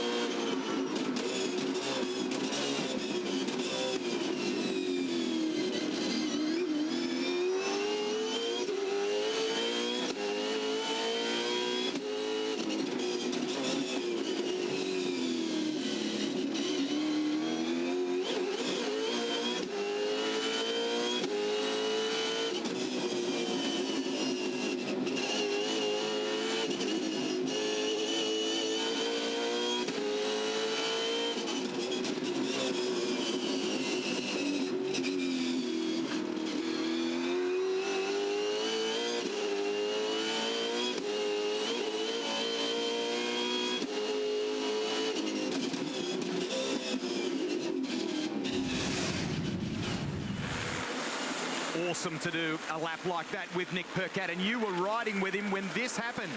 He made the move on Todd Kelly, and that was for 14th place. Meantime, Chaz Mostert out of second position into the pit lane, and they're covering the threat of the undercut from Red Bull Racing Australia. Yeah, mate, all good. Here he is. Got the top of the mark. Lap 10. Accurately hits the marks. Slot down for his camo. Take space. Coming up on 5. 2. Too late. Too late. Go, go, go, go, go, go, go. So So they're managing the gap here to make sure that they only put sufficient fuel in to ensure that he gets out in front of Jamie Whincup. There's Jamie in the background. They probably could have even waited for a heartbeat there. Another second or second and a half wouldn't have killed them. A much better getaway for Chaz Mostert compared to Jamie Whincup, but just quickly, last minute before Chaz Mostert came into his pit box, the mechanic in the garage noticed that the mechanic on the left rear had the wrong tyre out, so quickly had to wheel it back in and switch with the one that was in the garage. So lucky spotting by the guy standing in the garage. Yeah, they're the kind of little 1%ers, the little pressure errors that can be easily made, and they can have pretty substantial consequences. Percat just a little wide down here at 11. Todd Kelly just rubbing guards, and Lowndes has come in. So 888 Red Bull Racing Australia getting both their cars in and done, and that little battle goes on, and the replay shows more what looked like to be contact again at 13. Nice lead in there, yeah, beautiful. I half suspected they may have been more aggressive with Lowndes and brought him in right at the top of the race, but they chose not to. Is that a hard that's gone back on there? Now waiting on fuel. Yes, it is a yellow sidewall. A bit of breather. Nothing around still. So looking 4 for... seconds. 3, 2, 1. And in the background, it looked as though another team was set up for a stop as well, as Lowndes came into the lane, little sideways as he gets it off the limiter and gasses it up out of the Townsville lane. I think it was Erebus Motorsport, perhaps, standing by. They put more fuel in Craig's car then because he was able to come out in clear air. There was no threat from traffic, so they actually took the opportunity to put a significant amount of fuel in. But 65 litres, and that was Rick Kelly at turn 13 in a battle there with Ash Walsh. So Rick's now up to 8th. Will Davis and James Moffat in the pit lane. So this is where everybody moves around the amount of fuel they take on, depending on who they're racing. Right, they're done, just waiting for the change. Okay, mate, James Moffat. Done. The only other car in pit lane is the Erebus car. Okay, he's going in the Bit of on-the-run aero work at the front of it there. I think that's from the opening lap. Go. Straight in, mate. Straight in behind.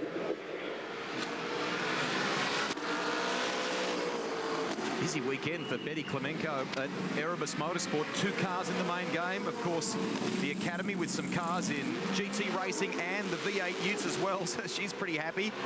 But it's Winterbottom with the fastest lap of the race and top of the leaderboard at present. A 1:13.60. Then teammate David Reynolds. You're riding with Chaz Mostert now. He's down in 17th place. But you know, they moved to cover for Red Bull Racing Australia, and Jamie Whincup, you saw that before.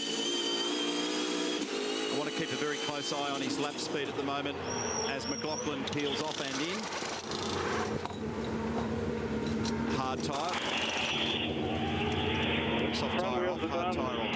A shock adjustment then, to the back of some kind? Sorry, I wasn't watching there, Rusty. It did look like he dived in. We might see if Rihanna or Murph can confirm that, but it looked like some sort of adjustment on that left rear for that car. We'll see if we can get verification on that. 33 returns to the lane.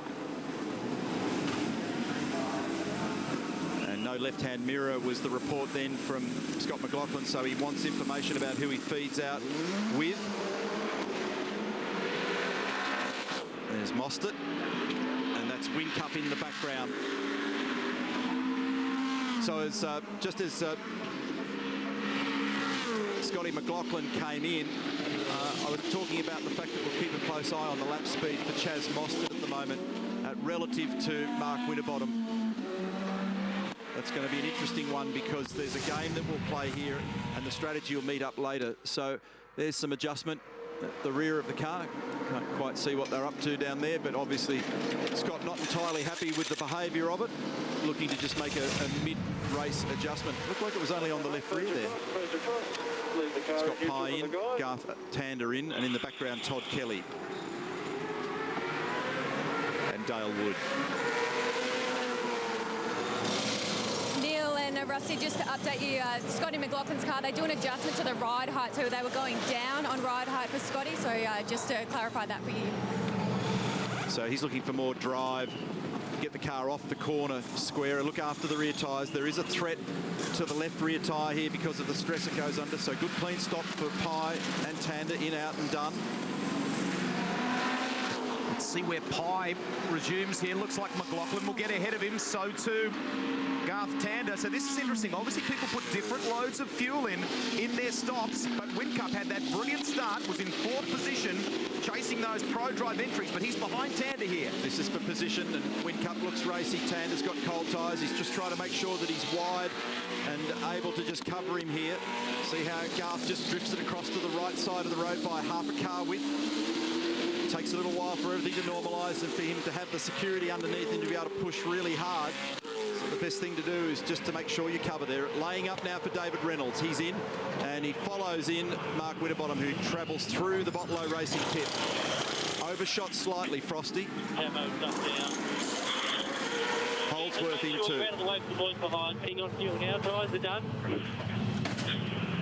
Courtney's the new leader. They've put more fuel in Davies' car. You got dry light on.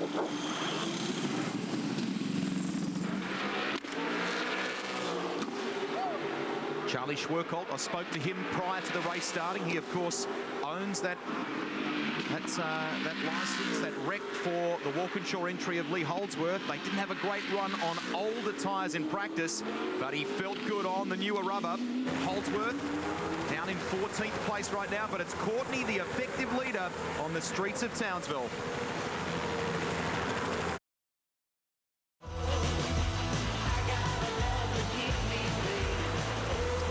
So Courtney Coulthard and Rick Kelly have had their stops. Shane Van Gisbergen is the first car on the road, but started rear of grid in the number 97 Darrell Lee entry.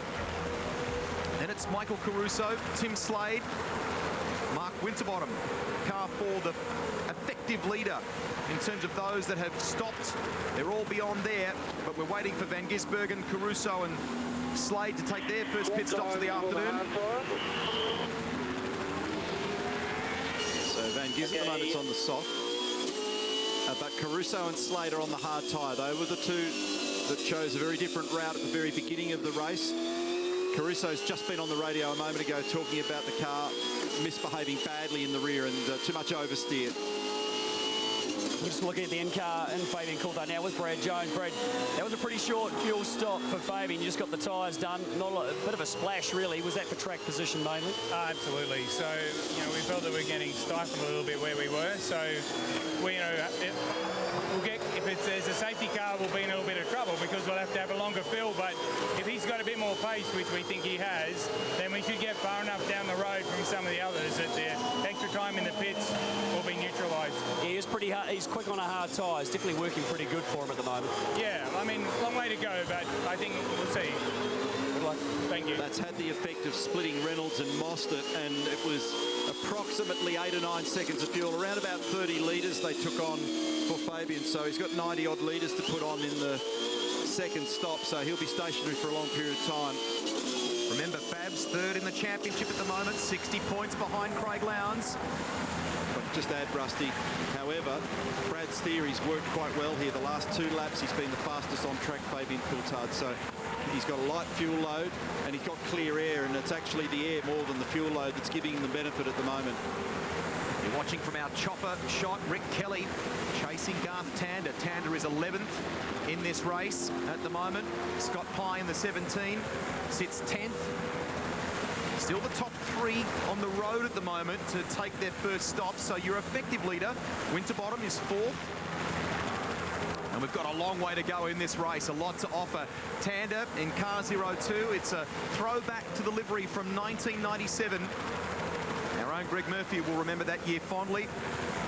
A special livery, of course, as a part of the 25th anniversary celebrations, and lots of you asking on Twitter, #V8SC, what will they do for Bathurst? Will they come up with a special livery again? We've seen all kinds of different celebrations, a wonderful Anzac tribute earlier in the year as well. Rick's doing a good job here. Going toe-to-toe with Tander. Tander loves this place. He's had a difficult weekend so far. Just could not get the car hooked up, he said, and had a misfire problem, which they cured, thankfully, for today. Steve Hallam, obviously that penalty that was applied to you guys made a bit of a mess of your day, but time to roll the strategy a bit with Shane in this one? Yep, trying to. We have to just do the best we can with what we have. So doing our best at the moment, obviously leading the race, but everyone understands that that will unfold. But I think we're doing all right at the moment. He's reasonably happy with the way the car feels at the moment. He's obviously trying to control the length he's going to get on those soft tyres. Absolutely. It's a question of managing everything at the moment, particularly the tyres. Good luck. He's worked with some greats in motorsport. Steve Hallam in Formula One, NASCAR, and now in V8 Supercar. Michael Caruso in for Nissan Motorsport. But it's Van Gisbergen first on the road from Slade, and Mark Winterbottom completes your top three. The radio transmission suggested there may be an engine issue. That's what Neil Crompton's picked up for David Reynolds, but at the moment, the car seems to be okay. He's still attacking by the looks of that super slow-mo in the 55. He's got good car pace at the moment. He's having no trouble at all being aggressive over those curbs. So Winterbottom's got 2.8 seconds on David at the moment, and the fastest lap of the race, Winterbottom. So in reasonable shape here, in this sort of heading towards this middle phase of the race.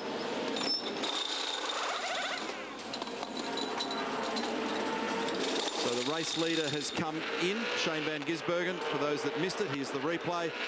And they were running a different strategy after Shane had to start from the rear grid. Hard tyres have gone on.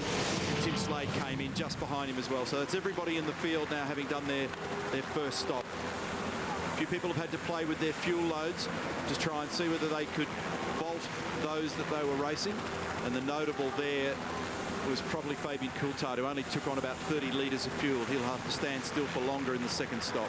Just want to mention of Tim Blanchard, second in free practice one to start the weekend. Right now, he's chasing Jamie Whincup. He's 12th, and it looks like the pace from the Cool Drive entry, car 3, can match him. Wow, we'll see how that one plays out. Tim Edwards, we have a very long way to go in this race, but we've gone through the first round of stops, and so far your guys are looking okay. Yeah, well, it's interesting. Everybody's on the same tyre strategy effectively, but you know, there's a lot of different fuel loads went into the cars, so it's just trying to make sure that you know where you are compared to everybody else, but also it's going to be the first to blink now that goes back onto soft tyres. In a perfect world, we'll carry on going hard as long as we can to minimise the soft tyres, but the reality is we'll all race for track position, so as soon as somebody blinks, the whole pit lane will probably come in within 3 or 4 laps. There was a little bit of a question mark on Dave Reynolds' car. We sort of thought there might have been an engine issue or something. Have you heard anything, or is that okay with his car? He's made a couple of comments about a couple of pops and bangs, but it's not an unusual thing. They've checked all the data, everything looks okay, and he's still pumping out good lap times. In fact, he's almost the fastest car on track at the moment, so it's not slowing him up. Fingers crossed for you, Tim. Thank you. Well, that's good news. Roland Dane. Well, you can see there, just looking at Jamie Whincup, you put quite a bit of fuel in his car, which obviously has put him back a little bit further in the pack. He'll be sitting still a lot shorter time for his second stop, but is his pace as good as you were hoping for? Not on the hard. The pace on the hard's not as good as we'd like to see it. We only put in what fuel we could. To be honest, we're trying to save the soft tyre for later. So if it works for us, I'm not sure. We're a bit gun shy after Darwin. Fair enough. Roland's got those headsets back on this weekend. He was paying attention to all the radio messages there at the time in that team principal, team boss role. Once again, as we take a look at Blanchard, the takeaway thing for most of you watching from the interview with Tim Edwards was the different fuel loads people have taken on at the moment and how that will shake out as this race unfolds. We've got less than 45 laps to go. It's a long way in the setting sun here in Townsville. Beautiful day.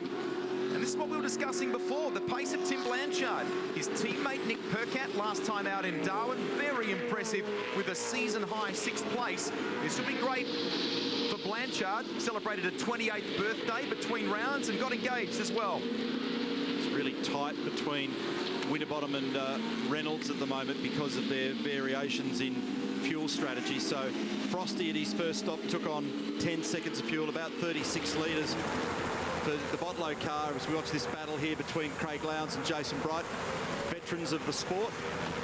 13 seconds stationary, about 50 litres of fuel for David Reynolds. So David will stand still for a little shorter period of time relative to Mark Winterbottom in the second stop. And they're on the corrected order at the moment, just flicking backwards and forwards between being the theoretical leaders of the race later in the day.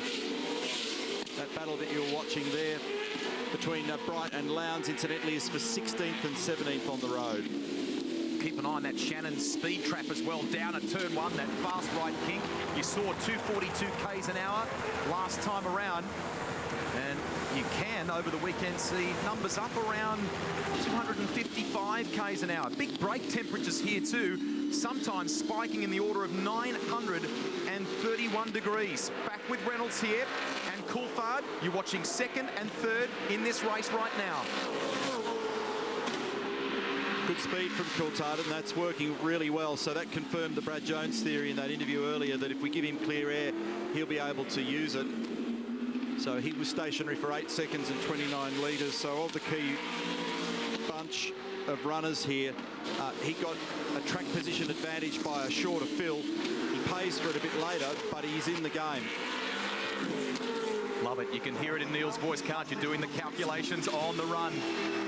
And explaining what it will mean as this race, less than 43 to go, what it will mean as we get closer to the finish. The amazing thing, touch wood, so far no safety car. History shows 76% chance of safety car. In fact, it's happened on 10 of the 13 previous races. We've never had a round here without a safety car. Also just reached the get home point as well, depending on your fuel economy for the individual cars and drivers. So we've moved into lap 28. Remember Race Facts with Greg Murphy, talked about critical lap, the point where you can fill up and get home. Well, we're at that point. So now a big game of cat and mouse. This is car number 33, Scotty McLaughlin. He's between James Courtney and Scott Pye. Just nursing that car off turn 13. Richard Holway, engineer. Just encouraging to have a think, have a drink, just relax. Gets tricky down here at 2 in the latter part of the afternoon for the obvious reason that you can see there. It's quite hard to sight the apex.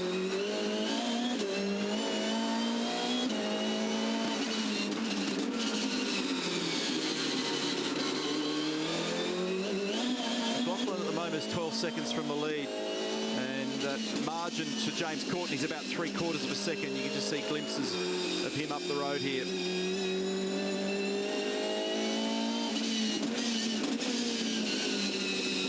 Went into the garage a couple of times, just tracked their progress this weekend, and there was a lot of focus as it's been up and down the pit lane on dampers, on shock absorbers, on springs, trying to make sure that they could get the ride of that car to good workers. Good to look at this. Bright and Lowndes still at it. They're just going on and on and on, these two. Bright on the inside, Craig on the outside. Jason prevails. Who said you can't do that stuff? They're not veterans. They're driving like some of the youngsters in this field. It's awesome stuff. And Todd Kelly, the former Bathurst winner, is right in the mix too in the Jayco Nissan Altima. Love watching them through that mid part of the track. In fact, our TV director went for a ride yesterday. I think he came back all kind of cross-eyed. The way they cross some of the bumps in the track, it's a really exhilarating ride around this venue, isn't it?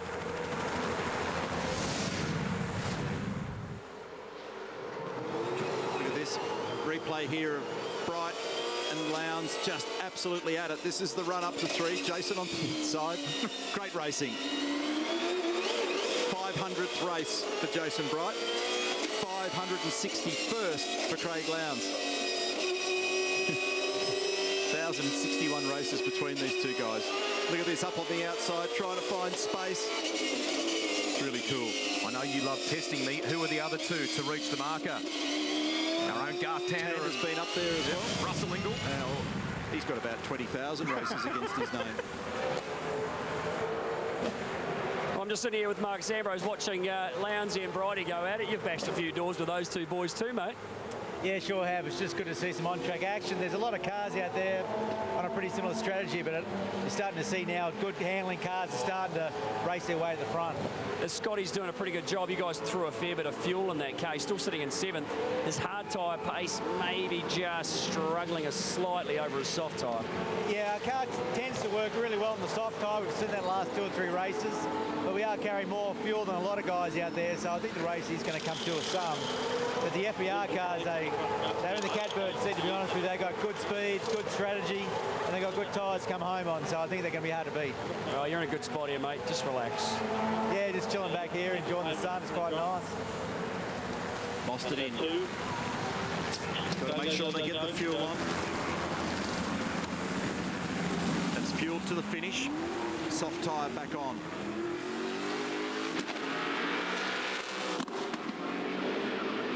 In the meantime, while we were chatting there with Marcus Ambrose, was that an issue for Nick Percat with the rest of those guys coming through? The 222 is currently down in 18th place. Winterbottom leads, and he's in.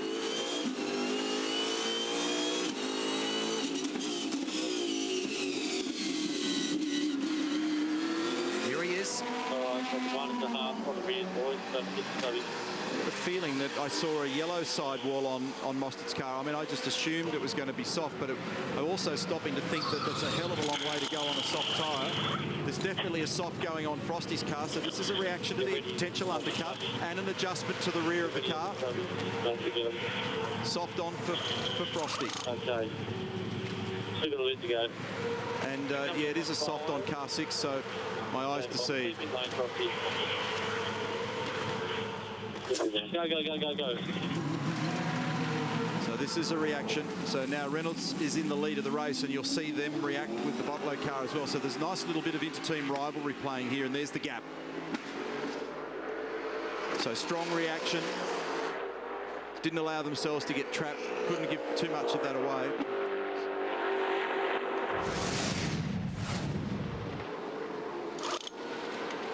Okay, so that's just the tyre walls look a bit scruffy at this time of the day. So there's also a change to the blockers in the brake ducts there as well. So they're seeing a brake temperature that they weren't happy with, but that is confirmed as a soft tyre.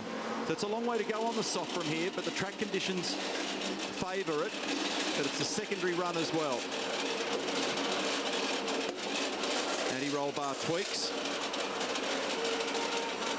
And that's to deal with the incoming tyre, and about to grab first and go. And now into the lane also is car 888. So Craig Lowndes peeling out of 14th from that titanic battle with Jason Bright. How will David Reynolds respond here? 55 leads the way. Well, they're going to watch his lap speed carefully. Little one of the crew in there, as you can see. Still think a nice lead in, mate.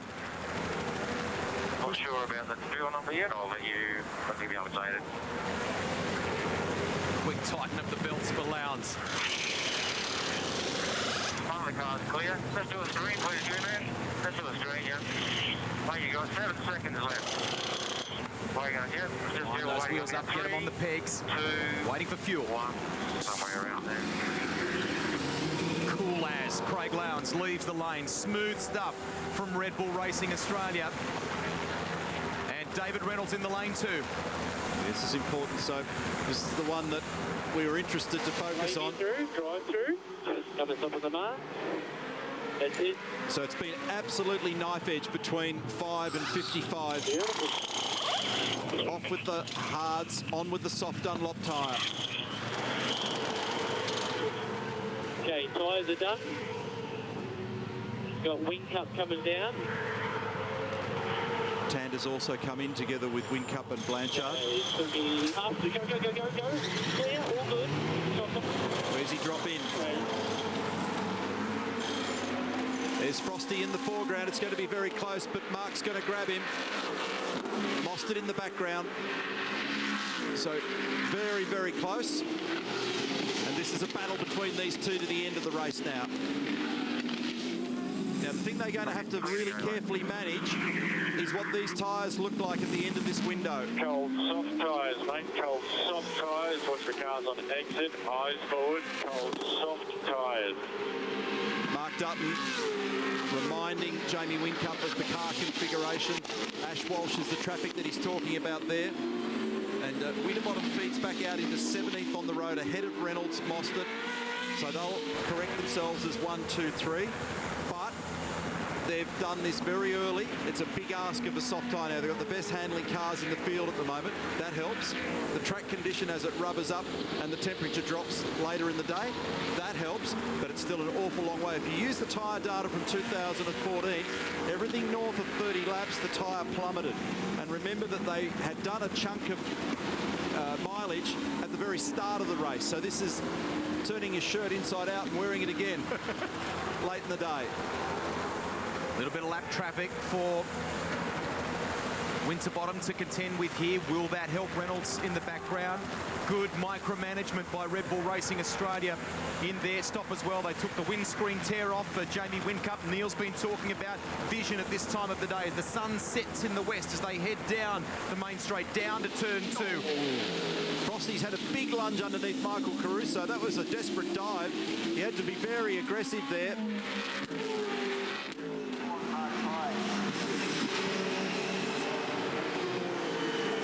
He's got a tyre grip on his side in that manoeuvre. But that was a big lunge.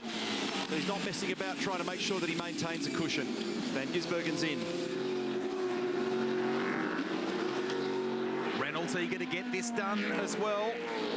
He knows Mostert is zeroing in, so here comes David, dives down. Reynolds clears Caruso. Traffic's helping here, and that's the reason why. David Wall just sidesteps. He spotted Frosty at the last moment, then gave him space. Might still have cost Mark Winterbottom a heartbeat or two. That's allowed Reynolds to get a bit closer. David will be able to easily slide by, though, so David Wall will hop out of the way of David Reynolds and give him space on the run into turn 2. Here we are on board with Reynolds, chasing the Volvo. And you can see that David Wall, former Australian GT champion, has done the right thing and given him space. But the net gain here is that margin between Winterbottom and Reynolds has tightened up after dealing with that traffic. Great momentum for David Reynolds. Strength in the recent pass for him, and also into the pit lane is James Courtney, Fabian Coulthard, Scotty McLaughlin and Scott Pye. Busy time. Now remember that Coulthard's got to bring a lot of fuel on, 90 litres of it. It'll seem like forever as he sits there. Okay, your wheels are on, your wheels are on. Hey, we're clear, we're still clear. Still clear. It's dropping in at about 3 3/4 litres per second. Go, go, go, go, go, go, go, go, go, go, go.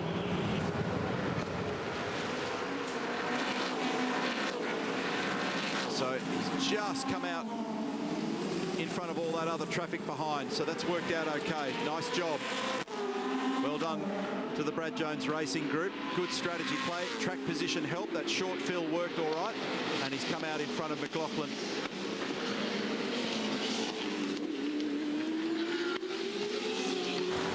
So Moffat is the first car on the road, but some of the key final stops taking place. It's going to be a great run to the finish on the streets of Townsville shines indeed. It's been a super day here and another awesome 200 Ks to come tomorrow. We are not done yet. Less than 31 laps to go. And Jason Bright's the last of the stoppers, so he's now taking his second stop, and that leaves Mark Winterbottom in the lead. Ash Walsh did hop out of the way and cleared the air here for the key runners to have a free shot to home. So it's David Reynolds and Chaz Mostert. We tried to have a chat to you earlier about Tim Blanchard's great pace in this race, but unfortunately we got distracted by some issues Nick Percat was suffering. Yeah, two good things there. One, Blanchy's obviously on fire at the moment. We do a lot of work off track with him, and it's starting to show. Like, it's an 8-week program. We're trying to build him up for long distance races, and he's showing good signs already, so that's a good thing. Probably the other thing with Percat that's not so good is we drop fuel pressure. We've got a drama at the moment where it comes and goes, and the car's stopping and going. So he's just driving through it at the moment. I'm just watching his times. He's just done another good split. So we'll just hopefully he can hang in there. He's in a good position. Thanks, Barry. Thank you. So that in fact confirms our fears. Percat doing a good job, but having to contend with an issue, trying his best to drive around it. And this car here, it's the only one left to officially confirm the co-driver for the Pertec Endurance Cup. And we've had all kinds of names mentioned, from Dunlop Series races to even David Brabham, perhaps.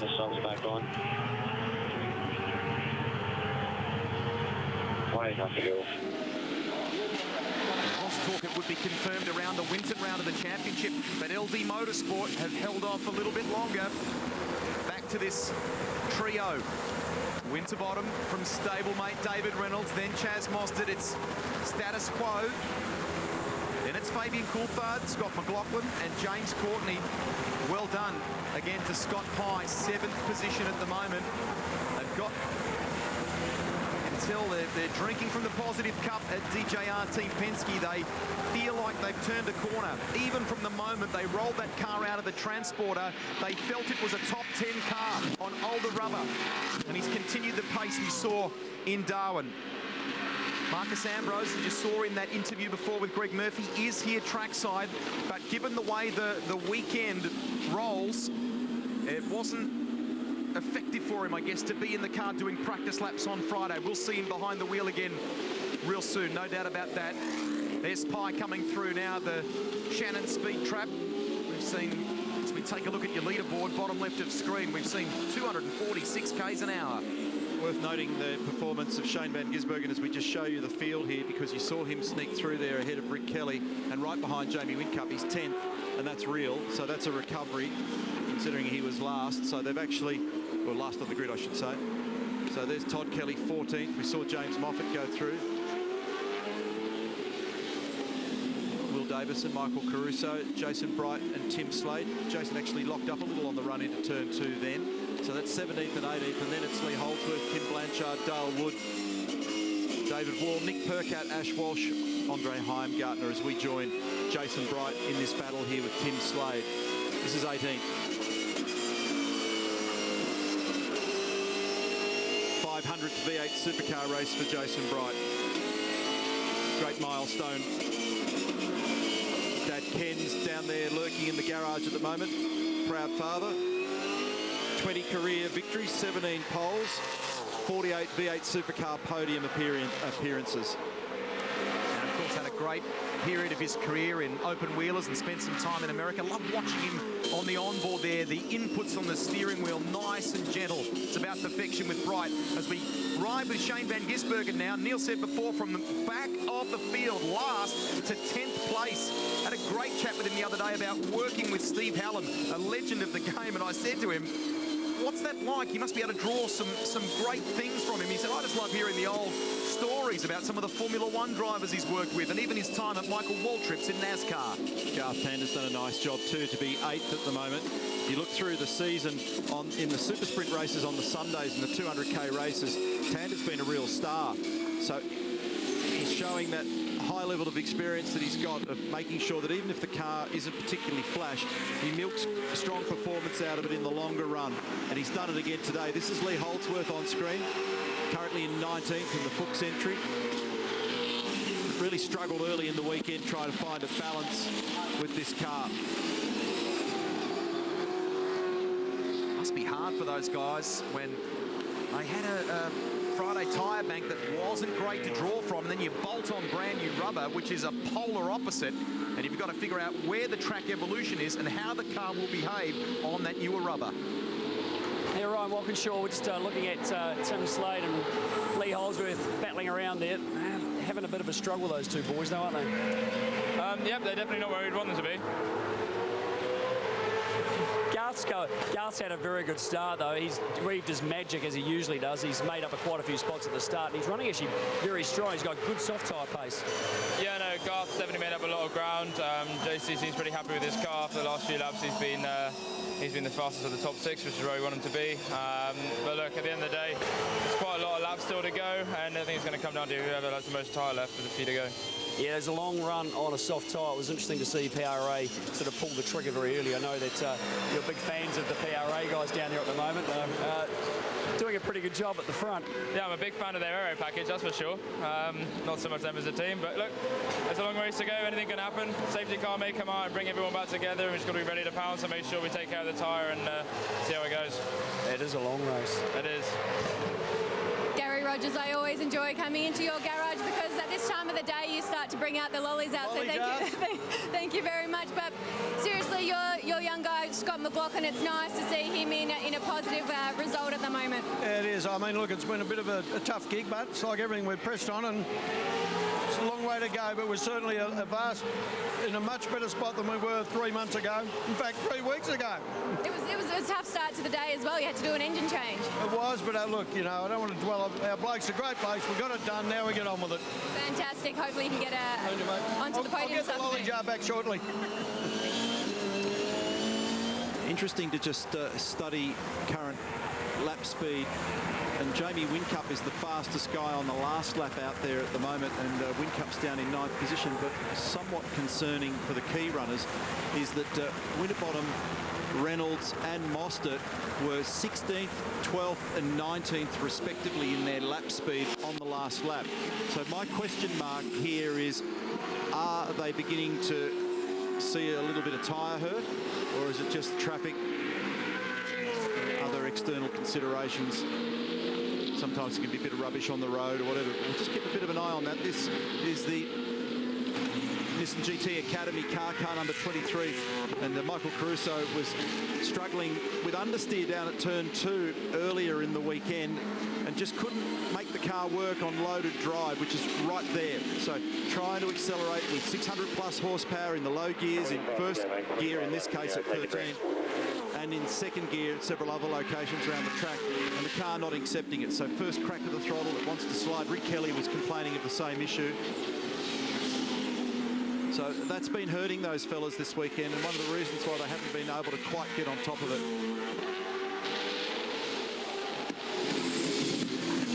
16th at the moment, Caruso. Should give a shout out to Michael's wife, Danny, who's no doubt watching the coverage. Michael became a dad for the second time. Now a proud father to 2 girls. So Danny will no doubt be watching at home, and we should say the same for Dale Wood. He too, between rounds, between Darwin and here, became a dad for the second time. Hi to Jess. On a related subject, Rick Kelly, most animated I've seen him all weekend, apart from being stricken by a bad throat and a cold, was to show me the video of Lex, his little boy, taking his first steps, blazing around the house.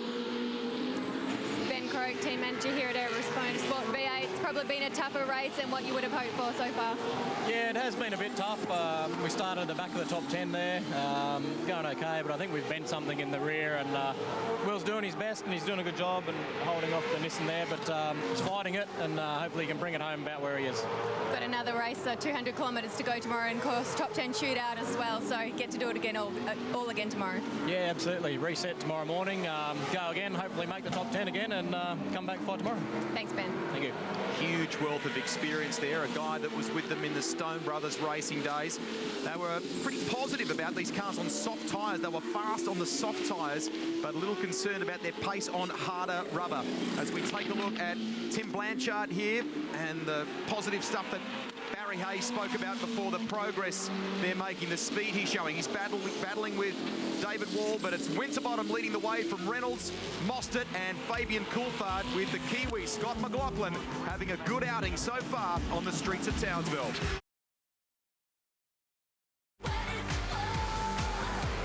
We have had a great crowd here so far, and still one massive day to come at the Castrol Edge Townsville 400. The view on high from Castle Hill, some 2,500 people walk, run, go to the top of this every day, this hill, and it's a wonderful view looking down on the Reed Park precinct and out over Cleveland Bay and out to Magnetic Island and Townsville proper. I wondered where you were for breakfast. Now you're up there with your clipboard and a pencil over your ear counting. Now the emerging story here is whether or not Winterbottom, Reynolds and Mostert are going to have the rubber to fight at the end of the race. We flagged it early. It's an awfully long way to go on a tyre, a soft tyre that was effectively being recycled. The guy that's showing the most amount of consistent pace at the moment is actually Scott Pye. He's in 7th. He's frequently quick. And the other guy that's just a machine, depending on the traffic, is Jamie Whincup. He's 9th at the moment. On the last lap, once again, he was the fastest man out there. So keep an eye on that. The margin back to Jamie Whincup at the moment is 16 seconds. And the boys are on lap number 51 of 70. A lot of motor racing to come. More shadows on the racetrack now. It's rubbering up. They have a very precise feel of what's going on beneath them at the moment. This is the margin, 1st, 2nd and 3rd. It is possible that these guys are all just relaxing to a degree as well, managing the gap, nursing the tyres, making sure that they don't beat up on themselves. David Reynolds' car was puffing, I thought, on the downshift there. We might have a look at that. Looked like some debris off to the side of the track as well, so they'll need to be mindful of that to that point of the circuit. So David was on the radio. If you've just joined us in the coverage, wherever you're watching right around the world, early in this race, he was on the radio concerned. Was there an engine issue? We had an interview with Tim Edwards, I should say, who sort of was cool on that theory. He said, no, the numbers look good. The car seems fine. I just, on the run into turn 3 there a moment ago, I thought it may have been a little puff of smoke, but it's actually got a fair bit of flame on the overrun on the downshift, and the light's getting lower out there in the shadows. I might have been fooled into thinking that there could be an issue, but we'll just monitor that carefully. Lap speed, check. We'll see how they go this time through. We'll find out what sort of speed the race leader is doing. If Mark Winterbottom leads the race, and it was a 15.37 for him. David Reynolds, a 15.48. Mostert, a 15.39. Then it's a gap back to Fabian Coulthard, who's in the 14s, 14.9, 14.9 for McLaughlin, 15.4 for Courtney, 15 even for Pye. Then Tander's done a 15.1. And Whincup last lap was a 15.2. So it just stabilised across the lead group on that last lap. And critically, the margin back to Whincup stays at 16 seconds, 16.29 officially. Had a good chat with Hall of Famer Mark Scaife recently, and David's a big fan of Mark Scaife, and he's been going to Mark and getting some support in relation to the things he felt he needed to do to improve, to get better as a driver. They've worked on mind management and all kinds of things. And since Darwin, we have seen a new David Reynolds, haven't we? Which chapter of that book includes champagne in your boot? Yeah, that's right. He is mad, but that's what we love about him in this sport.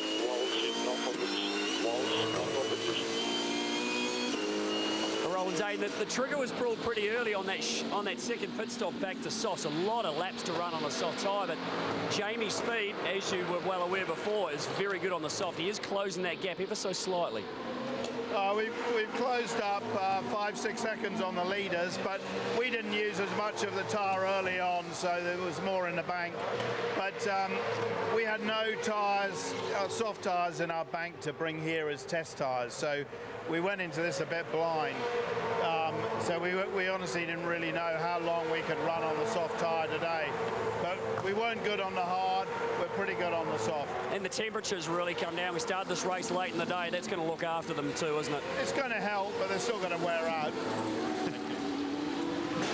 Jeff Swart out here at DJR Team Penske. Chaz Mostert pulled the trigger first. He came in for the second pit stop to put on the soft tyres. Forced everybody else in. You guys had to do a long stint for this last final stint, but Scotty Pye is doing a very good job.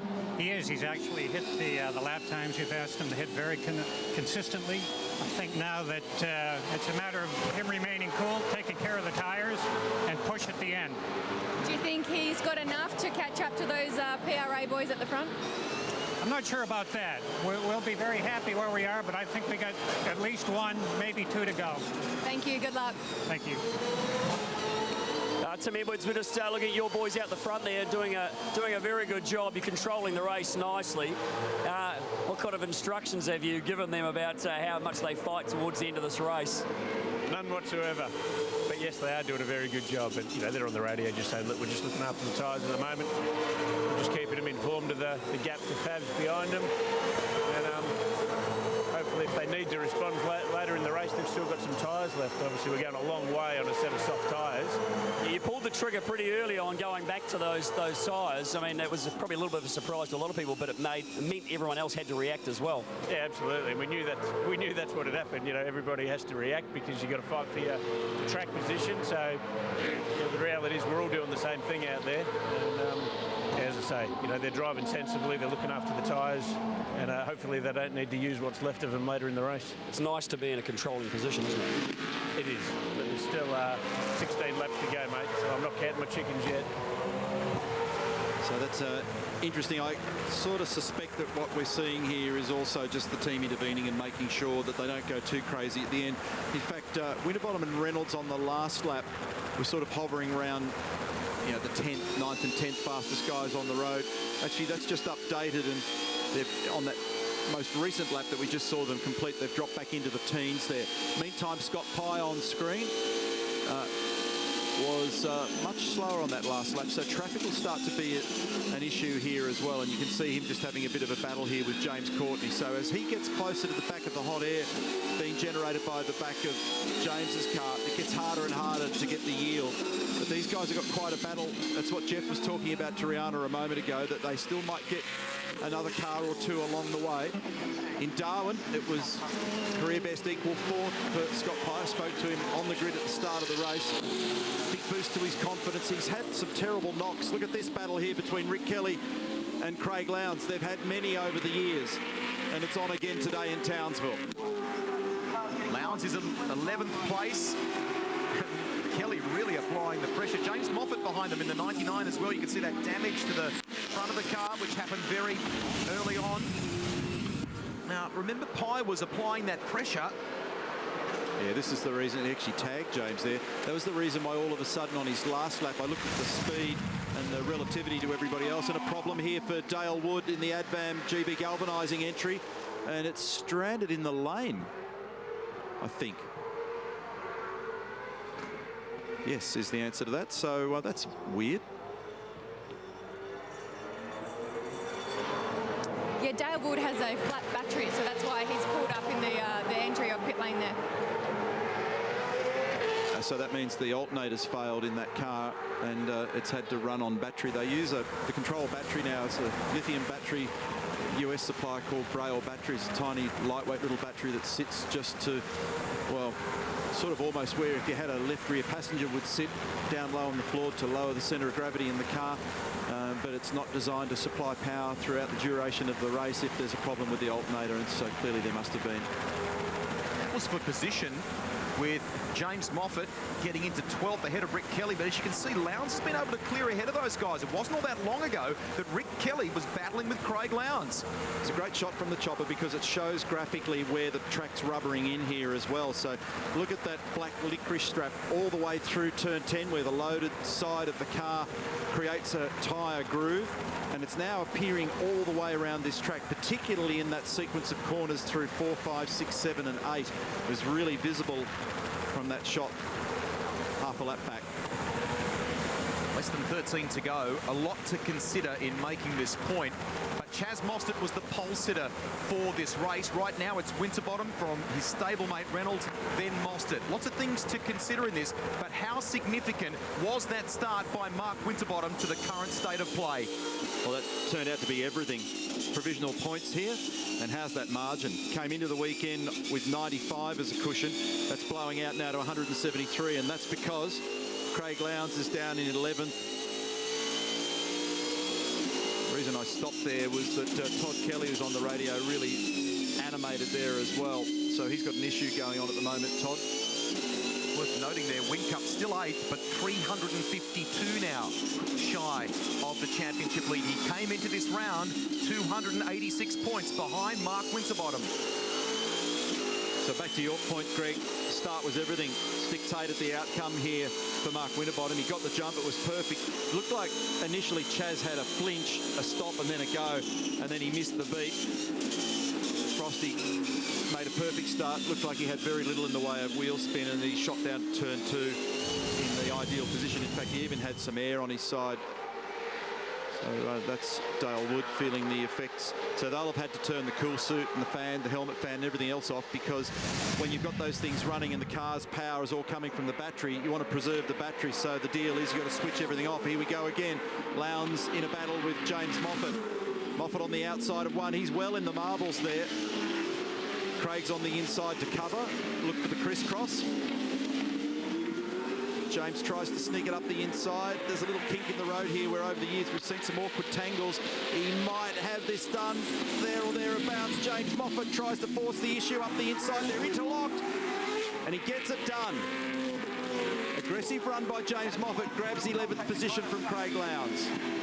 Highest placed Nissan driver, and he has come on strong in these final laps. Now trying to chase down Van Gisbergen, who's 10th. That blows that margin in the provisional points out further. Percat crawling through 10. And weird sound from that car, metallic sound in the background. Yeah, if you can get back to the shed for us, just come straight in. So he's just got sufficient power, it seems to. Well, I was about to say he's going to get back, but is he? He's just trying to make a beeline to the pit in. Shortcut.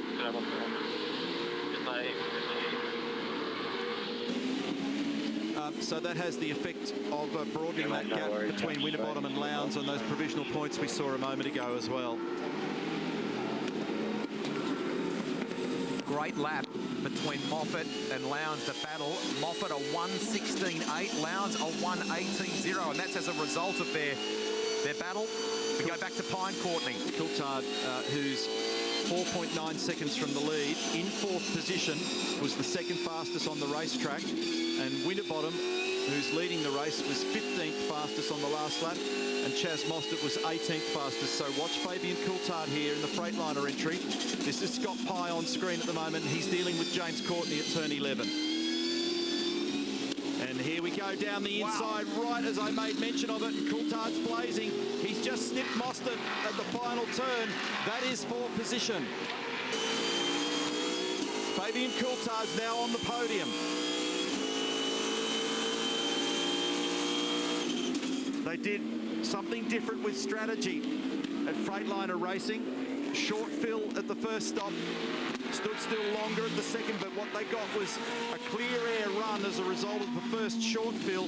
They exercised that car performance and speed, bought themselves some track position, and now Fabian's got a car that looks very, very strong at the back end of the race.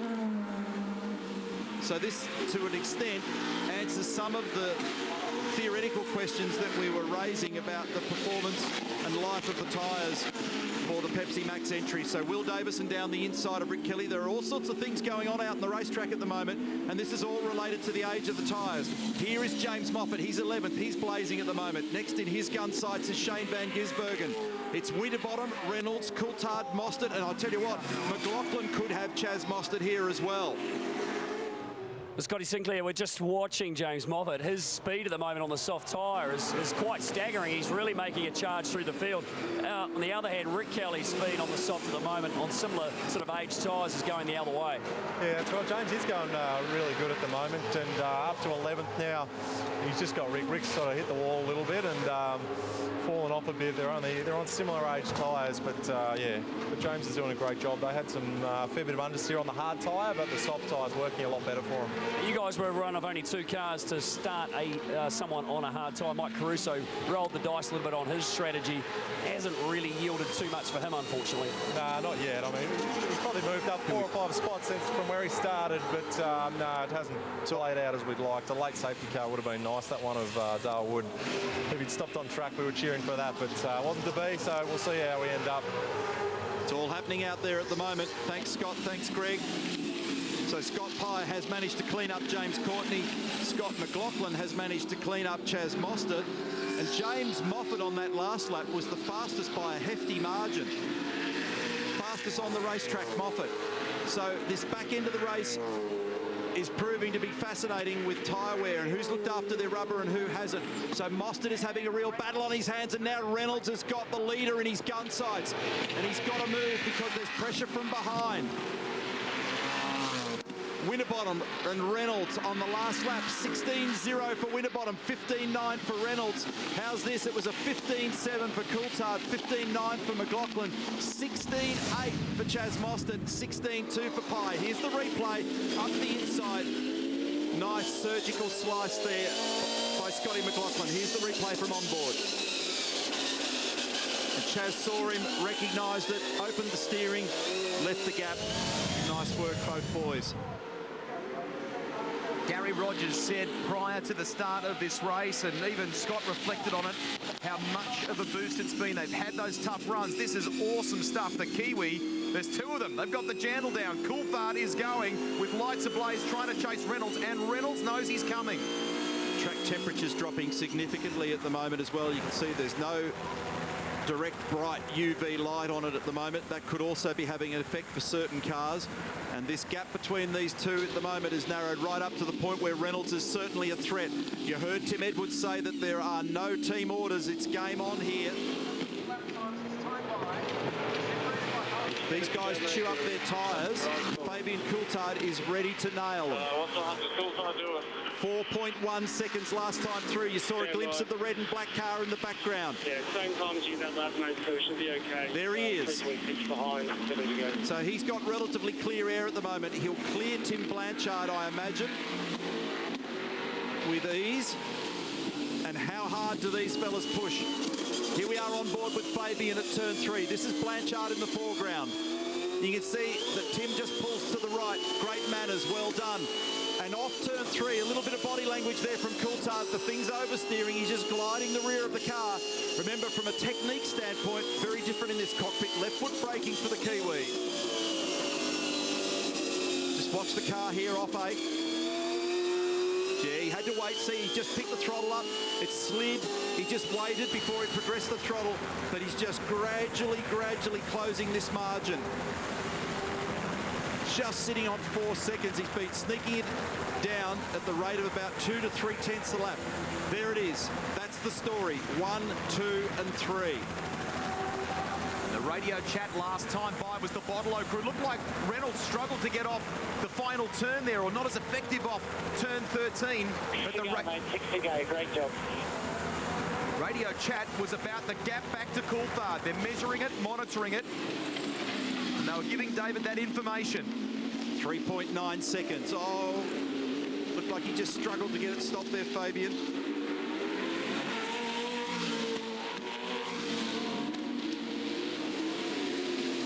Winterbottom was the 6th fastest on the last lap.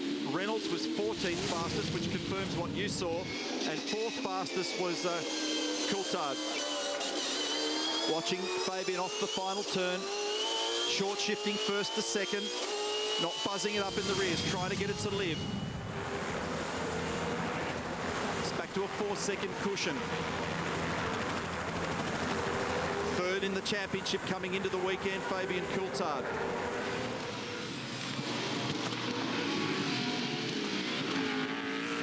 Gap between Moffat and Van Gisbergen is coming down as well. It's 3.2 seconds. So we'll keep an eye on that in the fight for 10th place. He's had awesome pace in the 99, but back to Coulthard in 14. What's been really impressive at Brad Jones Racing is the way they've played strategy this year. They did it brilliantly in Western Australia. They've pulled another great move today. They've been able to outfox people for position. They've played themselves in beautifully. Consider that Fabian started 8th on the grid. He's currently in 3rd position, and he's 3.8 seconds from the lead. For Mostert, Pye and Courtney are through on the man who had pole position for this race. Oh, lock-up! Someone have they? Sounded like a lock-up in the background. He shot the tyres, Chaz Mostert, so it's now a question of walking wounded. He's just got to try and recover sufficiently now to get it home and get some points. He's got 5 laps to go. We're on board with James Courtney in 22.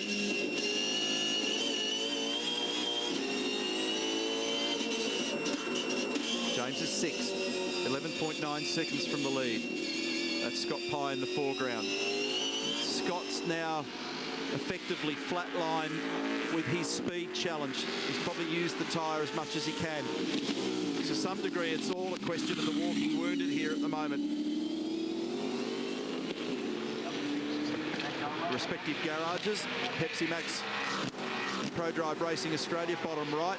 Botlow Racing, Rod Nash, co-owner of Pro Drive Racing, top right of screen there.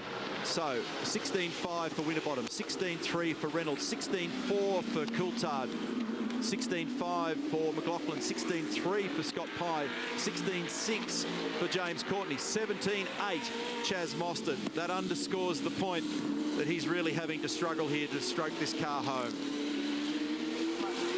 The beginning of the year, there was all that talk about David Reynolds and no guarantees, and would his position be assured in this outfit? Winner in Darwin last time out and showing real smarts again here at present. Great driving, and there is a young guy in the Pepsi Max garage watching on, Cameron Waters, who dominated the Dunlop race today, the second tier of the sport. He would love a main game ride. Many people think he's ready, but where would he fit in the mix if Reynolds stayed on here? Curious to see how Dave's driving this car. There is Cam Waters in the garage at the moment, just watching Reynolds on board here. Here we are, turn 13, first gear. See, just actually on the shift to second, because he's flat shifting, it actually buzzed up and vibrated the rears. Sixth gear through the kink at turn 1, brake pressure check.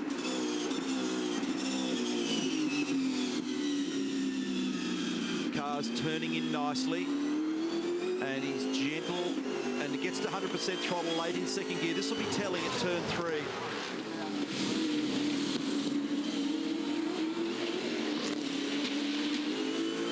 Let's have a look at what it behaves like across the top of the curbs here. This phase of the day, it's all about delicate use of that right foot. Just bobbled a little bit on the exit curb. 7, second gear, 8. It's nice over the curbs, isn't it? Short shift to third, protect that left rear tyre. 4th. 5th, Frosty on the right. So this is what they're both dealing with, and we know from the lap speed it's very similar, but he's very close. It's only a couple of car lengths now. Both shifting simultaneously. Synchronised sliding.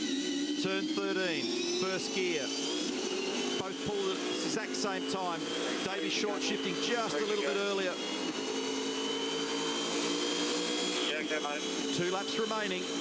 Remember that Winterbottom comes into the weekend with more victories this year than any other. 4. He could be on for a 5th here. He's stretching his championship lead. He won't want to take too many risks because he'll be well aware of the fact that Craig Lowndes is 13th at the moment.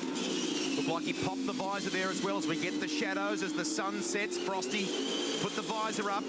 We continue to watch this battle. Feel for Chaz Mostert. The pole sitter has dropped to 8th place. Garth Tander, Neil detailed it before. Despite a tough start to the weekend with a misfire and other things, Tander has moved ahead of him. Car 02 is 7th, but this is on here. Reynolds is putting the pressure right on Winterbottom for the race lead. Watch him at 11. Davies having a crack. He slid it there on the second to third gear change. He's sliding again. He's actually willing to give it a throw down the inside. He's looking. He's not quite close enough, and it slid a little bit more than he liked down there, and it hurt. But he's absolutely not afraid to challenge. This is what we want to see. We love the notion of them racing. Next time through, when they cross this line, it is 1 lap to go. 2,800 metres of racetrack, 13 corners, 1 down, 12 to go. Reynolds looking, is there an opportunity? It won't happen here at 2. Frosty just started to go a fraction defensive. Covers on the inside. Look at Coulthard in the background. It's 1.9 seconds now. Fabian's done a mighty job, and so have the Freightliner team. Cleanly and clearly through turn 3. Not much Reynolds can do here. He just has to sit there and swallow the hot air. Frosty missed the mark slightly. Crowd's appreciating great drives from these top 3 today. Will he have another crack at turn 11, David Reynolds? This is 7 and 8. This is where the car slid on him. Short shift to third, short shift to fourth, and sliding. Reynolds throwing everything at it. The Botlow boys got to do it now or never. Frosty's done a mighty job though. He could be on for career win number 32. Has Reynolds got anything by response? They've got 1 corner remaining. team boss said let them race, and race they have done. Frosty manages to hold out a hard-charging David Reynolds. It wasn't for lack of trying in the Bottle entry. And Coulthard, big spin on those tires, great work. awesome strategy by BJR, and what a drive at the end by Fabian Coulthard to third. Yeah, great, smart. Thanks, boys.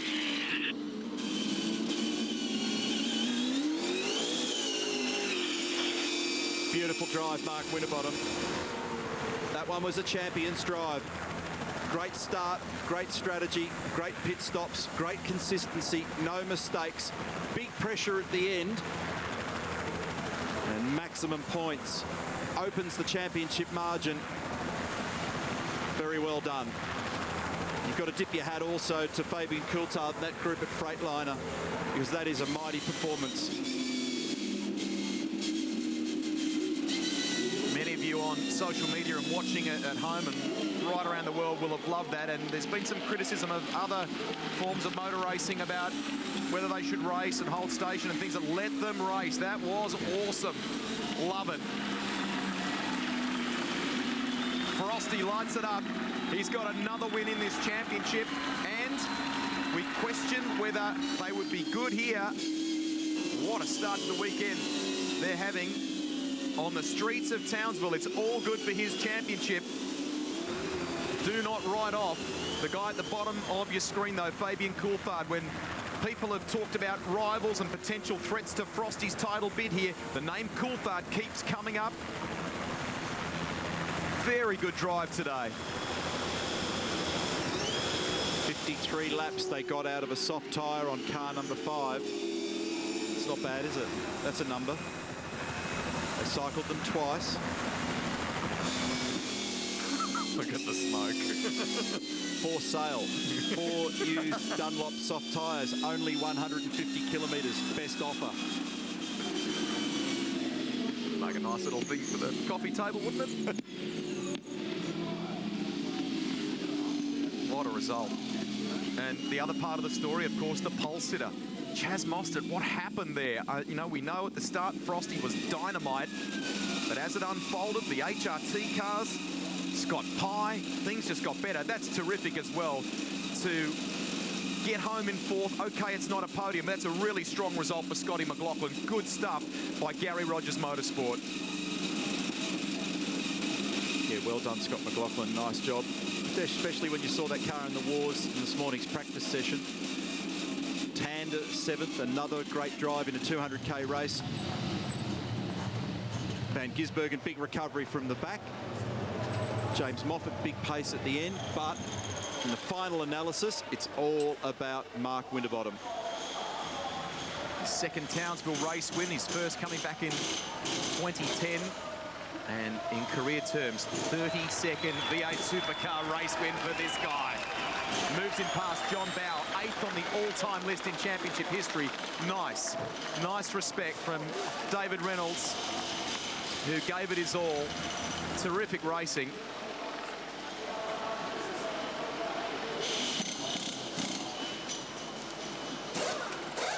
They are the crew to beat at the moment, aren't they? Where did Red Bull Racing Australia finished? Jamie Whincup in 9th and Craig Lowndes 14th. Mark Winterbottom, what a sensational drive. Awesome start. 5 victories for 2015 and extending that championship lead. Yeah, that was awesome. We pushed the limits on the tyres and there was nothing left at the end, and that was awesome to see Davey second as well. You know, he was really close and I thought he might have a go, and yeah, 1-2 for the team's incredible. So yeah, it's good. You know, this track could have been difficult, and it was in the past, but today was awesome. So, yeah, looking forward to spraying that champagne. It's a well-earned one. It's a tough race. Absolutely. Enjoy the podium. When we move on to Dave Reynolds, sensational drive, Dave. You kept him on his toes right to the end.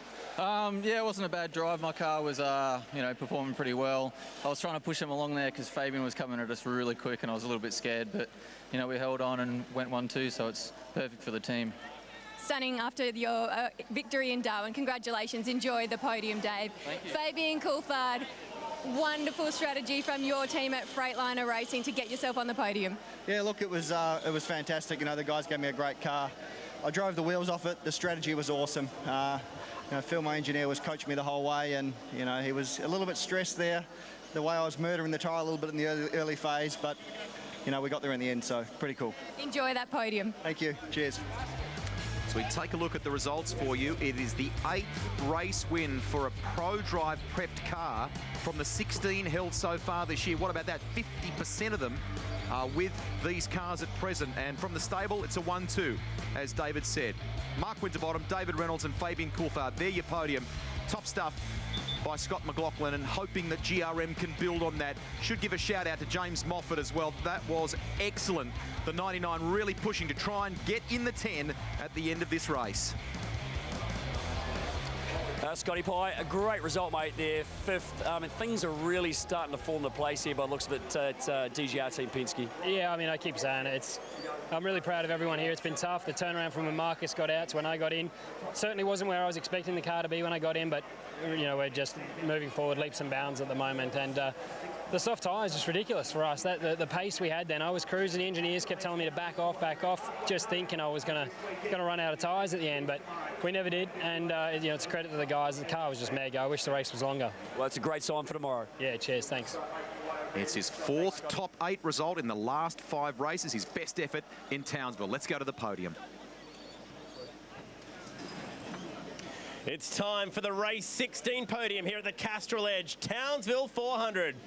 In first place for the Pepsi Max crew, Mark Winterbottom.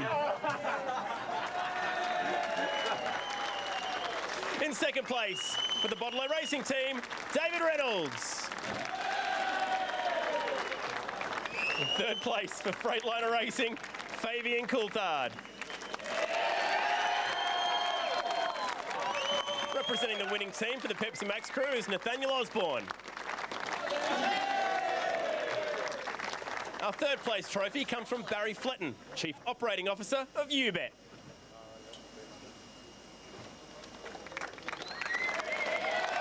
Our second place trophy is from Jenny Hill, the Mayor of Townsville.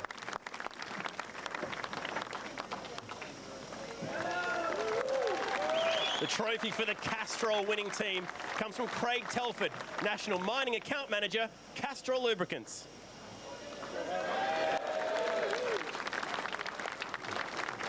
And with the winner's trophy, it's Bruce Muir, National Sales Manager for Mining, our naming rights sponsor to Castrol Lubricants.